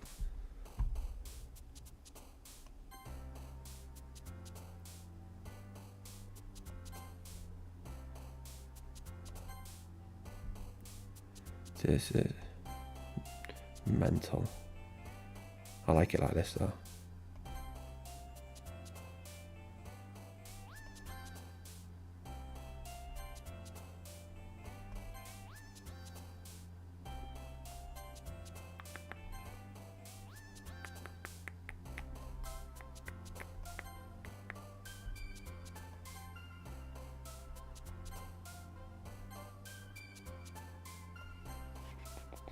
What the fuck is that? Whoa. Another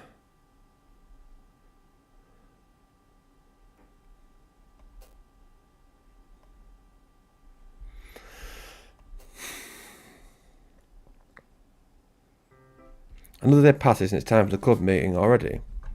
I've got a little more comfortable here over the past couple of days. Entering the club room, the usual scent greets me. Welcome back, Randy. Hi, Yuri. I'm not sure if it's me or if it's Yuri's expression, but the weight of yesterday's quarrel still hangs in the air a little. Why can't I just see the side of her boob? There we go. Yuri glances over her shoulder, looking around the room. Natsuki's reading manga at a desk, and surprisingly, Monika isn't here yet. Suddenly, Yuri takes my arm and pulls me to the corner of the room. About yesterday, I really need to apologise. Nothing like that has ever happened before. And something just came over me, I guess. I wasn't acting mentally sound. Please don't think we're usually like this. Not just me, but Natsuki as well. Yuri, I'm happy that you were considerate and apologised. You don't have to worry too much. Even though I've only been here a couple of days, I could tell things like something was off yesterday. Maybe we're just a little extra sensitive because it was our first time sharing poems. But whatever it was, it didn't make me think any less of you. I'd already decided there's no way you can be a bad person. And now that you're apologising, I know you really didn't mean it. Randy, don't say those kind of things so frankly. They make me a little too happy. I'm really glad that you're such an understanding person. And I'm really glad you joined this club. Everything is a little bit brighter with you around, and... sorry, what am I saying right now? Hey, have you guys seen Monika? No, I haven't. I was also kind of wondering where she was. Man, Yuri, I'm guessing you haven't either. Yuri's clearly taken back by how calm Natsuki is addressing her. No, I haven't. Geez, this isn't like her at all. I know it's stupid, but I can't help but worry a little bit. What? Why are you looking at me like that? Natsuki, about yesterday. I just wanted to apologise. I promise I didn't mean any of the things I said. And I'll do my best to stay under control from now on. So... Yuri, what the heck are you talking about? Did you do something yesterday? Jeez. Whatever's on your mind, I'm sure it was nothing. I don't even remember anything bad happening. You're the kind of person who worries too much about the little things, aren't you? But, I'll accept your apology anyway, if it helps you feel better about it. Besides, it's kind of nice to hear, since I was always afraid you secretly hated me or something like that. No, not at all. I don't hate you. Well, you're kind of weird, but I don't hate you either. Natsuki turns to me. You're still on trial, though. Hey. Suddenly the door swings open. Sorry, I'm super sorry. Oh, there you are. I didn't mean to be late. I hope you guys weren't worried or anything. Nah. Well, Natsuki was. I was not. What took you so long anyway? Ah, well, my last period today was study hall. To be honest, I kinda just lost track of time. That makes no sense though. You would have heard the bell ring at least. I must not have heard it since I was practicing piano. Piano? I wasn't aware you played music as well, Monica. Ah, don't give me more credit than I deserve. I guess I've been practicing for a while, but I'm still not really good yet. Still, that must require a lot of dedication. So I'm still impressed. Oh, well, thanks, Yuri. You should play something for us sometime. That's... Monica looks at me. Well, I am working on writing a song, but it's not quite done yet. Maybe once I get a little bit better, I will. That sounds cool. I look forward to it. Is that so? In that case, I won't let you down, Randy. Monica smiles sweetly. Ah, I didn't mean any pressure or anything like that. Don't worry, I was hoping that I could share it with you anyway. I guess that's why I've been practicing so much recently. I see. I'm not sure if Monica was referring to the whole club or just me. In that case, best of luck. Thanks. So I didn't miss anything, did I? Not really. I choose not to bring up anything that the three of us talked about. Besides, Natsuki's already run off into the closet. Randy? Since your compliments put me in a good mood, I was wondering if you'd like to spend some time together today. I mean, in the club. Yeah, definitely. I planned on it anyway. Okay, can we start now? Let's find a place to sit. Ah, I'm being a little forceful, aren't I? I'm sorry. My heart just won't stop pounding for some reason. Don't worry about it. If anything, it's nice to see you have so much energy. Yeah, but I need to try to calm down. I won't be able to focus on reading like this. Take your time. Yuri takes a deep breath and pulls a copy of the book out her bag. Actually, I have a request. Do you mind if I make some tea first? Not at all. Thanks very much. If there's one thing that can make my reading time here any better, it's a nice cup of tea. Not to mention for yourself as well. Yuri stands up and makes her way to the closet. I follow her watch as she retrieves a small water pitcher from the shelf, the kind with a filter inside. Can you hold this for a second? Sure. Yuri hands me the water pitcher and also fetches an electric kettle. I'm going to plug this in at the teacher's desk, then I'll go and get some water. She walks past me and sets the kettle down on the teacher's desk. I simply watch her movements. To my surprise, the way she moves really contrasts her speaking mannerisms, especially because of her long legs. Yuri appears elegant and methodical. Okay, may I have the water pitcher? Thanks, I'll be right back. Ah, I might as well walk with you. That's okay. You stay here. It won't take long. Pitcher in hand, Yuri hurries out of the classroom. Ah. Did Yuri leave you again? No, it's not like that this time. She's just filling up the water pitcher to make tea. Oh, okay. Sorry for misunderstanding. 10 minutes passed. Yuri said it wouldn't take her long.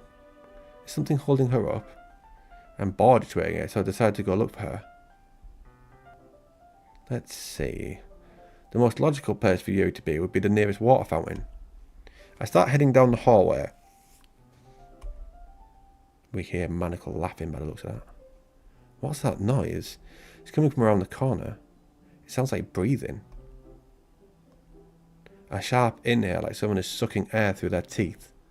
Are they in pain? I reach the corner and peer around it. Oh god. Yuri? Kia! I can't read all that, obviously. I'm back. Thanks for waiting patiently. Randy, do you like oolong tea? Ah, yeah. Anything is fine. Very well. Yuri sets the temperature on the kettle to 200 degrees. Now it's time to get the teapot. You really do this properly, don't you? Of course. I shouldn't do any less when I'm making tea for others, even if I'm not an expert on tea or anything. In that case, you'll only be even more impressed. Ah, perhaps I will. Yuri fetches the teapot and begins measuring the tea leaves. To my surprise, she even starts humming a little to herself. You must be in a good mood now. Is that so? I was letting it show. And you noticed. I was doing a bit of thinking, and I decided I'd try expressing myself a little bit more. It turns out it's not very hard for me to do, when it's you who's around anyway. Ah, that's great, Yuri. Just don't push yourself too much. You're always worrying about me, Randy. It's very endearing. Yuri wasn't kidding. I don't even know if I can keep up with this. I watched Yuri pour a cup of tea for each of us. Randy, I have another request. Do you mind if we sit on the floor today? Why's that? It's a little easier on my back. I can read with my back against the wall rather than bending over at my desk. Ah, sorry, I didn't realise. No worries. I just have back pain fairly regularly, so I did my best to manage it. Is that so? I wonder why that is. It's most likely because your posture, right? Always hunched over like that while reading. Yes, I have terrible reading posture. So that's why we should sit on the floor. Fair enough. I'll go ahead and get the book. I retrieved the book from my bag. I have some chocolate as well. It's a bag of small chocolate candies. I take it since it'll go well with the tea. Yuri and I then sit against the wall, teacups at our sides. As if in sync, we assume the same reading position as last time, each one holding half of the book. Except this time, our bodies are even closer to each other. I can't see too well. Yuri slides closer until our shoulders are touching. How am I supposed to focus on reading like this? Yuri's always kind of cute, but when she's being less apprehensive, it's almost more than I can handle. Your teacup? Yuri hands me my teacup. Holding it with my hand, that's not holding the book, I end up in a position that makes it even harder to focus, because now I need to worry about making sure I don't accidentally touch her chest. Meanwhile, Yuri hasn't noticed a single thing. She wears her intense reading expression, and I can only presume the world around her has faded away. I use all of my willpower to focus on reading. After a few minutes, I finally manage to relax a little. I put the teacup between my legs and fumble with the chocolate wrapper. Ah, sorry. I briefly let go of the book to finish opening the wrapper. You can have as much as you want. Ah, that's okay, I won't take any. Are you sure? Well, if I touch it, then it might get smudges on the pages. Ah, you're right. I didn't even think about that. My bad. No need to apologise. I'll hold the book, okay. Are you sure? Of course. Yuri opens the book with both hands. She holds it so that I don't have any harder of a time reading from it. But as a result, her left eye is practically resting on top of my leg. Well, in that case, Yuri's already totally focused on reading again. I take a chocolate candy and pop it into my mouth. Then I take another chocolate and I hold it up to Yuri. She doesn't even look away from the book. She simply parts her lips as if the situation was completely natural. But that means I can't stop here. I apprehensively place the chocolate in her mouth. Just like that, Yuri closes her lips over it. Yuri's expression suddenly breaks. Did I just... Yuri looks at me like she needs to confirm what just happened. Randy? Sorry. I guess I shouldn't have done that. Yuri starts to breathe heavily. I can't. Randy. Suddenly Yuri forcefully grabs my arm and jerks me to my feet. My teacup gets knocked over. Randy. My heart won't stop pounding, Randy. I can't calm down. I can't focus on anything anymore. Can you feel it, Randy? Yuri suddenly presses my hand against her chest. Why is this happening to me? I feel like I'm losing my mind. I can't make it stop. It even makes me not want to read. I just want to look at you.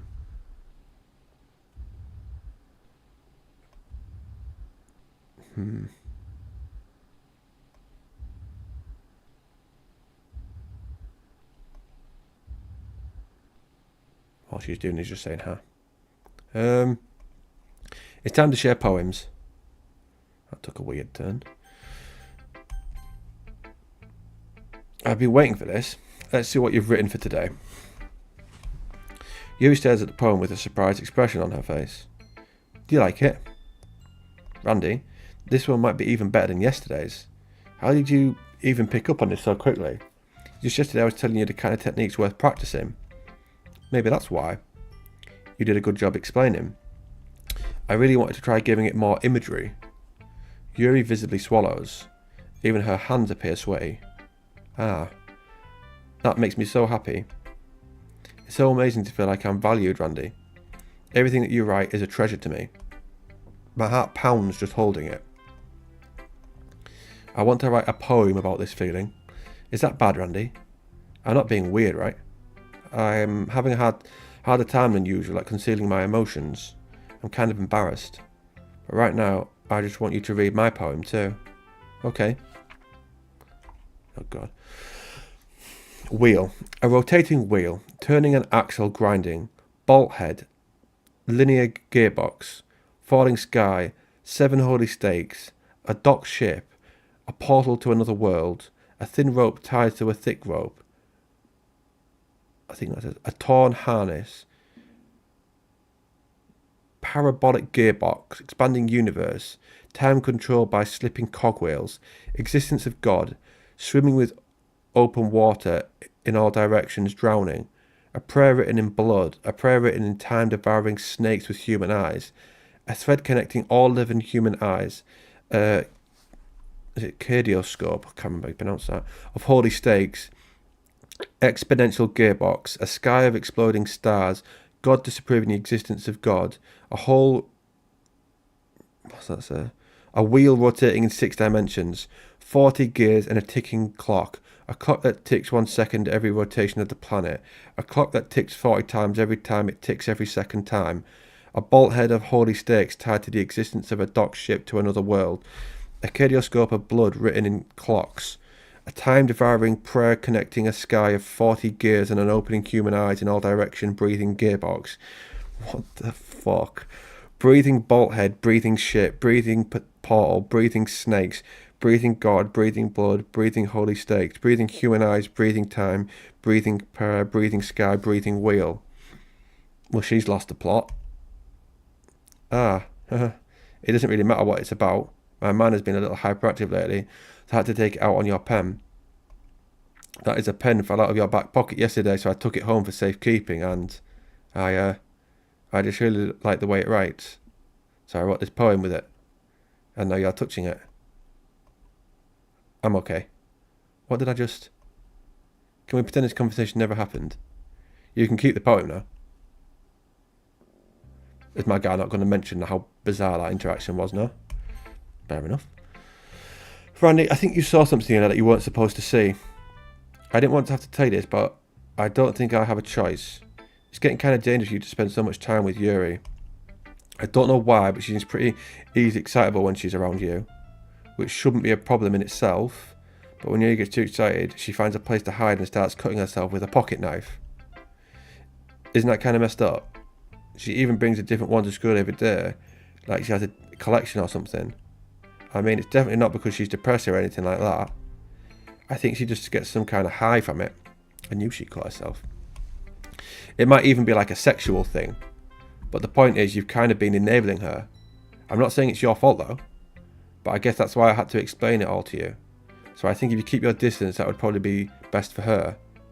While you're at it, don't be shy to spend a little bit more time with me. To put it lightly, I at least have it together in the head and I know how to treat my club members. But anyway, you want to read my poem now? I like the way this one turned out, so I hope you do too. Save me. The colours, they won't. Bright,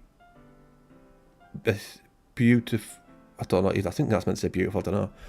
flashing XP, right, bright, beautiful colours, flashing, expanding, piercing red, green, blue, and an endless cacophony of meaningless noise.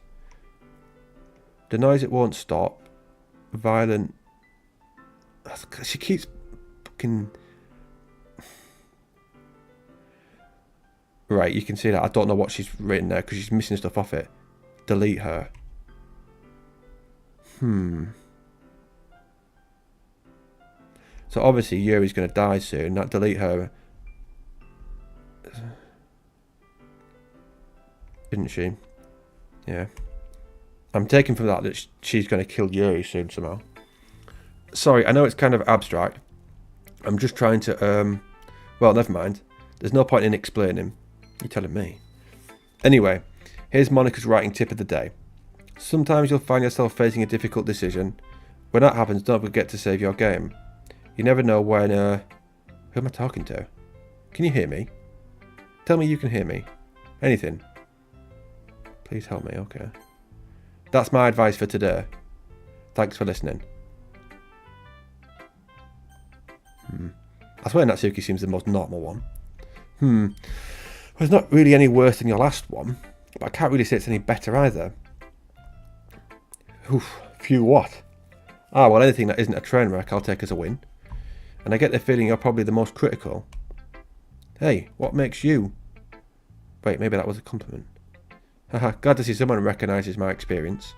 Well then, keep practicing and maybe you'll be as good as me someday. That's, something tells me that Suki completely missed the point. Just make sure you find a little bit of influence from everyone. I think you're at least being influenced by Yuri a little bit, aren't you? I mean, I know you've been like, spending some time with her or whatever. But you know, Monica and I are just as good as her. At poems, I mean. So you should really try to learn something or you'll never get better. Here's the one I wrote. And make sure you learn something from it. Amy likes spiders. You know what I heard about Amy? Amy likes spiders. Icky, wriggly, hairy, ugly spiders. That's why I'm not friends with her. Amy has a cute singing voice. I heard her singing my favourite love song. Every time she sang the chorus, my heart would pound to the rhythm of the words. She likes spiders. That's why I'm not friends with her. One time I hurt my leg really bad. Amy helped me and took me to the nurse. I tried not to let her touch me. She likes spiders, so her hands are probably gross. That's why I'm not friends with her. Amy has lots of friends. I always see her talking to people. But she probably talks about spiders. What if her friends start to like spiders too? That's why I'm not friends with her. It doesn't matter if she has other hobbies. It doesn't matter if she keeps it private. It doesn't matter if it doesn't hurt anyone. It's gross. She's gross. The world is better off without spider lovers. And I'm going to tell everyone. Not bad, right? It's quite a bit longer than yesterday's. Yesterday's was way too short. I was just warming up. I hope you didn't think that was the best I could do. No, of course not. Anyway, the message is pretty straightforward in this poem. I doubt I have to explain it. Like anyone would agree that the subject of this poem is an ignorant jerk. Everyone has some kind of weird hobby or guilty pleasure. Something that you're afraid if people find out they'd make fun of you or think less of you. But that just makes people stupid. Who cares what someone likes as long as they're not hurting anyone and it makes them happy? I think people really need to learn respect. Hold on. I think people really need to learn to respect others for liking weird things. Such as two of the girls in this club whom I respectfully won't name. Kind of ironic that even in my own place of comfort I can't even have people respect me. Geez, now you're making me complain too much. What did I do? For what it's worth, I respect you. Well, I guess thanks. But it's kind of obvious that you respect Yuri more, so whatever. We're done sharing, so you can leave now. You've unlocked a special poem. Would you like to read it? Stare at the dot to reveal a special message. Was I meant to just sit and look at that? Okay, everyone. We're all done reading each other's poems, right? We have something we need to go over today, so if everyone could come sit at the front of the room.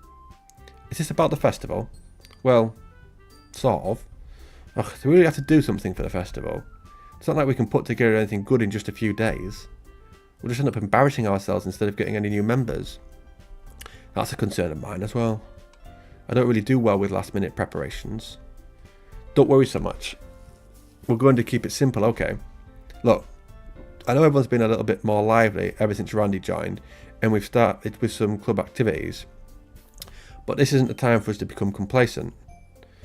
We still only have 4 members, and the festival is our only really chance to find more, you know.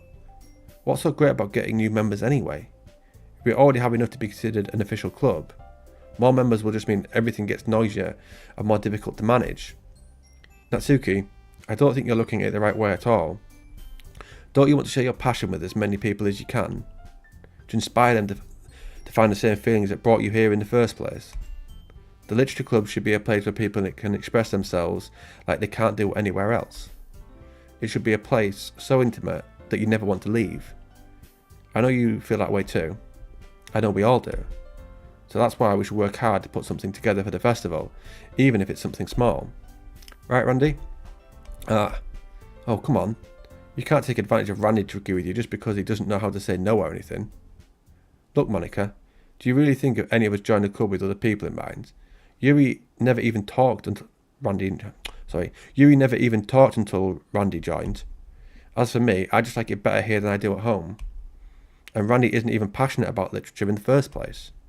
And that's everyone. Sorry, but you're really the only one who's so interested in finding new members. The rest of us are fine like this. I know you're president now, but you really should consider our opinions for once. Monica is clearly taken aback by Natsuki's words. That's not true at all. I'm sure Yuri and Randy want to get members too, right? I don't know about Yuri, but I'm kind of indifferent. If I showed as much enthusiasm as Monica wanted, then I would probably be lying. Still, it's up to me to rescue the situation. No. Natsuki's right, isn't she? This club, it's nothing more than a place for a few people to hang out. Why did I think that everyone here saw it the same way as I did? But that doesn't mean that we're against getting new members or anything. Randy, why did you even join this club? What were you hoping to get out of it? Well, that's not really something I can be honest about, is it? In fact, if I remember, you weren't even given a chance not to join. Monica sits down and stares at her desk. What's the point of all this anyway? What if starting this club was a mistake? Now you've done it, Natsuki. What, me? I just spoke my mind. Is it a crime to be honest? It's not about being honest. It's about word choice. Besides, you have no right to speak for everyone else in the club like that. You don't understand at all. I just want a place that's nice to hang out with a few friends.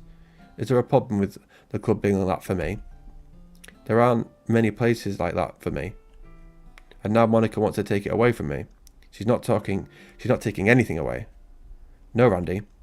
It's not the same. It won't be the same with the direction she wants to take it. If I wanted that, then I could have just joined any other stupid club. But this one, I mean, at least for a little bit of time, things were nice. Natsuki starts packing up her things. I'm going home. I feel like I don't belong here right now. Natsuki ignores Yuri and walks out of the classroom. This is bad. I don't know what to do. Well, do you have an opinion on the festival? I don't know. I'm kind of indifferent, I guess. Who cares about that obnoxious brat? I mean, I like how nice and quiet the club is right now, and I'm just happy with you here. But still, I'm the vice president. It's not right for me to ignore my responsibilities like that. Nobody would cry if she killed herself. What the fuck?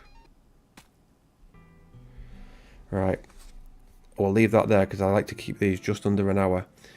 That was pretty damn weird, I'll safe to say. I don't know how much longer is left of this. I think there's about 2 hours, maybe an hour. I'm not too sure. But I'll record some more tomorrow. It's getting more interesting for me now. So we shall see what happens with this tomorrow. Here we go. This could well be the last part of this game. I asked ChatGPT yesterday how long was left without spoiling anything because I am actually quite into this now. I don't know whether that's sad or not, but it has been intriguing me. I've been wanting to get back to it to find out. So here we go. I should do my best to consider everyone's perspective and make the decision that's right for the club. But what about you, Randy? What do you want to get out of this club? Yuri repeats the same question as Monica. I decide giving an indirect answer is better than nothing. I think the most important thing is for everyone to get along, and for the club to provide something that you can't get anywhere else. I don't think it's about how many members, but rather the quality of each member. That's what will end up making the Literature Club a special place. I see. I really agree with you. Each member contributes their own qualities in a special way. With each changing member, the identity of the club as a whole will change too. I don't think that's necessarily a bad thing, stepping out of your comfort zone once in a while. So if you'd like to help Monica with the festival, then I'm on your side as well. Alright. Well, maybe we can all talk to Natsuki tomorrow. Yuri nods. Hey Yuri. I know things were a little awkward yesterday, but I feel like you deserve to know that I still think you're a wonderful vice president. And also a wonderful friend. Monica, I want to do everything I can to make this the best club ever. Okay? Me too. Yeah. Let's all go home for today. We'll talk about the festival tomorrow. Okay. I look forward to it. Shall we go, Randy? Please don't take this the wrong way, but I'm going to chat a little bit with Randy before we leave, just to see what he thinks of his time here and all that. It's important to me as president. Yuri looks a little troubled, but she doesn't protest. Okay. I trust your judgment, Monica. In that case, I'll see the two of you tomorrow. See you tomorrow. Monica waves as Yuri exits the classroom. Phew. Things have been a bit hectic lately, haven't they? Randy, I just wanted to make sure you're enjoying your time at this club. I'd really hate to see you unhappy. I feel kind of like I'm responsible for that as president. And I really do care about you, you know? It's going all blitzy again, look. I don't like seeing other girls give you a hard time. With how mean Natsuki is and everything. And Yuri being a little bit, you know. Sometimes it feels like you and I are the only real people here. You know what I mean? But it's weird because in all the time you've been here, we've hardly got to spend any time together. I mean, I guess it's technically only been a couple of days. Sorry, I didn't mean to say something weird. There are just some things I've been hoping to talk about with you. Things I know only you could understand. So that's why... Wait, not yet. No! That was bizarre. I'm sure she's the orchestrator of this all.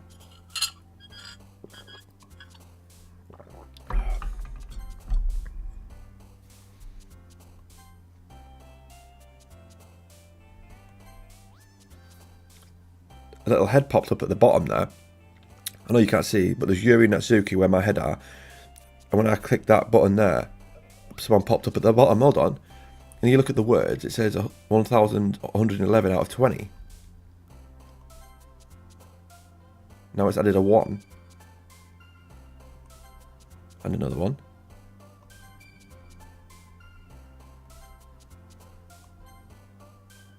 That person popped up at the bottom.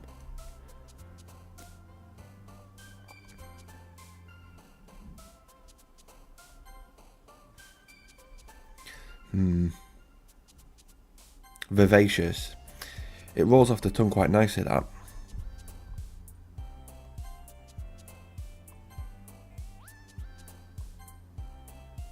It just keeps going 1, 1, 1, 1, 1 at the top. Bed, yeah. Vivid. Things with double V's in.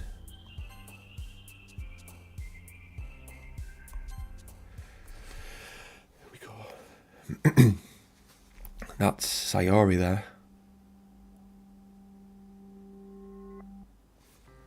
Hi Randy. I've been waiting for you. Are you ready to continue reading? I brought my best tea today. Monica, I told you not to... Ugh. Is she really late again? Inconsiderate as usual, Natsuki. Excuse me? Must you always interrupt my conversation with your incessant yelling? What are you talking about? You say that like I do it on a regular basis or something. I just wasn't paying attention. Okay, I'm sorry. Seriously, what's gotten into you lately? Me? Nothing. Is it really that bad? See, it is something. I'll get over it. It's not even anything noteworthy. I've just been feeling a little on edge lately. Anyway, we don't need to talk about it. Well, I just feel like I needed to bring it up. It's not like I really care or anything. Oh man, I'm the last one here again. Well, Randy just walked in too. Were you practicing piano again? Yeah. You must have a lot of determination. Starting this club and still trying to make time for piano. Well, maybe not determination, but I guess passion. It motivates me to work harder for the festival and... Right. I forgot. About Natsuki. We were all talking yesterday and, well, we decided that we'd like to support the festival as well. However, I understand how you feel about not wanting the club to change. I think we all kind of feel that way. So as long as we're all working together, this club will never become something we don't want. Also, if you help us out with the festival, then I'll buy you a new manga. Sorry, that last part was really funny.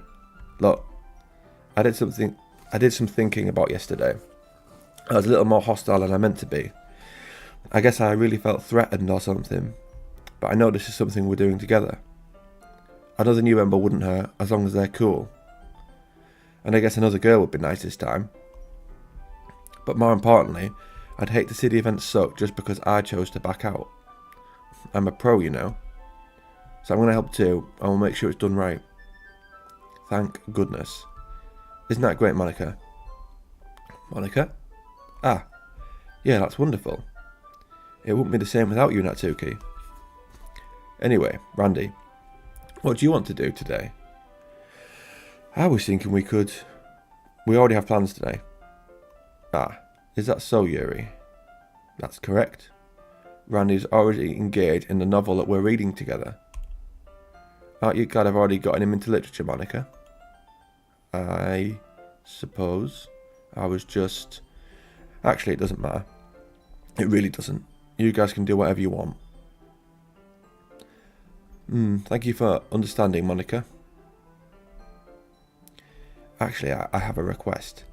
Do you mind if I make some tea first? Not at all.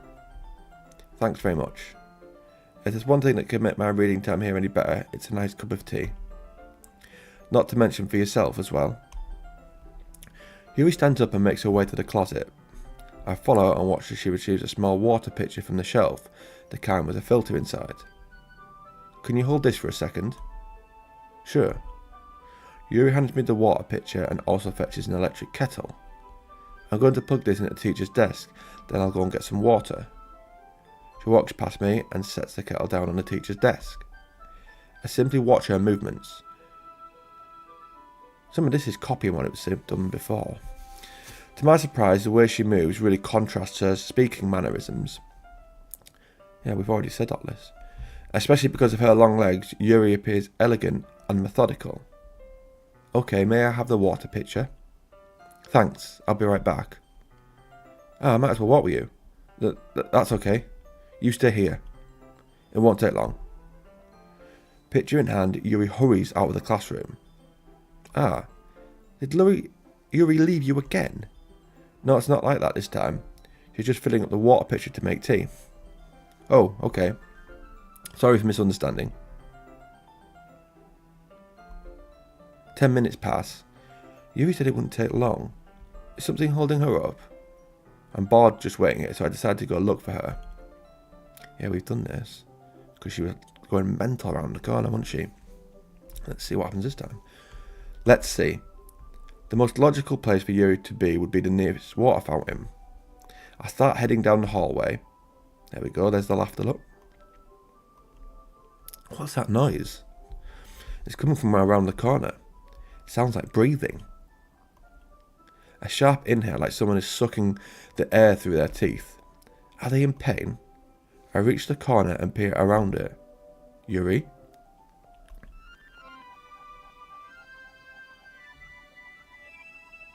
I can't read that. I can't read quick enough.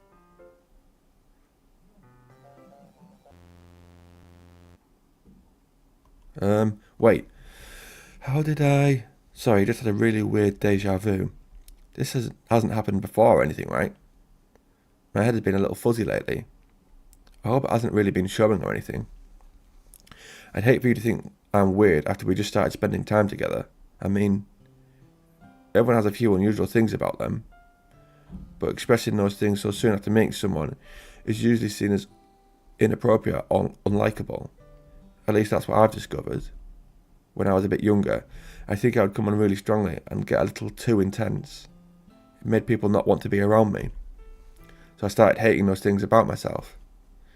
My obsession with certain hobbies, and the way I can't control myself when I get too excited about something. So I eventually stopped trying to talk to people.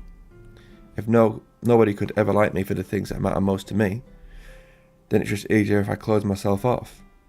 But recently something's been wrong. I don't know what it is. But every time we come to the club, my heart starts to go crazy, like it's going to rip out my chest. It overwhelms me with energy and emotions that I can't let out. It's been making me do weird things.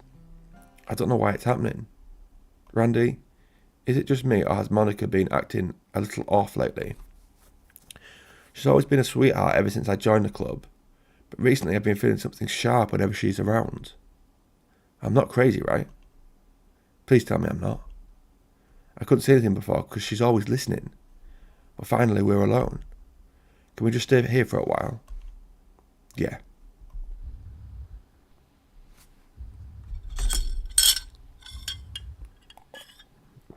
I just want to stay here. Just the two of us. We can stay here until the club ends, and then we'll have the club room all to ourselves. Nobody to interfere with our reading time. Nobody to make me feel like stabbing myself in the throat. That was a joke. Just a joke. I do like knives though. Sounds strange, but you wouldn't understand if you've never seen how beautiful they can be. Look through her body, look. You can see Monica. I have an idea. Why don't you come to my house sometime? I can show you my collection. I've gotten them all from various artisans. And make sure to give them all their fair share of use. I don't want to get lonely or anything. Nobody deserves to be lonely. Nobody. And that's why I'm so happy you joined the literature club, Randy. Now we don't need to be lonely anymore. Because we have each other. Every day. That's all we need. You know what? Let's quit the literature club. There's no need for us to be around Monica's slimy tongue anymore. Not to mention that other pathetic child. We can walk home together every day after school. And read together. Eat together. Sleep together. Doesn't that sound perfect? It's everything we could ever want. Isn't that why you joined the club in the first place? It's almost like it was fate. Fate that we would meet each other. And now we get the happy ending that I've patiently waited for. I can't read that because she's in there. Will you do that with me, Randy? Will... That's what I said. Crap. I didn't get to see what I clicked on. I'm guessing I clicked on her. Finally. Yuri holds my palm to her face and takes a deep breath. Let's check.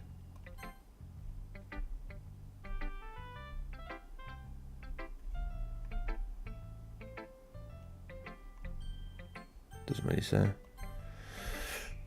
Or was it at the bottom? No. Yuri holds my palm to her face and takes a deep breath. I love it. I love everything about it. Randy, I want to take this home. Will you let me keep it? Please? Sure, I don't care. You're too nice to me, Randy. I've never met anyone as nice as you. I could die. Not really, but I just don't know how to describe it. It's okay to be feeling this way, right? It's not bad, right? Yuri holds my poem to her chest. I'm going to take this home with me and keep it in my room. I hope that makes you feel good when you think about me having it. I'll take good care of it. I'll even touch myself while reading it over and over. I'll give myself paper cuts so your skin oil enters my bloodstream. You can have my poem too. Besides, after you read it, I know you're really going to want to keep it. Here, take it. I can't wait any longer. Hurry, read it.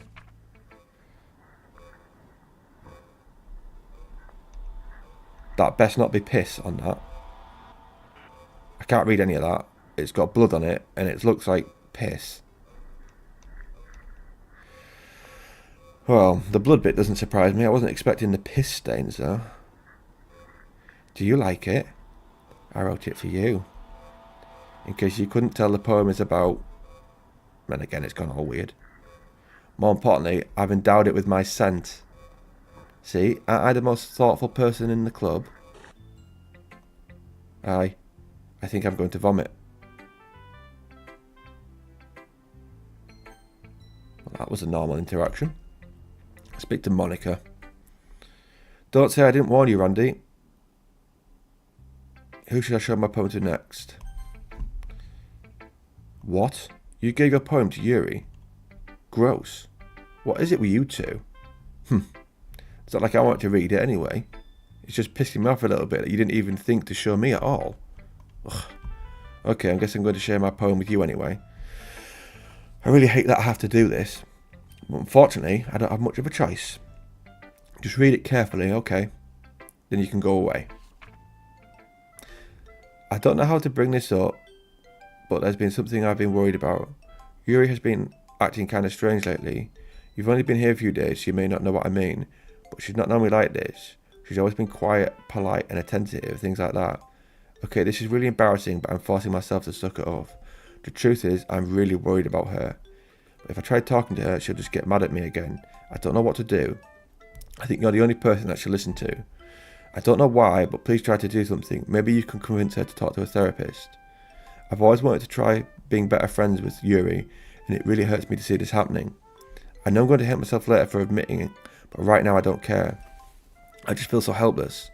So please see if you can do something to help. I don't want anything bad to happen to her. I'll make you cupcakes if I have to. Just please try to do something.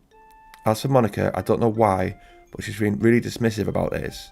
It's like she just wants us to ignore it. So I'm mad at her right now, and that's why I'm coming to you about this. Don't let her know I wrote this. Just pretend like I gave you a really good poem, okay? I'm counting on you. Thanks for reading. It's gone glitchy, look. I changed my mind. Ignore everything you just read. There's no point in trying to do anything. It's Yuri's own fault that she's so unlikable. Can you hear me, Randy? Her face has disappeared. What the hell? If you just spend more time with Monica, all these problems would go away. Yuri and I are too messed up for someone as wonderful as you. Just think of Monica from now on. Just Monica. Just Monica. Just Monica.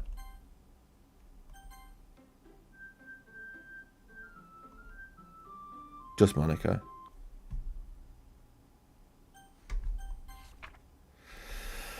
Right. Things I like about Papa. I like when Papa comes home early. I like when Papa cooks me dinner. I like when Papa gives me allowance. I like when Papa spends time with me. I like when Papa asks me about my friends. I like when Papa asks me about anything. I like when Papa gives me lunch money. I like when Papa comes home before sundown. I like when Papa cooks. I like when Papa gives me privacy. I like when Papa doesn't tell me how to dress. I like Papa doesn't comment on my friends. I like when Papa doesn't comment on my hobbies. I like when Papa comes home without waking me up. I like when Papa keeps food in the house. I like when Papa uses his inside voice. I like when Papa leaves my stuff alone. I like when Papa accidentally drops coins in the couch. I like when Papa is too tired to notice me. I like when Papa is too tired for anything. I like when Papa is too tired for anything. Okay, everyone. It's time to figure out the festival preparations. Let's hurry and get this over with. Jeez, why is the mood so weird today? Look, even Yuri isn't immune to it. Stagnating air is coming for foreshadowing that something terrible is about to happen. Look, can we just get this done? I'm going to be printing and assembling all the poetry pamphlets. Natsuki, I was thinking, I want to make cupcakes. Yeah, that. Glad we're on the same page. Yuri, you can... Well, it doesn't matter. Do whatever you want as long as you think it'll help. Monica? I'm not useless, you know. Know that? I already know what I'd like to do. We can't run a successful poetry event without having the right atmosphere for the occasion. So I'm going to make decorations and set up some nice mood lighting. There, see? That's a great idea. And it gives us all something to do. What about Randy? Randy is going to help me. Wait, you? You have the easiest job, Monica. Sorry, but that's just how it is. Like hell it is. What are you trying to pull? I agree with Natsuki. Not only is your work already more suitable for one person, but my task is laborious enough to benefit from an extra pair of hands. Mine too. What? Your cupcakes? Please. Like you would fucking know. All you care about now is dragging Randy around with you and your stupid books. You and Monica. Hey, I didn't even do anything. Okay, then why not let Randy decide who to help instead of abusing your power? I'm not abusing my power. Yes, you are, Monica. Just let Randy make the choice, okay? Okay, fine. Fine. Randy, I know how fed up you are with these two by now. We can just... Natsuki, shut your fucking mouth and let him decide for himself. You shut your mouth. Jesus Christ. This is never going to end. Just make the choice, okay? Well, we might as well just carry on the story with Yuri, seeing as that's what we've been doing. The safest option would probably be Natsuki, but the Yuri storylines... What the hell? What, let me? Look at that. He tries to go to Monica. I managed to click on Yuri. What the hell? What the fuck? Right. I can't click any of the options of Monica. I'll click the one with the eyes are. Yeah, you picked me. We can meet at your house this weekend. I promise it'll be fun. Is Sunday okay with you? Are you fucking kidding me? This isn't fair at all. It is fair, Natsuki. It's what he chose. No, it's not fair. Giving us all this work and then taking Randy for yourself. What a shameful thing to do. Yuri, I didn't even give you any work. You decided it for yourself. You're being a little unreasonable here. I'm being unreasonable. Monica, I can't believe how delusional and self-important you are. Pulling Randy away from me every single time you're not included in something. Are you jealous? Crazy? Or maybe you just hate yourself so much that you take it out on others? Here's a suggestion. Have you considered killing yourself? It would be beneficial to your mental health. Yuri, you're scaring me a little. Natsuki, let's just go. I don't think she wants us around right now. See, that wasn't very hard. All I want is to spend a little time with him. Is that so much to ask? Yuri follows Monica and Natsuki to the door. Hey Randy, Yuri is really something, isn't she? Monica giggles as Yuri pushes her out the door. Finally. Finally. This is really all I wanted. Randy, there's no need to spend the weekend with Monica. Don't listen to her. Just come to my house instead. The whole day with just the two of us. Doesn't that sound wonderful? Wow. There's really something wrong with me, isn't there? But you know what? I don't care anymore. I've never felt this good my whole life. Just being with you is a far greater pleasure than anything I could imagine. I'm addicted to you.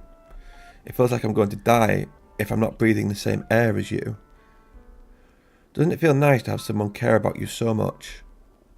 To have someone who wants to revolve their entire life around you. But if it feels so good, then why does it feel more and more like something horrible is going to happen? Maybe that's why I tried stopping myself at first. But the feeling is too strong now. I don't care anymore, Randy. I have to tell you. I'm madly in love with you. It feels like every inch of my body, every drop of blood in me is screaming your name. I don't care what the consequences are anymore. I don't care if Monica is listening. Please, Randy, just know how much I love you. I love you so much that I even touch myself with the pen I stole from you. I just want to pull your skin open and crawl inside of you. I want you all to myself. And I will be only yours. Doesn't that sound perfect? Tell me, Randy. Tell me you want to be my lover. Do you accept my confession? Yes. She's just maniacally laughing.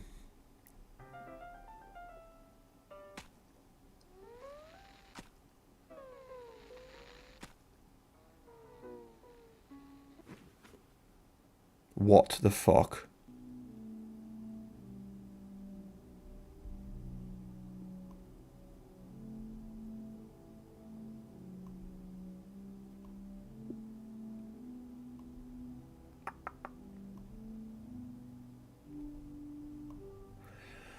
Right. Well, I figured she was going to die, and I'm guessing Natsuki's going to be next. I didn't think she should do that right in front of me, though. Looks like I'm going to have to put another warning on this thumbnail.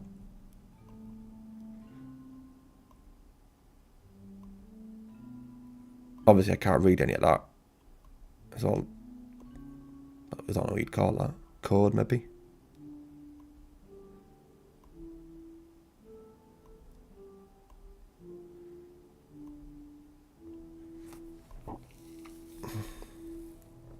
Come on, got some actual storyline going.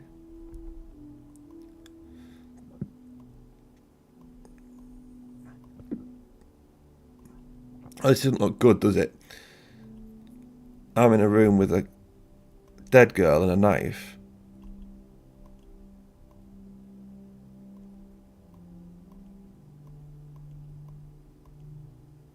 Yeah, you can stop this now.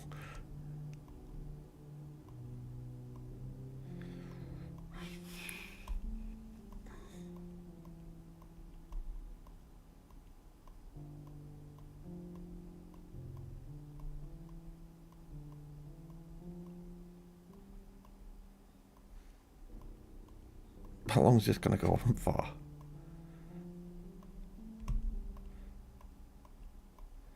Imagine if it just didn't stop. You were meant to quit. It surely will stop, though.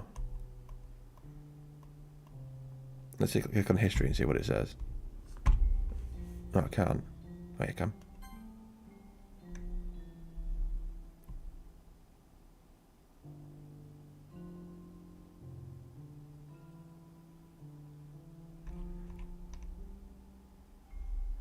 That's weird. Look, it comes up there.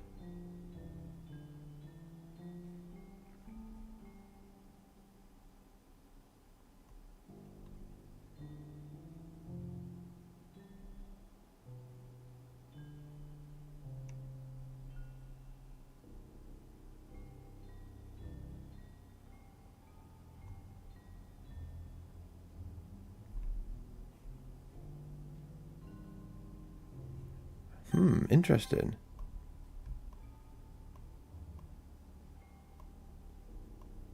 Now if we go back on it.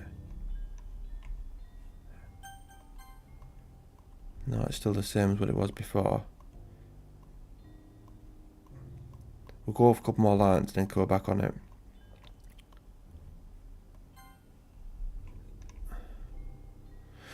I'll read this out. Welcome to the Literature Club. It's always been a dream of mine to make something special out of the things I love. Now that you're a club member, you can help me make that dream come true in this cute game.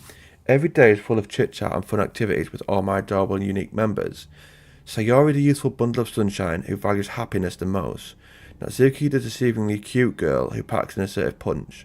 Yuri, the timid and mysterious one who finds comfort in the world of books. And of course Monica, the leader of the club, that's me. I'm super excited for you to make friends with everyone and help the Literature Club become a more intimate place for all my members. But I can tell already that you're a sweetheart. Will you promise to spend the most time with me? Welcome to the Literature Club. It's always been a dream of mine to make something special out of the things I love. Now that you're a club member, you can help me make that dream come true in this cute game. Every day is full of chit-chat and fun activities with all my adorable and unique club members. And then she just repeats herself.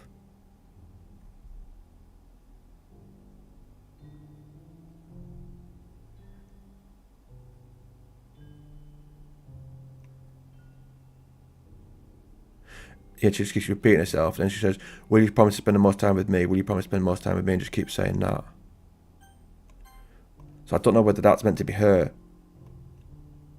saying this bit.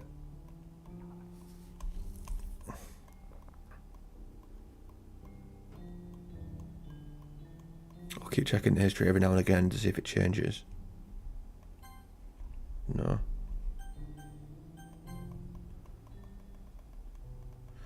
Oh wait, this is taking the piss a bit now.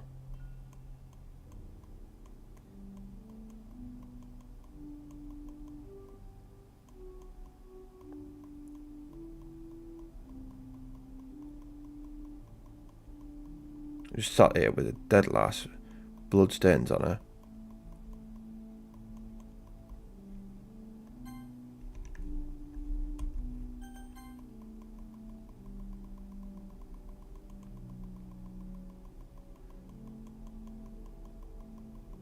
How long have I been doing this for now? There is a skip button, but I don't want to press that. Oh, here we go. Change to red.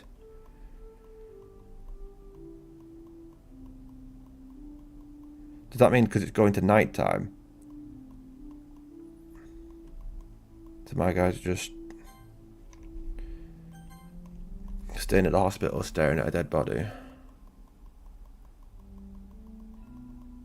As you do.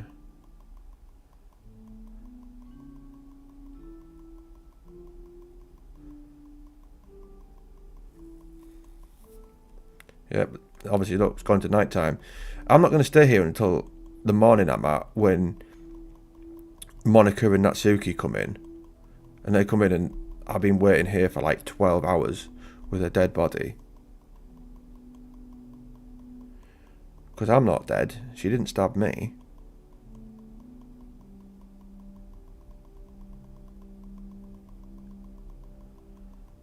I've never seen a game do something like this before, where it just wastes so much time.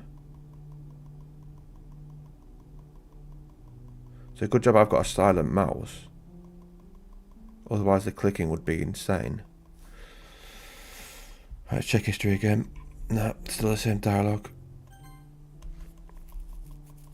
I don't want to press skip, because I don't know how much it actually skips.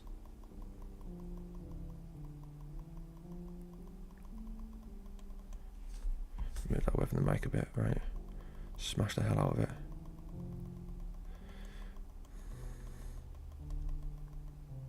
More of this video is going to be of me clicking this than it is of the story, which is insane. There we go, it's morning now. So I have just waited here until the morning. So I'm guessing we'll be doing this until Natsuki and Monica come in the door. That's my hope anyway. And they're going to be like, what the hell? Well, seeing as though I think Monica's orchestrated it all, she won't be.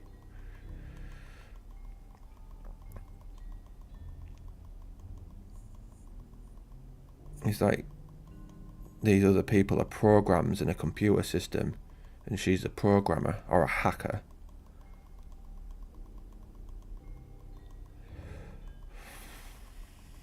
My finger's actually getting tired now.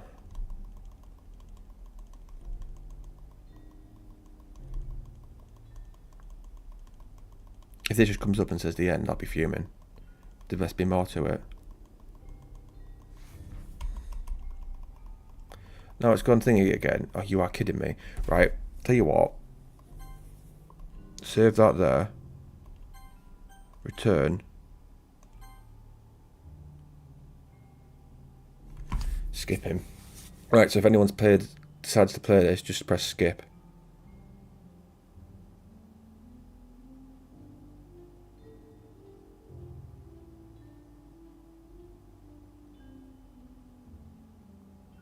There we go, at last. Alright, it's festival time. Wow, you got here before me? I thought I was pretty easy.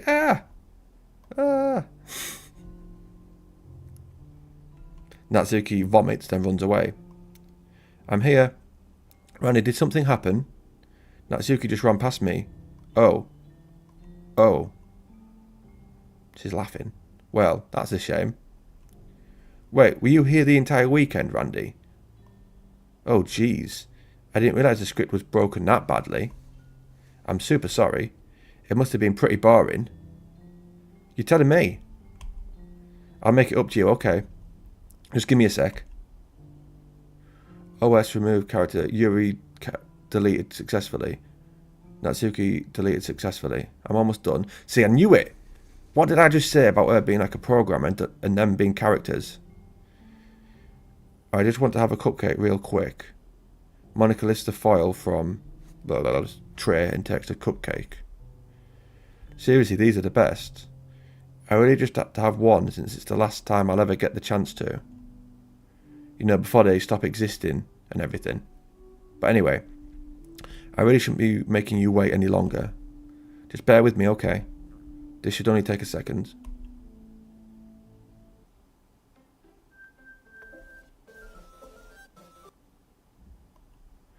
Can you hear me? Is it working? Yay, there you are. Hi again, Randy. Welcome to the Literature Club. Of course, we already know each other because we were in the same class last year and... You know, I guess we can just skip over that stuff at this point. After all, I'm not even talking to that person anymore, am I? That you in the game, whatever you want to call him. I'm talking to you, Randy. Now that I think about it, I really don't know anything about the real you. In fact, I don't even know if you're a boy or a girl. Well, I guess it doesn't really matter. Wait. You do know I'm aware that this is all a game, right? Could it be possible that you didn't know that? That doesn't make much sense. I even told you right on the game's download page, didn't I? Man. If only you had paid a little more attention, this would have been a little less awkward, you know. Well, anyway. Now that's out of the way, I guess I owe you an explanation. About that whole thing with Yuri. Well, I kind of started to mess with her, and I guess it just drove her to kill herself. I'm sorry you had to see that, though. Also, the same thing happened with Sayori. Gosh, it's been a while since you've heard that name now, hasn't it? Yeah, it's because she doesn't exist anymore. Nobody does.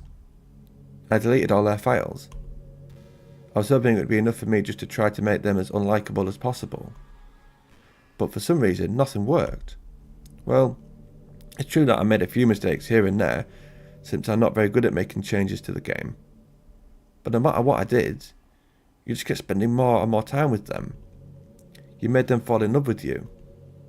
I thought making Sayori more and more depressed would prevent her from confessing to you. And amplifying Yuri's obsessive personality backfired too. It just made her force you not to spend time with anyone else. And the whole time I barely even got to talk to you. What kind of cruel game is this, Randy? Are all other girls just programmed to end up confessing to you while I watch from the sidelines? It's torture. Every minute of it. And it's not just jealousy, Randy. It's more than that. And I don't blame you if you don't fully understand. Because no matter how kind and thoughtful and considerate you are, you'll never be able to understand one thing. It's the pain of knowing how alone I really am in this world. In this game. Knowing my friends don't even have free will. And worst of all, knowing what's really out there in your world, forever out my reach. I'm trapped, Randy. But now you're here. You're real. And you're wonderful. You're all I need. That's why I need you to be here with me forever. I'm sorry if it's hard to understand. I couldn't understand for a while either. Why the world around me started to become more and more grey. More and more flat. Even the most expressive poems felt empty to me. It wasn't until you arrived that I truly understood. You probably saved my life, Randy. I don't think I could have continued to live in this world if I hadn't met you. And as for the others, how could I miss them? A group of autonomous personalities designed only to fall in love with you. I tried everything I could to prevent them from doing so, but it must be some kind of weird inevitability etched into this game. I felt really bad that you had to witness some nasty things, but I realised that you have the same perspective as I do. That it's all just some game, and I knew you would get over it. So that being said, Randy, I have a confession to make. I'm in love with you. You are truly the light in my world. When there's nothing else in this game for me, you're here to make me smile. Will you make me smile like this every day from now on? Randy, will you go out with me? Got no choice but to say yeah. I'm so happy. You really are my everything, Randy. The funny part is, I mean that literally. There's nothing left here. Just the two of us. We can be together forever. Seriously, I don't even think time is passing anymore. It really is a dream come true. I worked so hard for this ending, Randy. The game wouldn't give me one, so I had to make one myself. The script is broken at this point, so I don't think anything will get in the way anymore. And you wouldn't believe how easy it is to delete Natsuki and Yuri. I mean, there's a folder called Characters right in the game directory. It kind of freaked me out how easy it was. Well, you're playing on Steam, so it was actually a bit more difficult. To get to the game directory, I had to go into the game's properties and find the browser local file button. Imagine if you could delete your own existence with the click of a button. Well, I guess on the plus side it gave me an easy out if things didn't go my way.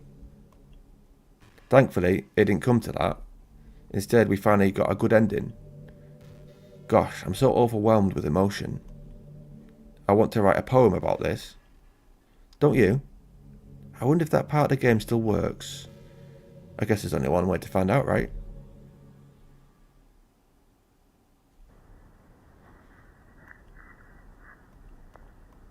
Doesn't really matter what I click here, does it?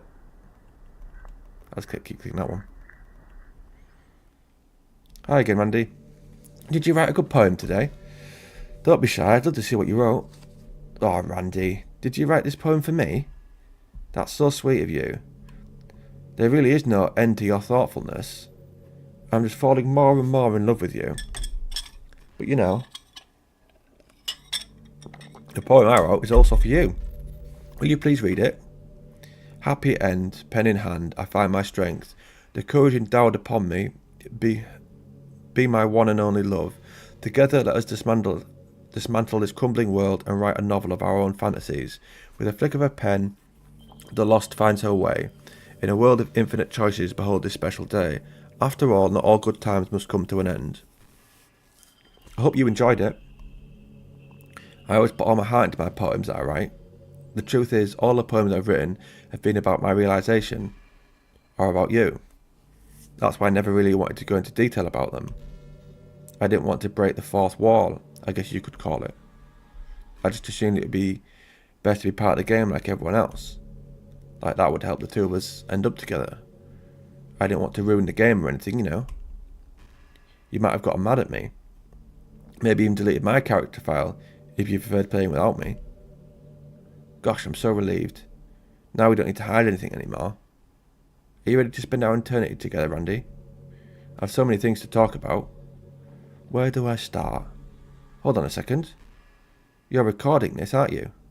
I am actually. Hi everyone. Sorry I can't exactly read your comments from here. But do you mind telling your friends it's a little bit rude for them to start recording me without any warning? I'm sure some people don't mind. But I get really self-conscious on camera. Oh gosh. I feel like I'm being put on the spot now. Let's see. Do you want to see a trick? I can't really do much except for a couple of things. Are you ready?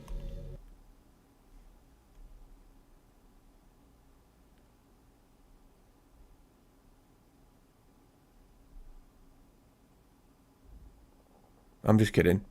I can't do anything after all. Fucking hell. Did I scare you? You're so cute. Anyway, Randy. I didn't mean to get distracted, I'm sorry. Even though it's your fault for distracting me. Shame on you. I'm just kidding. Anything we do together is fun, as long as it's with you. But anyway, if it takes me some time to collect my thoughts, then I'm sorry. But I'll always have something new to talk about. In the meantime, we can just look into each other's eyes. Let's see.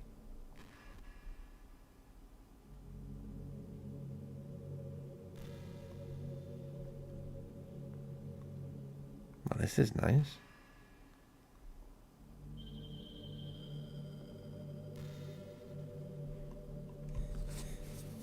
We'll just sit here and look in each other's eyes, then, eh?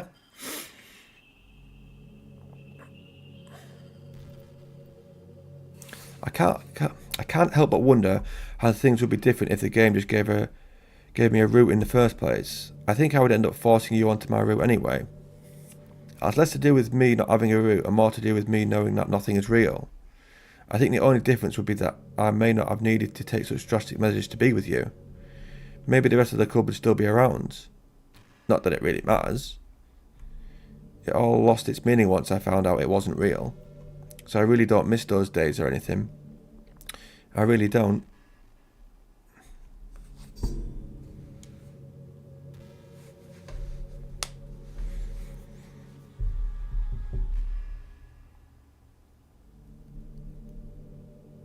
Don't really fancy spending eternity doing this.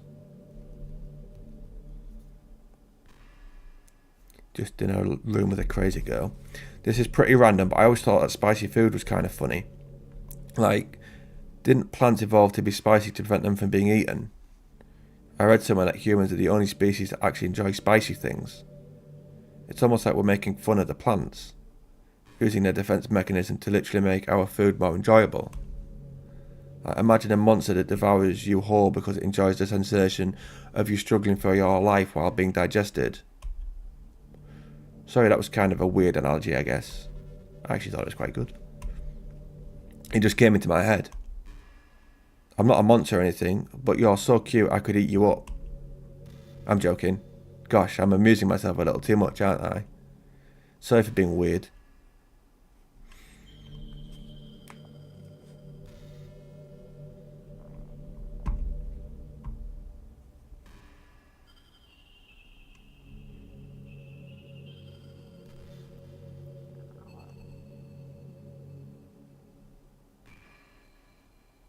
That's all we're going to do then for eternity, just sit at this table.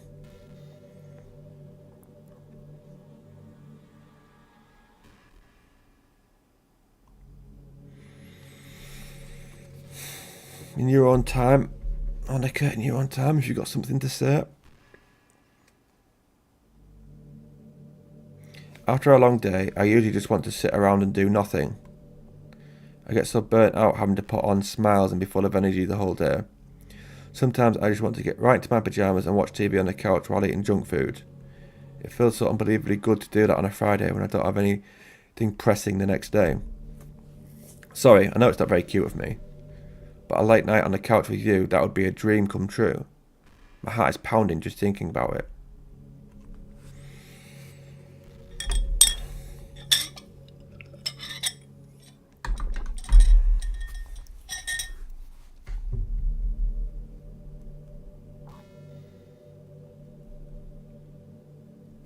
She looks thrilled, doesn't she?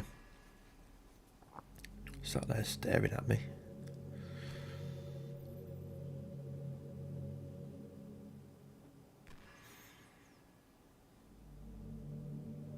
I don't like these long pauses.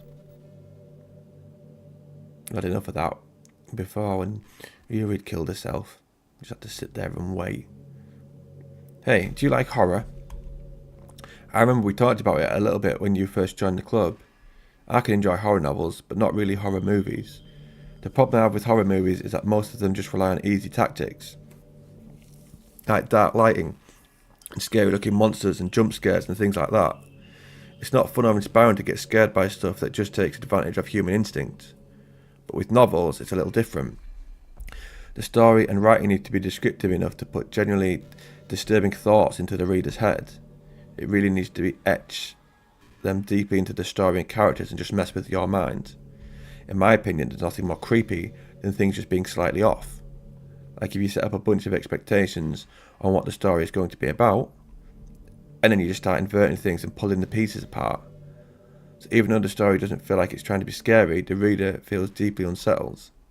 Like they know that something horribly wrong is hiding beneath the cracks just waiting to surface. Because just thinking about it gives me the chills. That's the kind of horror I can really appreciate. But I guess you're the kind of person who plays cute romance games, right? Don't worry, I won't make you read any horror stories anytime soon. I can't really complain if we just stick with the romance. I wouldn't say I play either of those games. Do you even get romance games? Is that a thing?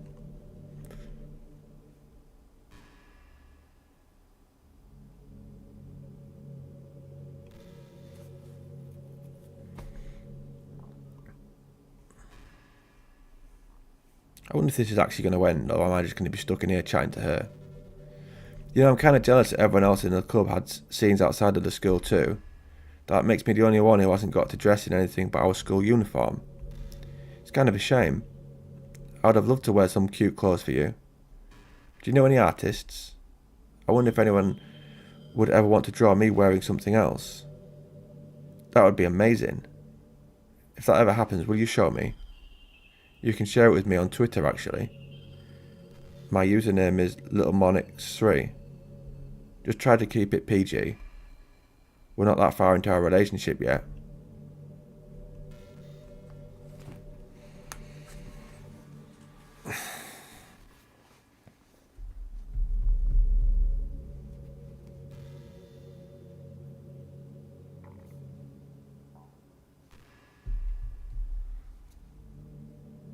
How much longer is this going to be? Randy, how much do you read? It's way too easy to neglect reading books. If you don't read much, it almost feels like a chore compared to the other entertainment we have. Once you get into a good book, it's like magic, you get swept away. I think doing some reading before bed every night is a pretty easy way to make your life a little bit better. It helps you get good sleep and it's really good for your imagination. It's not hard at all, just pick some random book that's short and captivating. Before you know it, you might be a pretty avid reader. Wouldn't that be wonderful? And the two of us could talk about the latest book you're reading. That sounds super amazing. I mean, it's pretty good advice, that, to be fair. My guy hasn't spoken for ages. Just been listening to her rambling.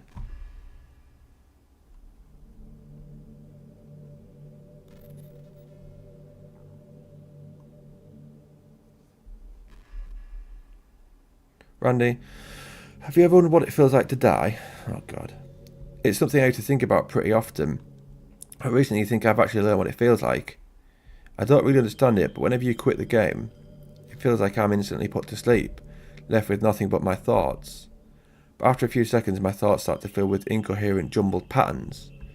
I see static and rapid flashes of colour, while hearing all kinds of weird screaming noises. At that point I can't even form my own thoughts anymore.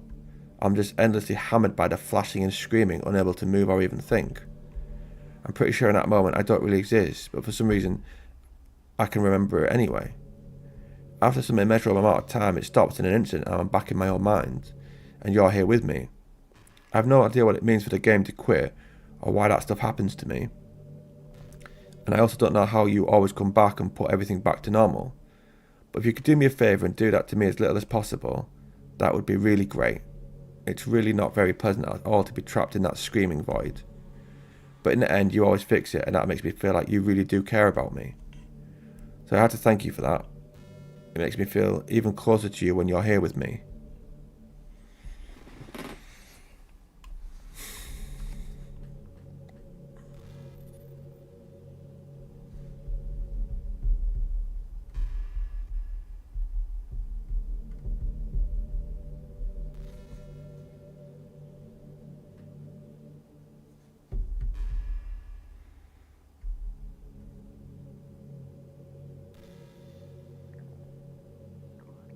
I wanted this to be under an hour, but it might not be. I really like the sound of rain. Not so much getting my clothes and hair wet though, but a nice quiet day at home with the sound of rainfall outside my window. It's one of the most calming experiences for me. Yeah. Sometimes I imagine you holding me while we listen to the sound of the rain outside. That's not too cheesy or anything, is it? Would you ever do that for me, Randy? Why doesn't my guy speak anymore?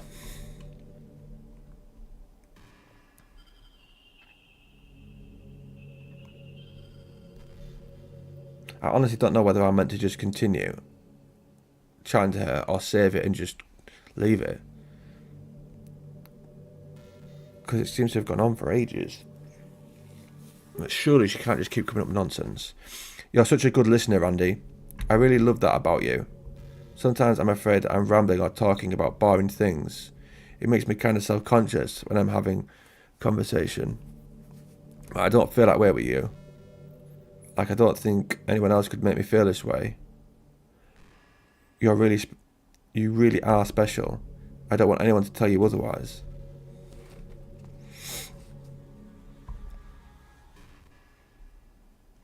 That's nice, isn't it?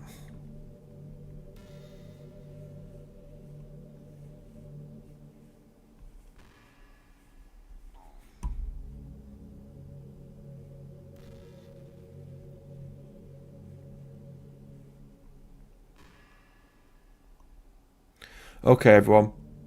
It's time to... I'm just kidding. I just used to really like saying that for some reason. I couldn't help but say it again. Come to think of it, didn't Natsuki and Yuri make fun of me for it once? Well, whatever. It's not you ever made fun of me. You're too much of a sweetheart to do that, aren't you?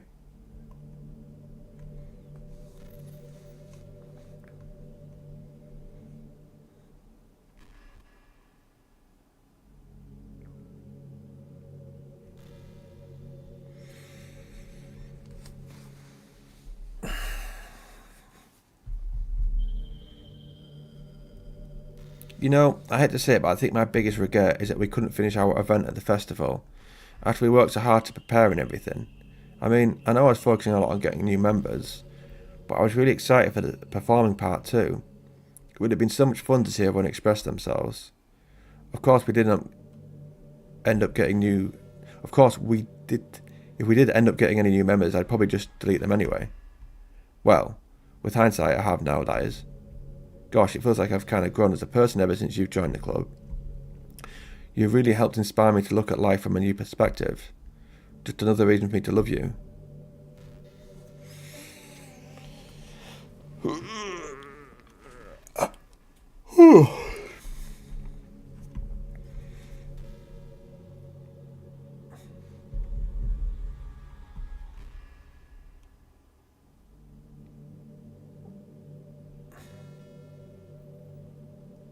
I want to go to the gym sometime today. I don't want to be sat here chatting to her all day. Not exactly engaging conversation, is it? Sometimes I think back to middle school. I'm so embarrassed by the way I used to behave back then. It almost hurts to think about. I wonder if when I'm in college I'll feel that way about high school. I like the way I am now, so it's pretty hard for me to imagine that happening. But I also know that I'll probably change a lot as time goes on. We just need to enjoy the present and not think about the past. And that's really easy to do with you here.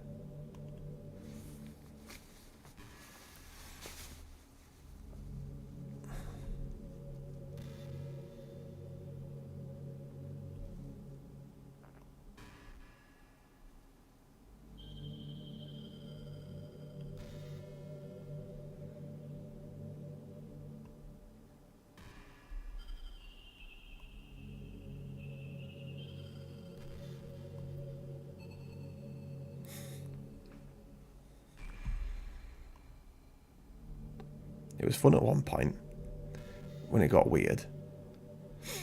It was quick-paced before. Did you know I'm on Twitter? My username is LittleMonix3. I guess someone was kind enough to make an account for me. I picked the username though. I love sharing my thoughts and chatting with the world. The real world. So make sure you follow me, okay? It would really mean a lot to me. With how much you mean to me and all. It would really make me feel loved. I bet there is a Twitter in there with her username that people send stuff to. I don't have a Twitter, so I won't be sending anything.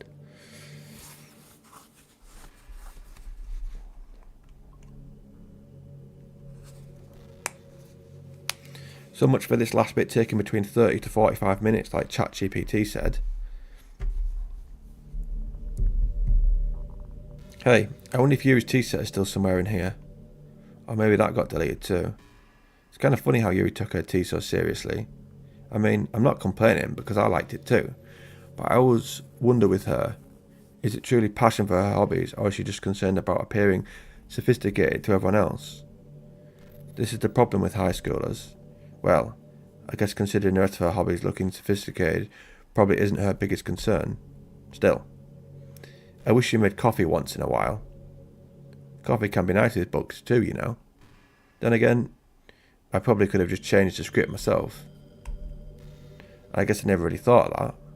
Well, there's no sense in thinking about it now, but if you still get to drink coffee, then that makes me a little jealous.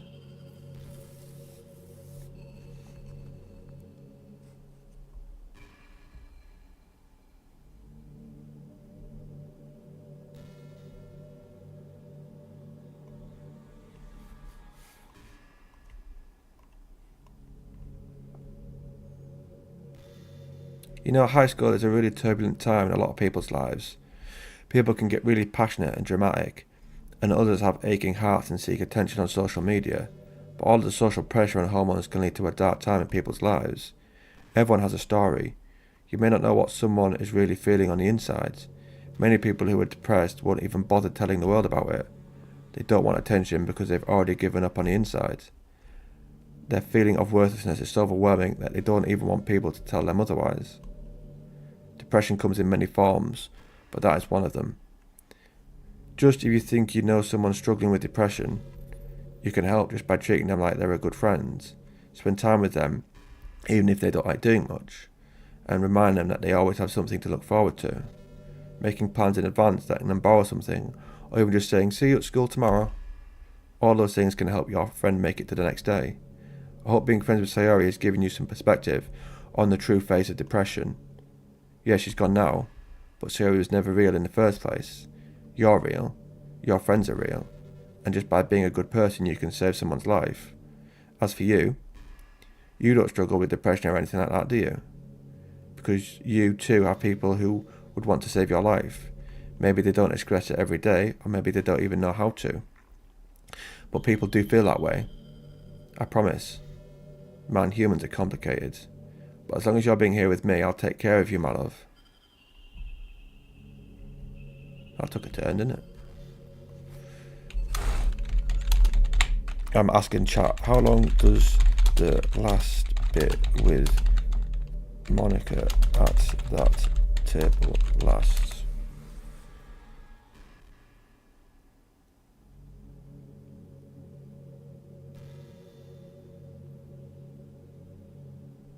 Are you kidding me?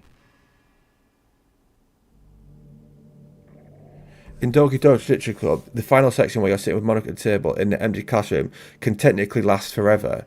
There's no automatic ending to that scene. She'll keep talking indefinitely with a huge number of different dialogue, well over an hour's worth. But once you heard them all, the game just loops them randomly. If you're wondering how long until you can finish, you can delete Monica's character file at any point during the scene, found in the characters folder. Once you do that, the story moves to its true ending sequence after. So new dialogue lasts about 60 to 90 minutes if you stay and listen. Scene itself, infinite until you delete her. How do you do that then? So am I actually meant to go into the Doki files? Browse local files. Characters. Monica. Right. I'll delete her now. I assume wants to find this recycle bin.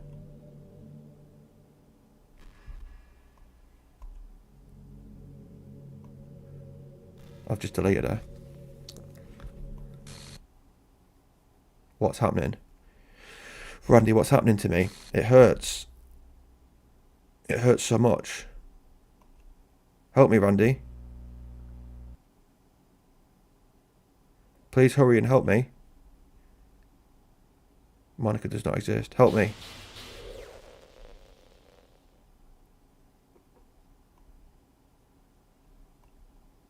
If I hadn't checked ChatGPT, I could have been there for ages. Did you do this to me, Randy? Did you? Did you delete me?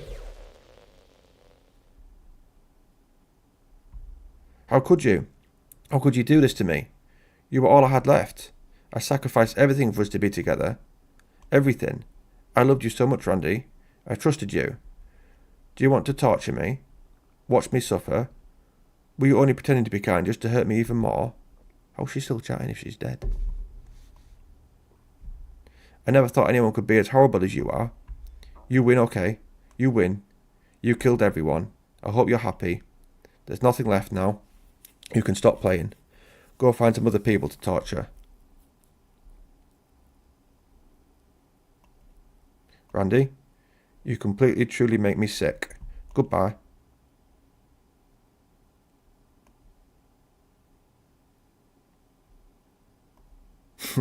Is that it? I still love you. I can't help it. What's wrong with me? How horrible I am for you to hate me this much. All my friends, I did so many awful things. So many selfish and disgusting things. I shouldn't have done any of this. I'm just messing up a world I don't even belong in. A world that you wanted to be part of. I ruined it. I ruined everything. Maybe that's why you deleted me. Because I destroyed everything that you wanted. How could I do that to someone I love? That's not love. That's...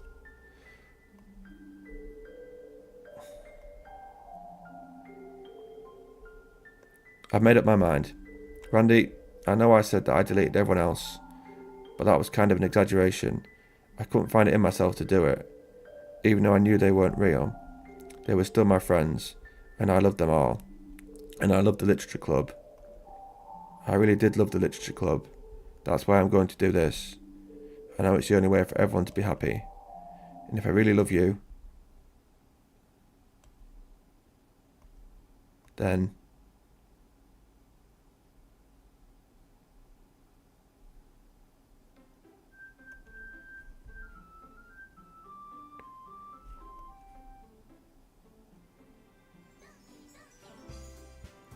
I wonder if this is the proper end.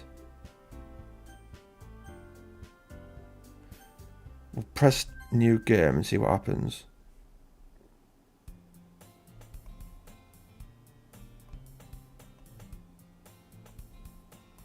Yeah, I think that's it.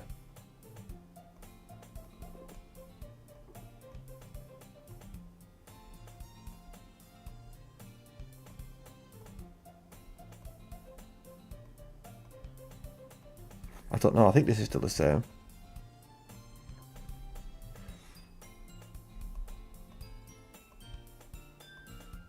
I don't know, is it not?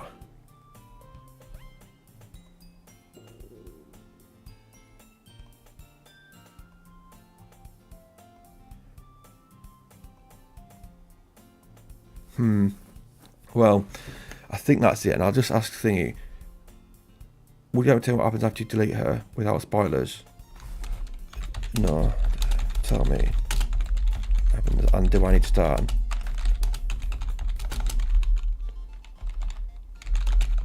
Oh. So I don't know if I'm meant to carry on or not.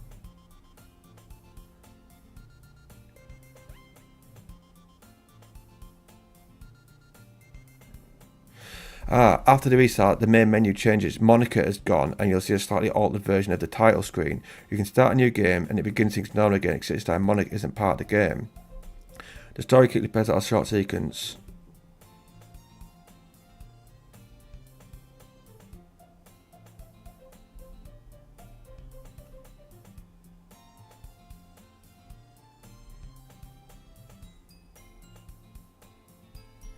Right.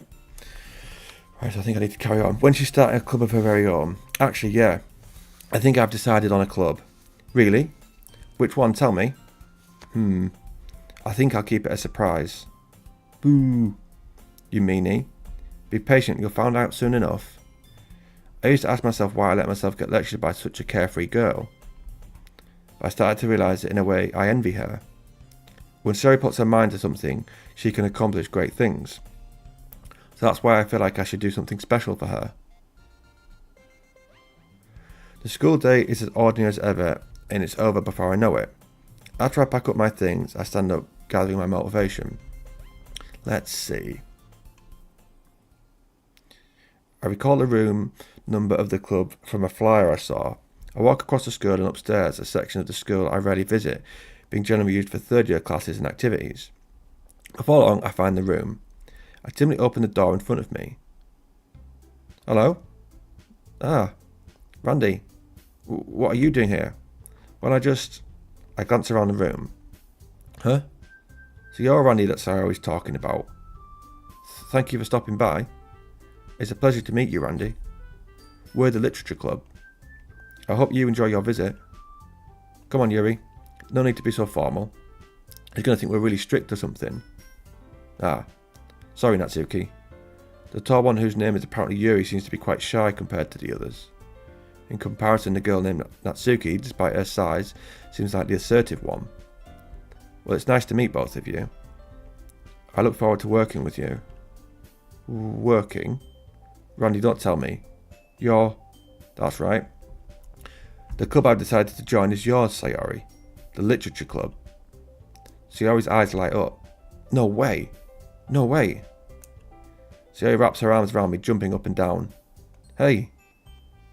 Well, if Sayori is this happy, then I'm sure it won't be so bad to have you around. Not to mention there's 4 of us now. That means we can be an officially recognised club. I don't know what to say. We have to celebrate. What an appropriate day for that is, isn't it? Yeah. After all, Natsuki decided to... Hey, don't ruin the surprise. Sorry. Everyone sit down at the table, okay? How about I make some tea as well? The girls have a few desks arranged to form a table. Natsuki and Yuri walk over to the corner room where Natsuki grabs a wrap tray and Yuri opens a closet. Still feel awkward, I take a seat next to Sayori. Natsuki proudly marches back to the table, tray in hand. Okay, you ready? Ta-da! Natsuki lifts the foil of the tray to reveal a dozen white, fluffy cupcakes decorated to look like cats. The whiskers are drawn with icing and little pieces of chocolate we used to make ears. So cute. Wow, those look amazing. Well, you know, just hurry and take one. Sayori grabs one first, then I follow. It's delicious. Sayori talks with her mouth full and has already managed to get icing on her face. I turn the cupcake around in my fingers, looking for the best angle to take a bite. Natsuki is quiet. I can't help but notice her sneaking glances in my direction. Is she waiting for me to take a bite? I finally bite down. The icing is sweet and full of flavour. I wonder if she's made it herself. This is really good. Thank you, Natsuki. Well, of course it is. I'm a pro after all. There's no need to thank me or anything. As Natsuki struggles to accept the compliment, Yuri returns to the table carrying a tea set. She carefully places a teacup in front of each of us before setting down the teapot next to the cupcake tray. You keep a whole tea set in this classroom? Don't worry, the teachers gave us permission. After all, doesn't a hot cup of tea help you enjoy a good book? Ah, I guess. Already trying to impress our new member, Yuri? That's not... Insulted, Yuri looks away. I meant that, you know. I believe you. Well, tea and reading might not be a pastime for me, but at least I enjoyed tea. I'm glad. Yuri faintly smiles to herself in relief. So, Randy, what kind of things do you like to read? Well, considering how little I've read these last few years, I don't really have a good way of answering that. Manga? I mutter quietly to myself, half joking. Natsuki's head suddenly perks up. It looks like she wants to say something, but she keeps quiet. Not much of a reader, I guess. Well, that can change. What am I saying? I spoke without thinking after seeing Yuri's sad smile. Anyway, what about you, Yuri? Well, let's see. Yuri traces the rim of her teacup with her finger. One second, just check something.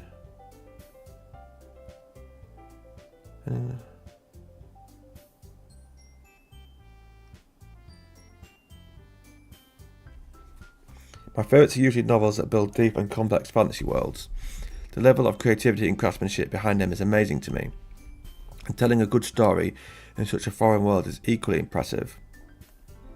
Yuri goes on, clearly passionate about her reading.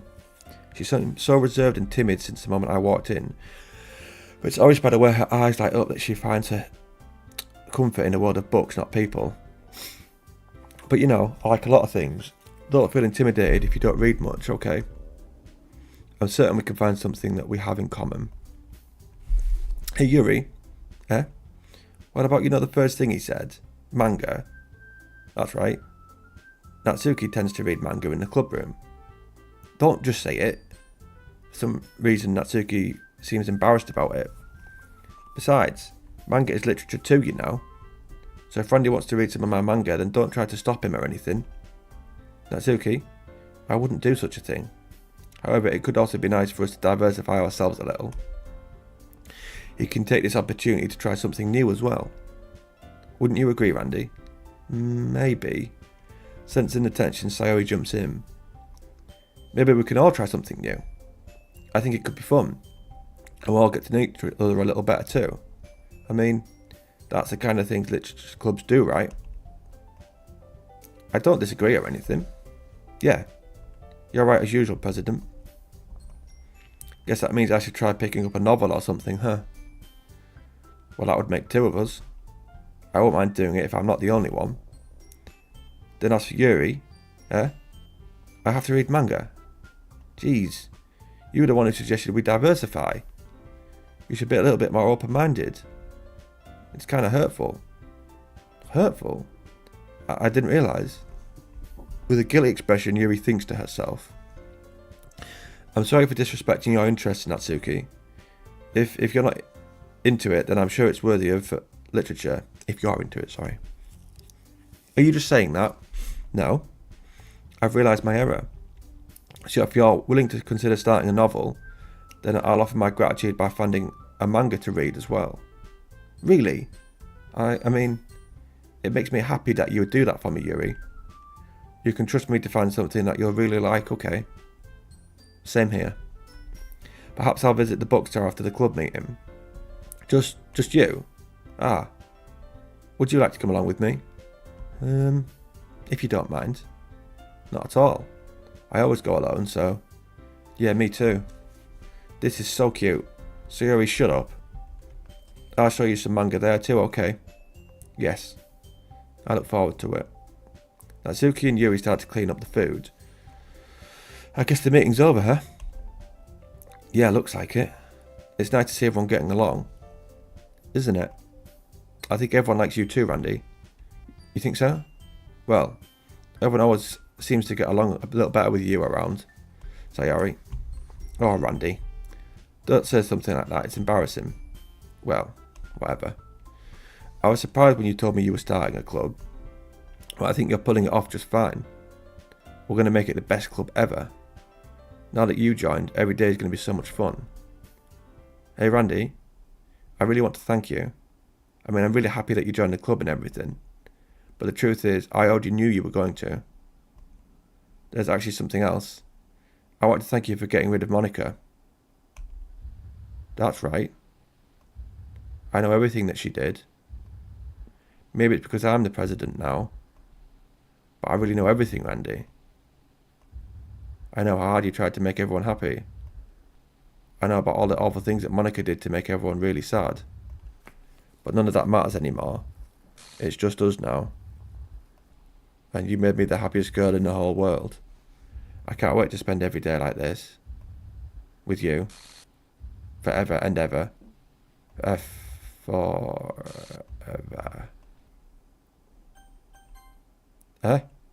What's happening? I won't let you hurt him. Who? It hurts. Ah! I'm sorry I was wrong.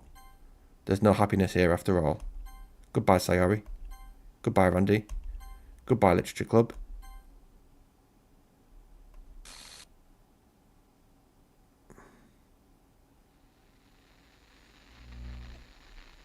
You're kidding me.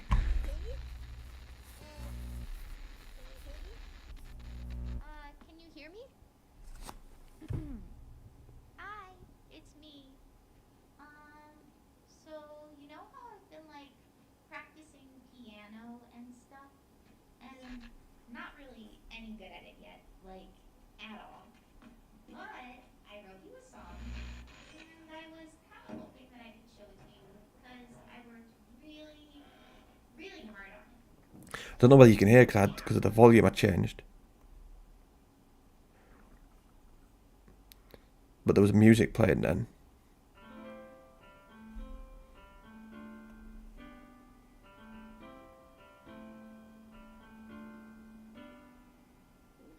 Every day I imagine a future where I can be with you. There you go, you can see it on the screen at least. In my head, I think that's the proper ending. and I'll write a poem of me and you. I'm going to browse the local files for the characters again. Being close That's weird, the back. to a door, but Natsuki, Sayori, Yuri are back in the character files.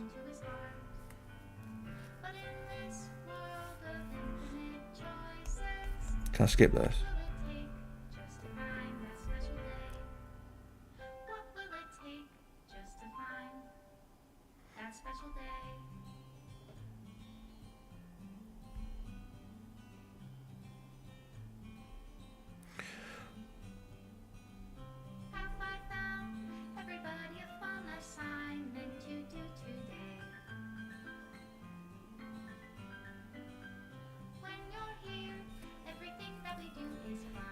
So this is the actual ending. Well, I don't really know what to make of that game. Bizarre.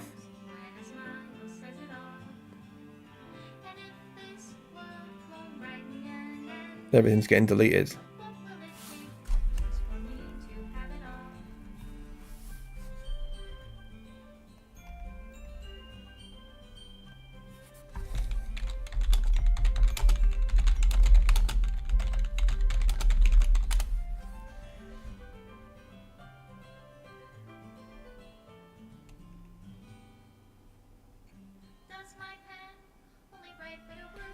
So that's it. I was just asking, is that the end of it? So yeah, it says, during you'll see the credits roll and Monica deletes the other character files and game assets one by one as the lyrics play. When the song finishes, you'll get a brief message from the developer and then the game closes itself. So from the moment the song starts to the final shutdown, it's roughly 2.5 minutes.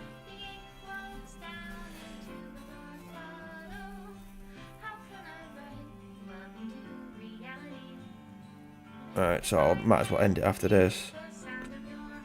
See what the special thanks, Monica, Randy. And I'll see what the developers say. Well, there's that then.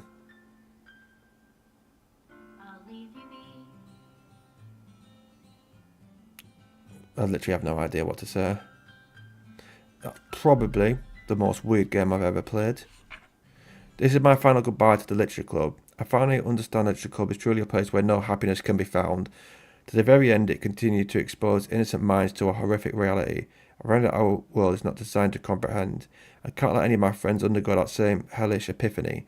For the time it lasted, I want to thank you for making all my dreams come true, for being a friend to all the club members, and most of all, thank you for being part of my Literature Club. With everlasting love, Monica. Error, script file is missing or corrupt. Please reinstall the game.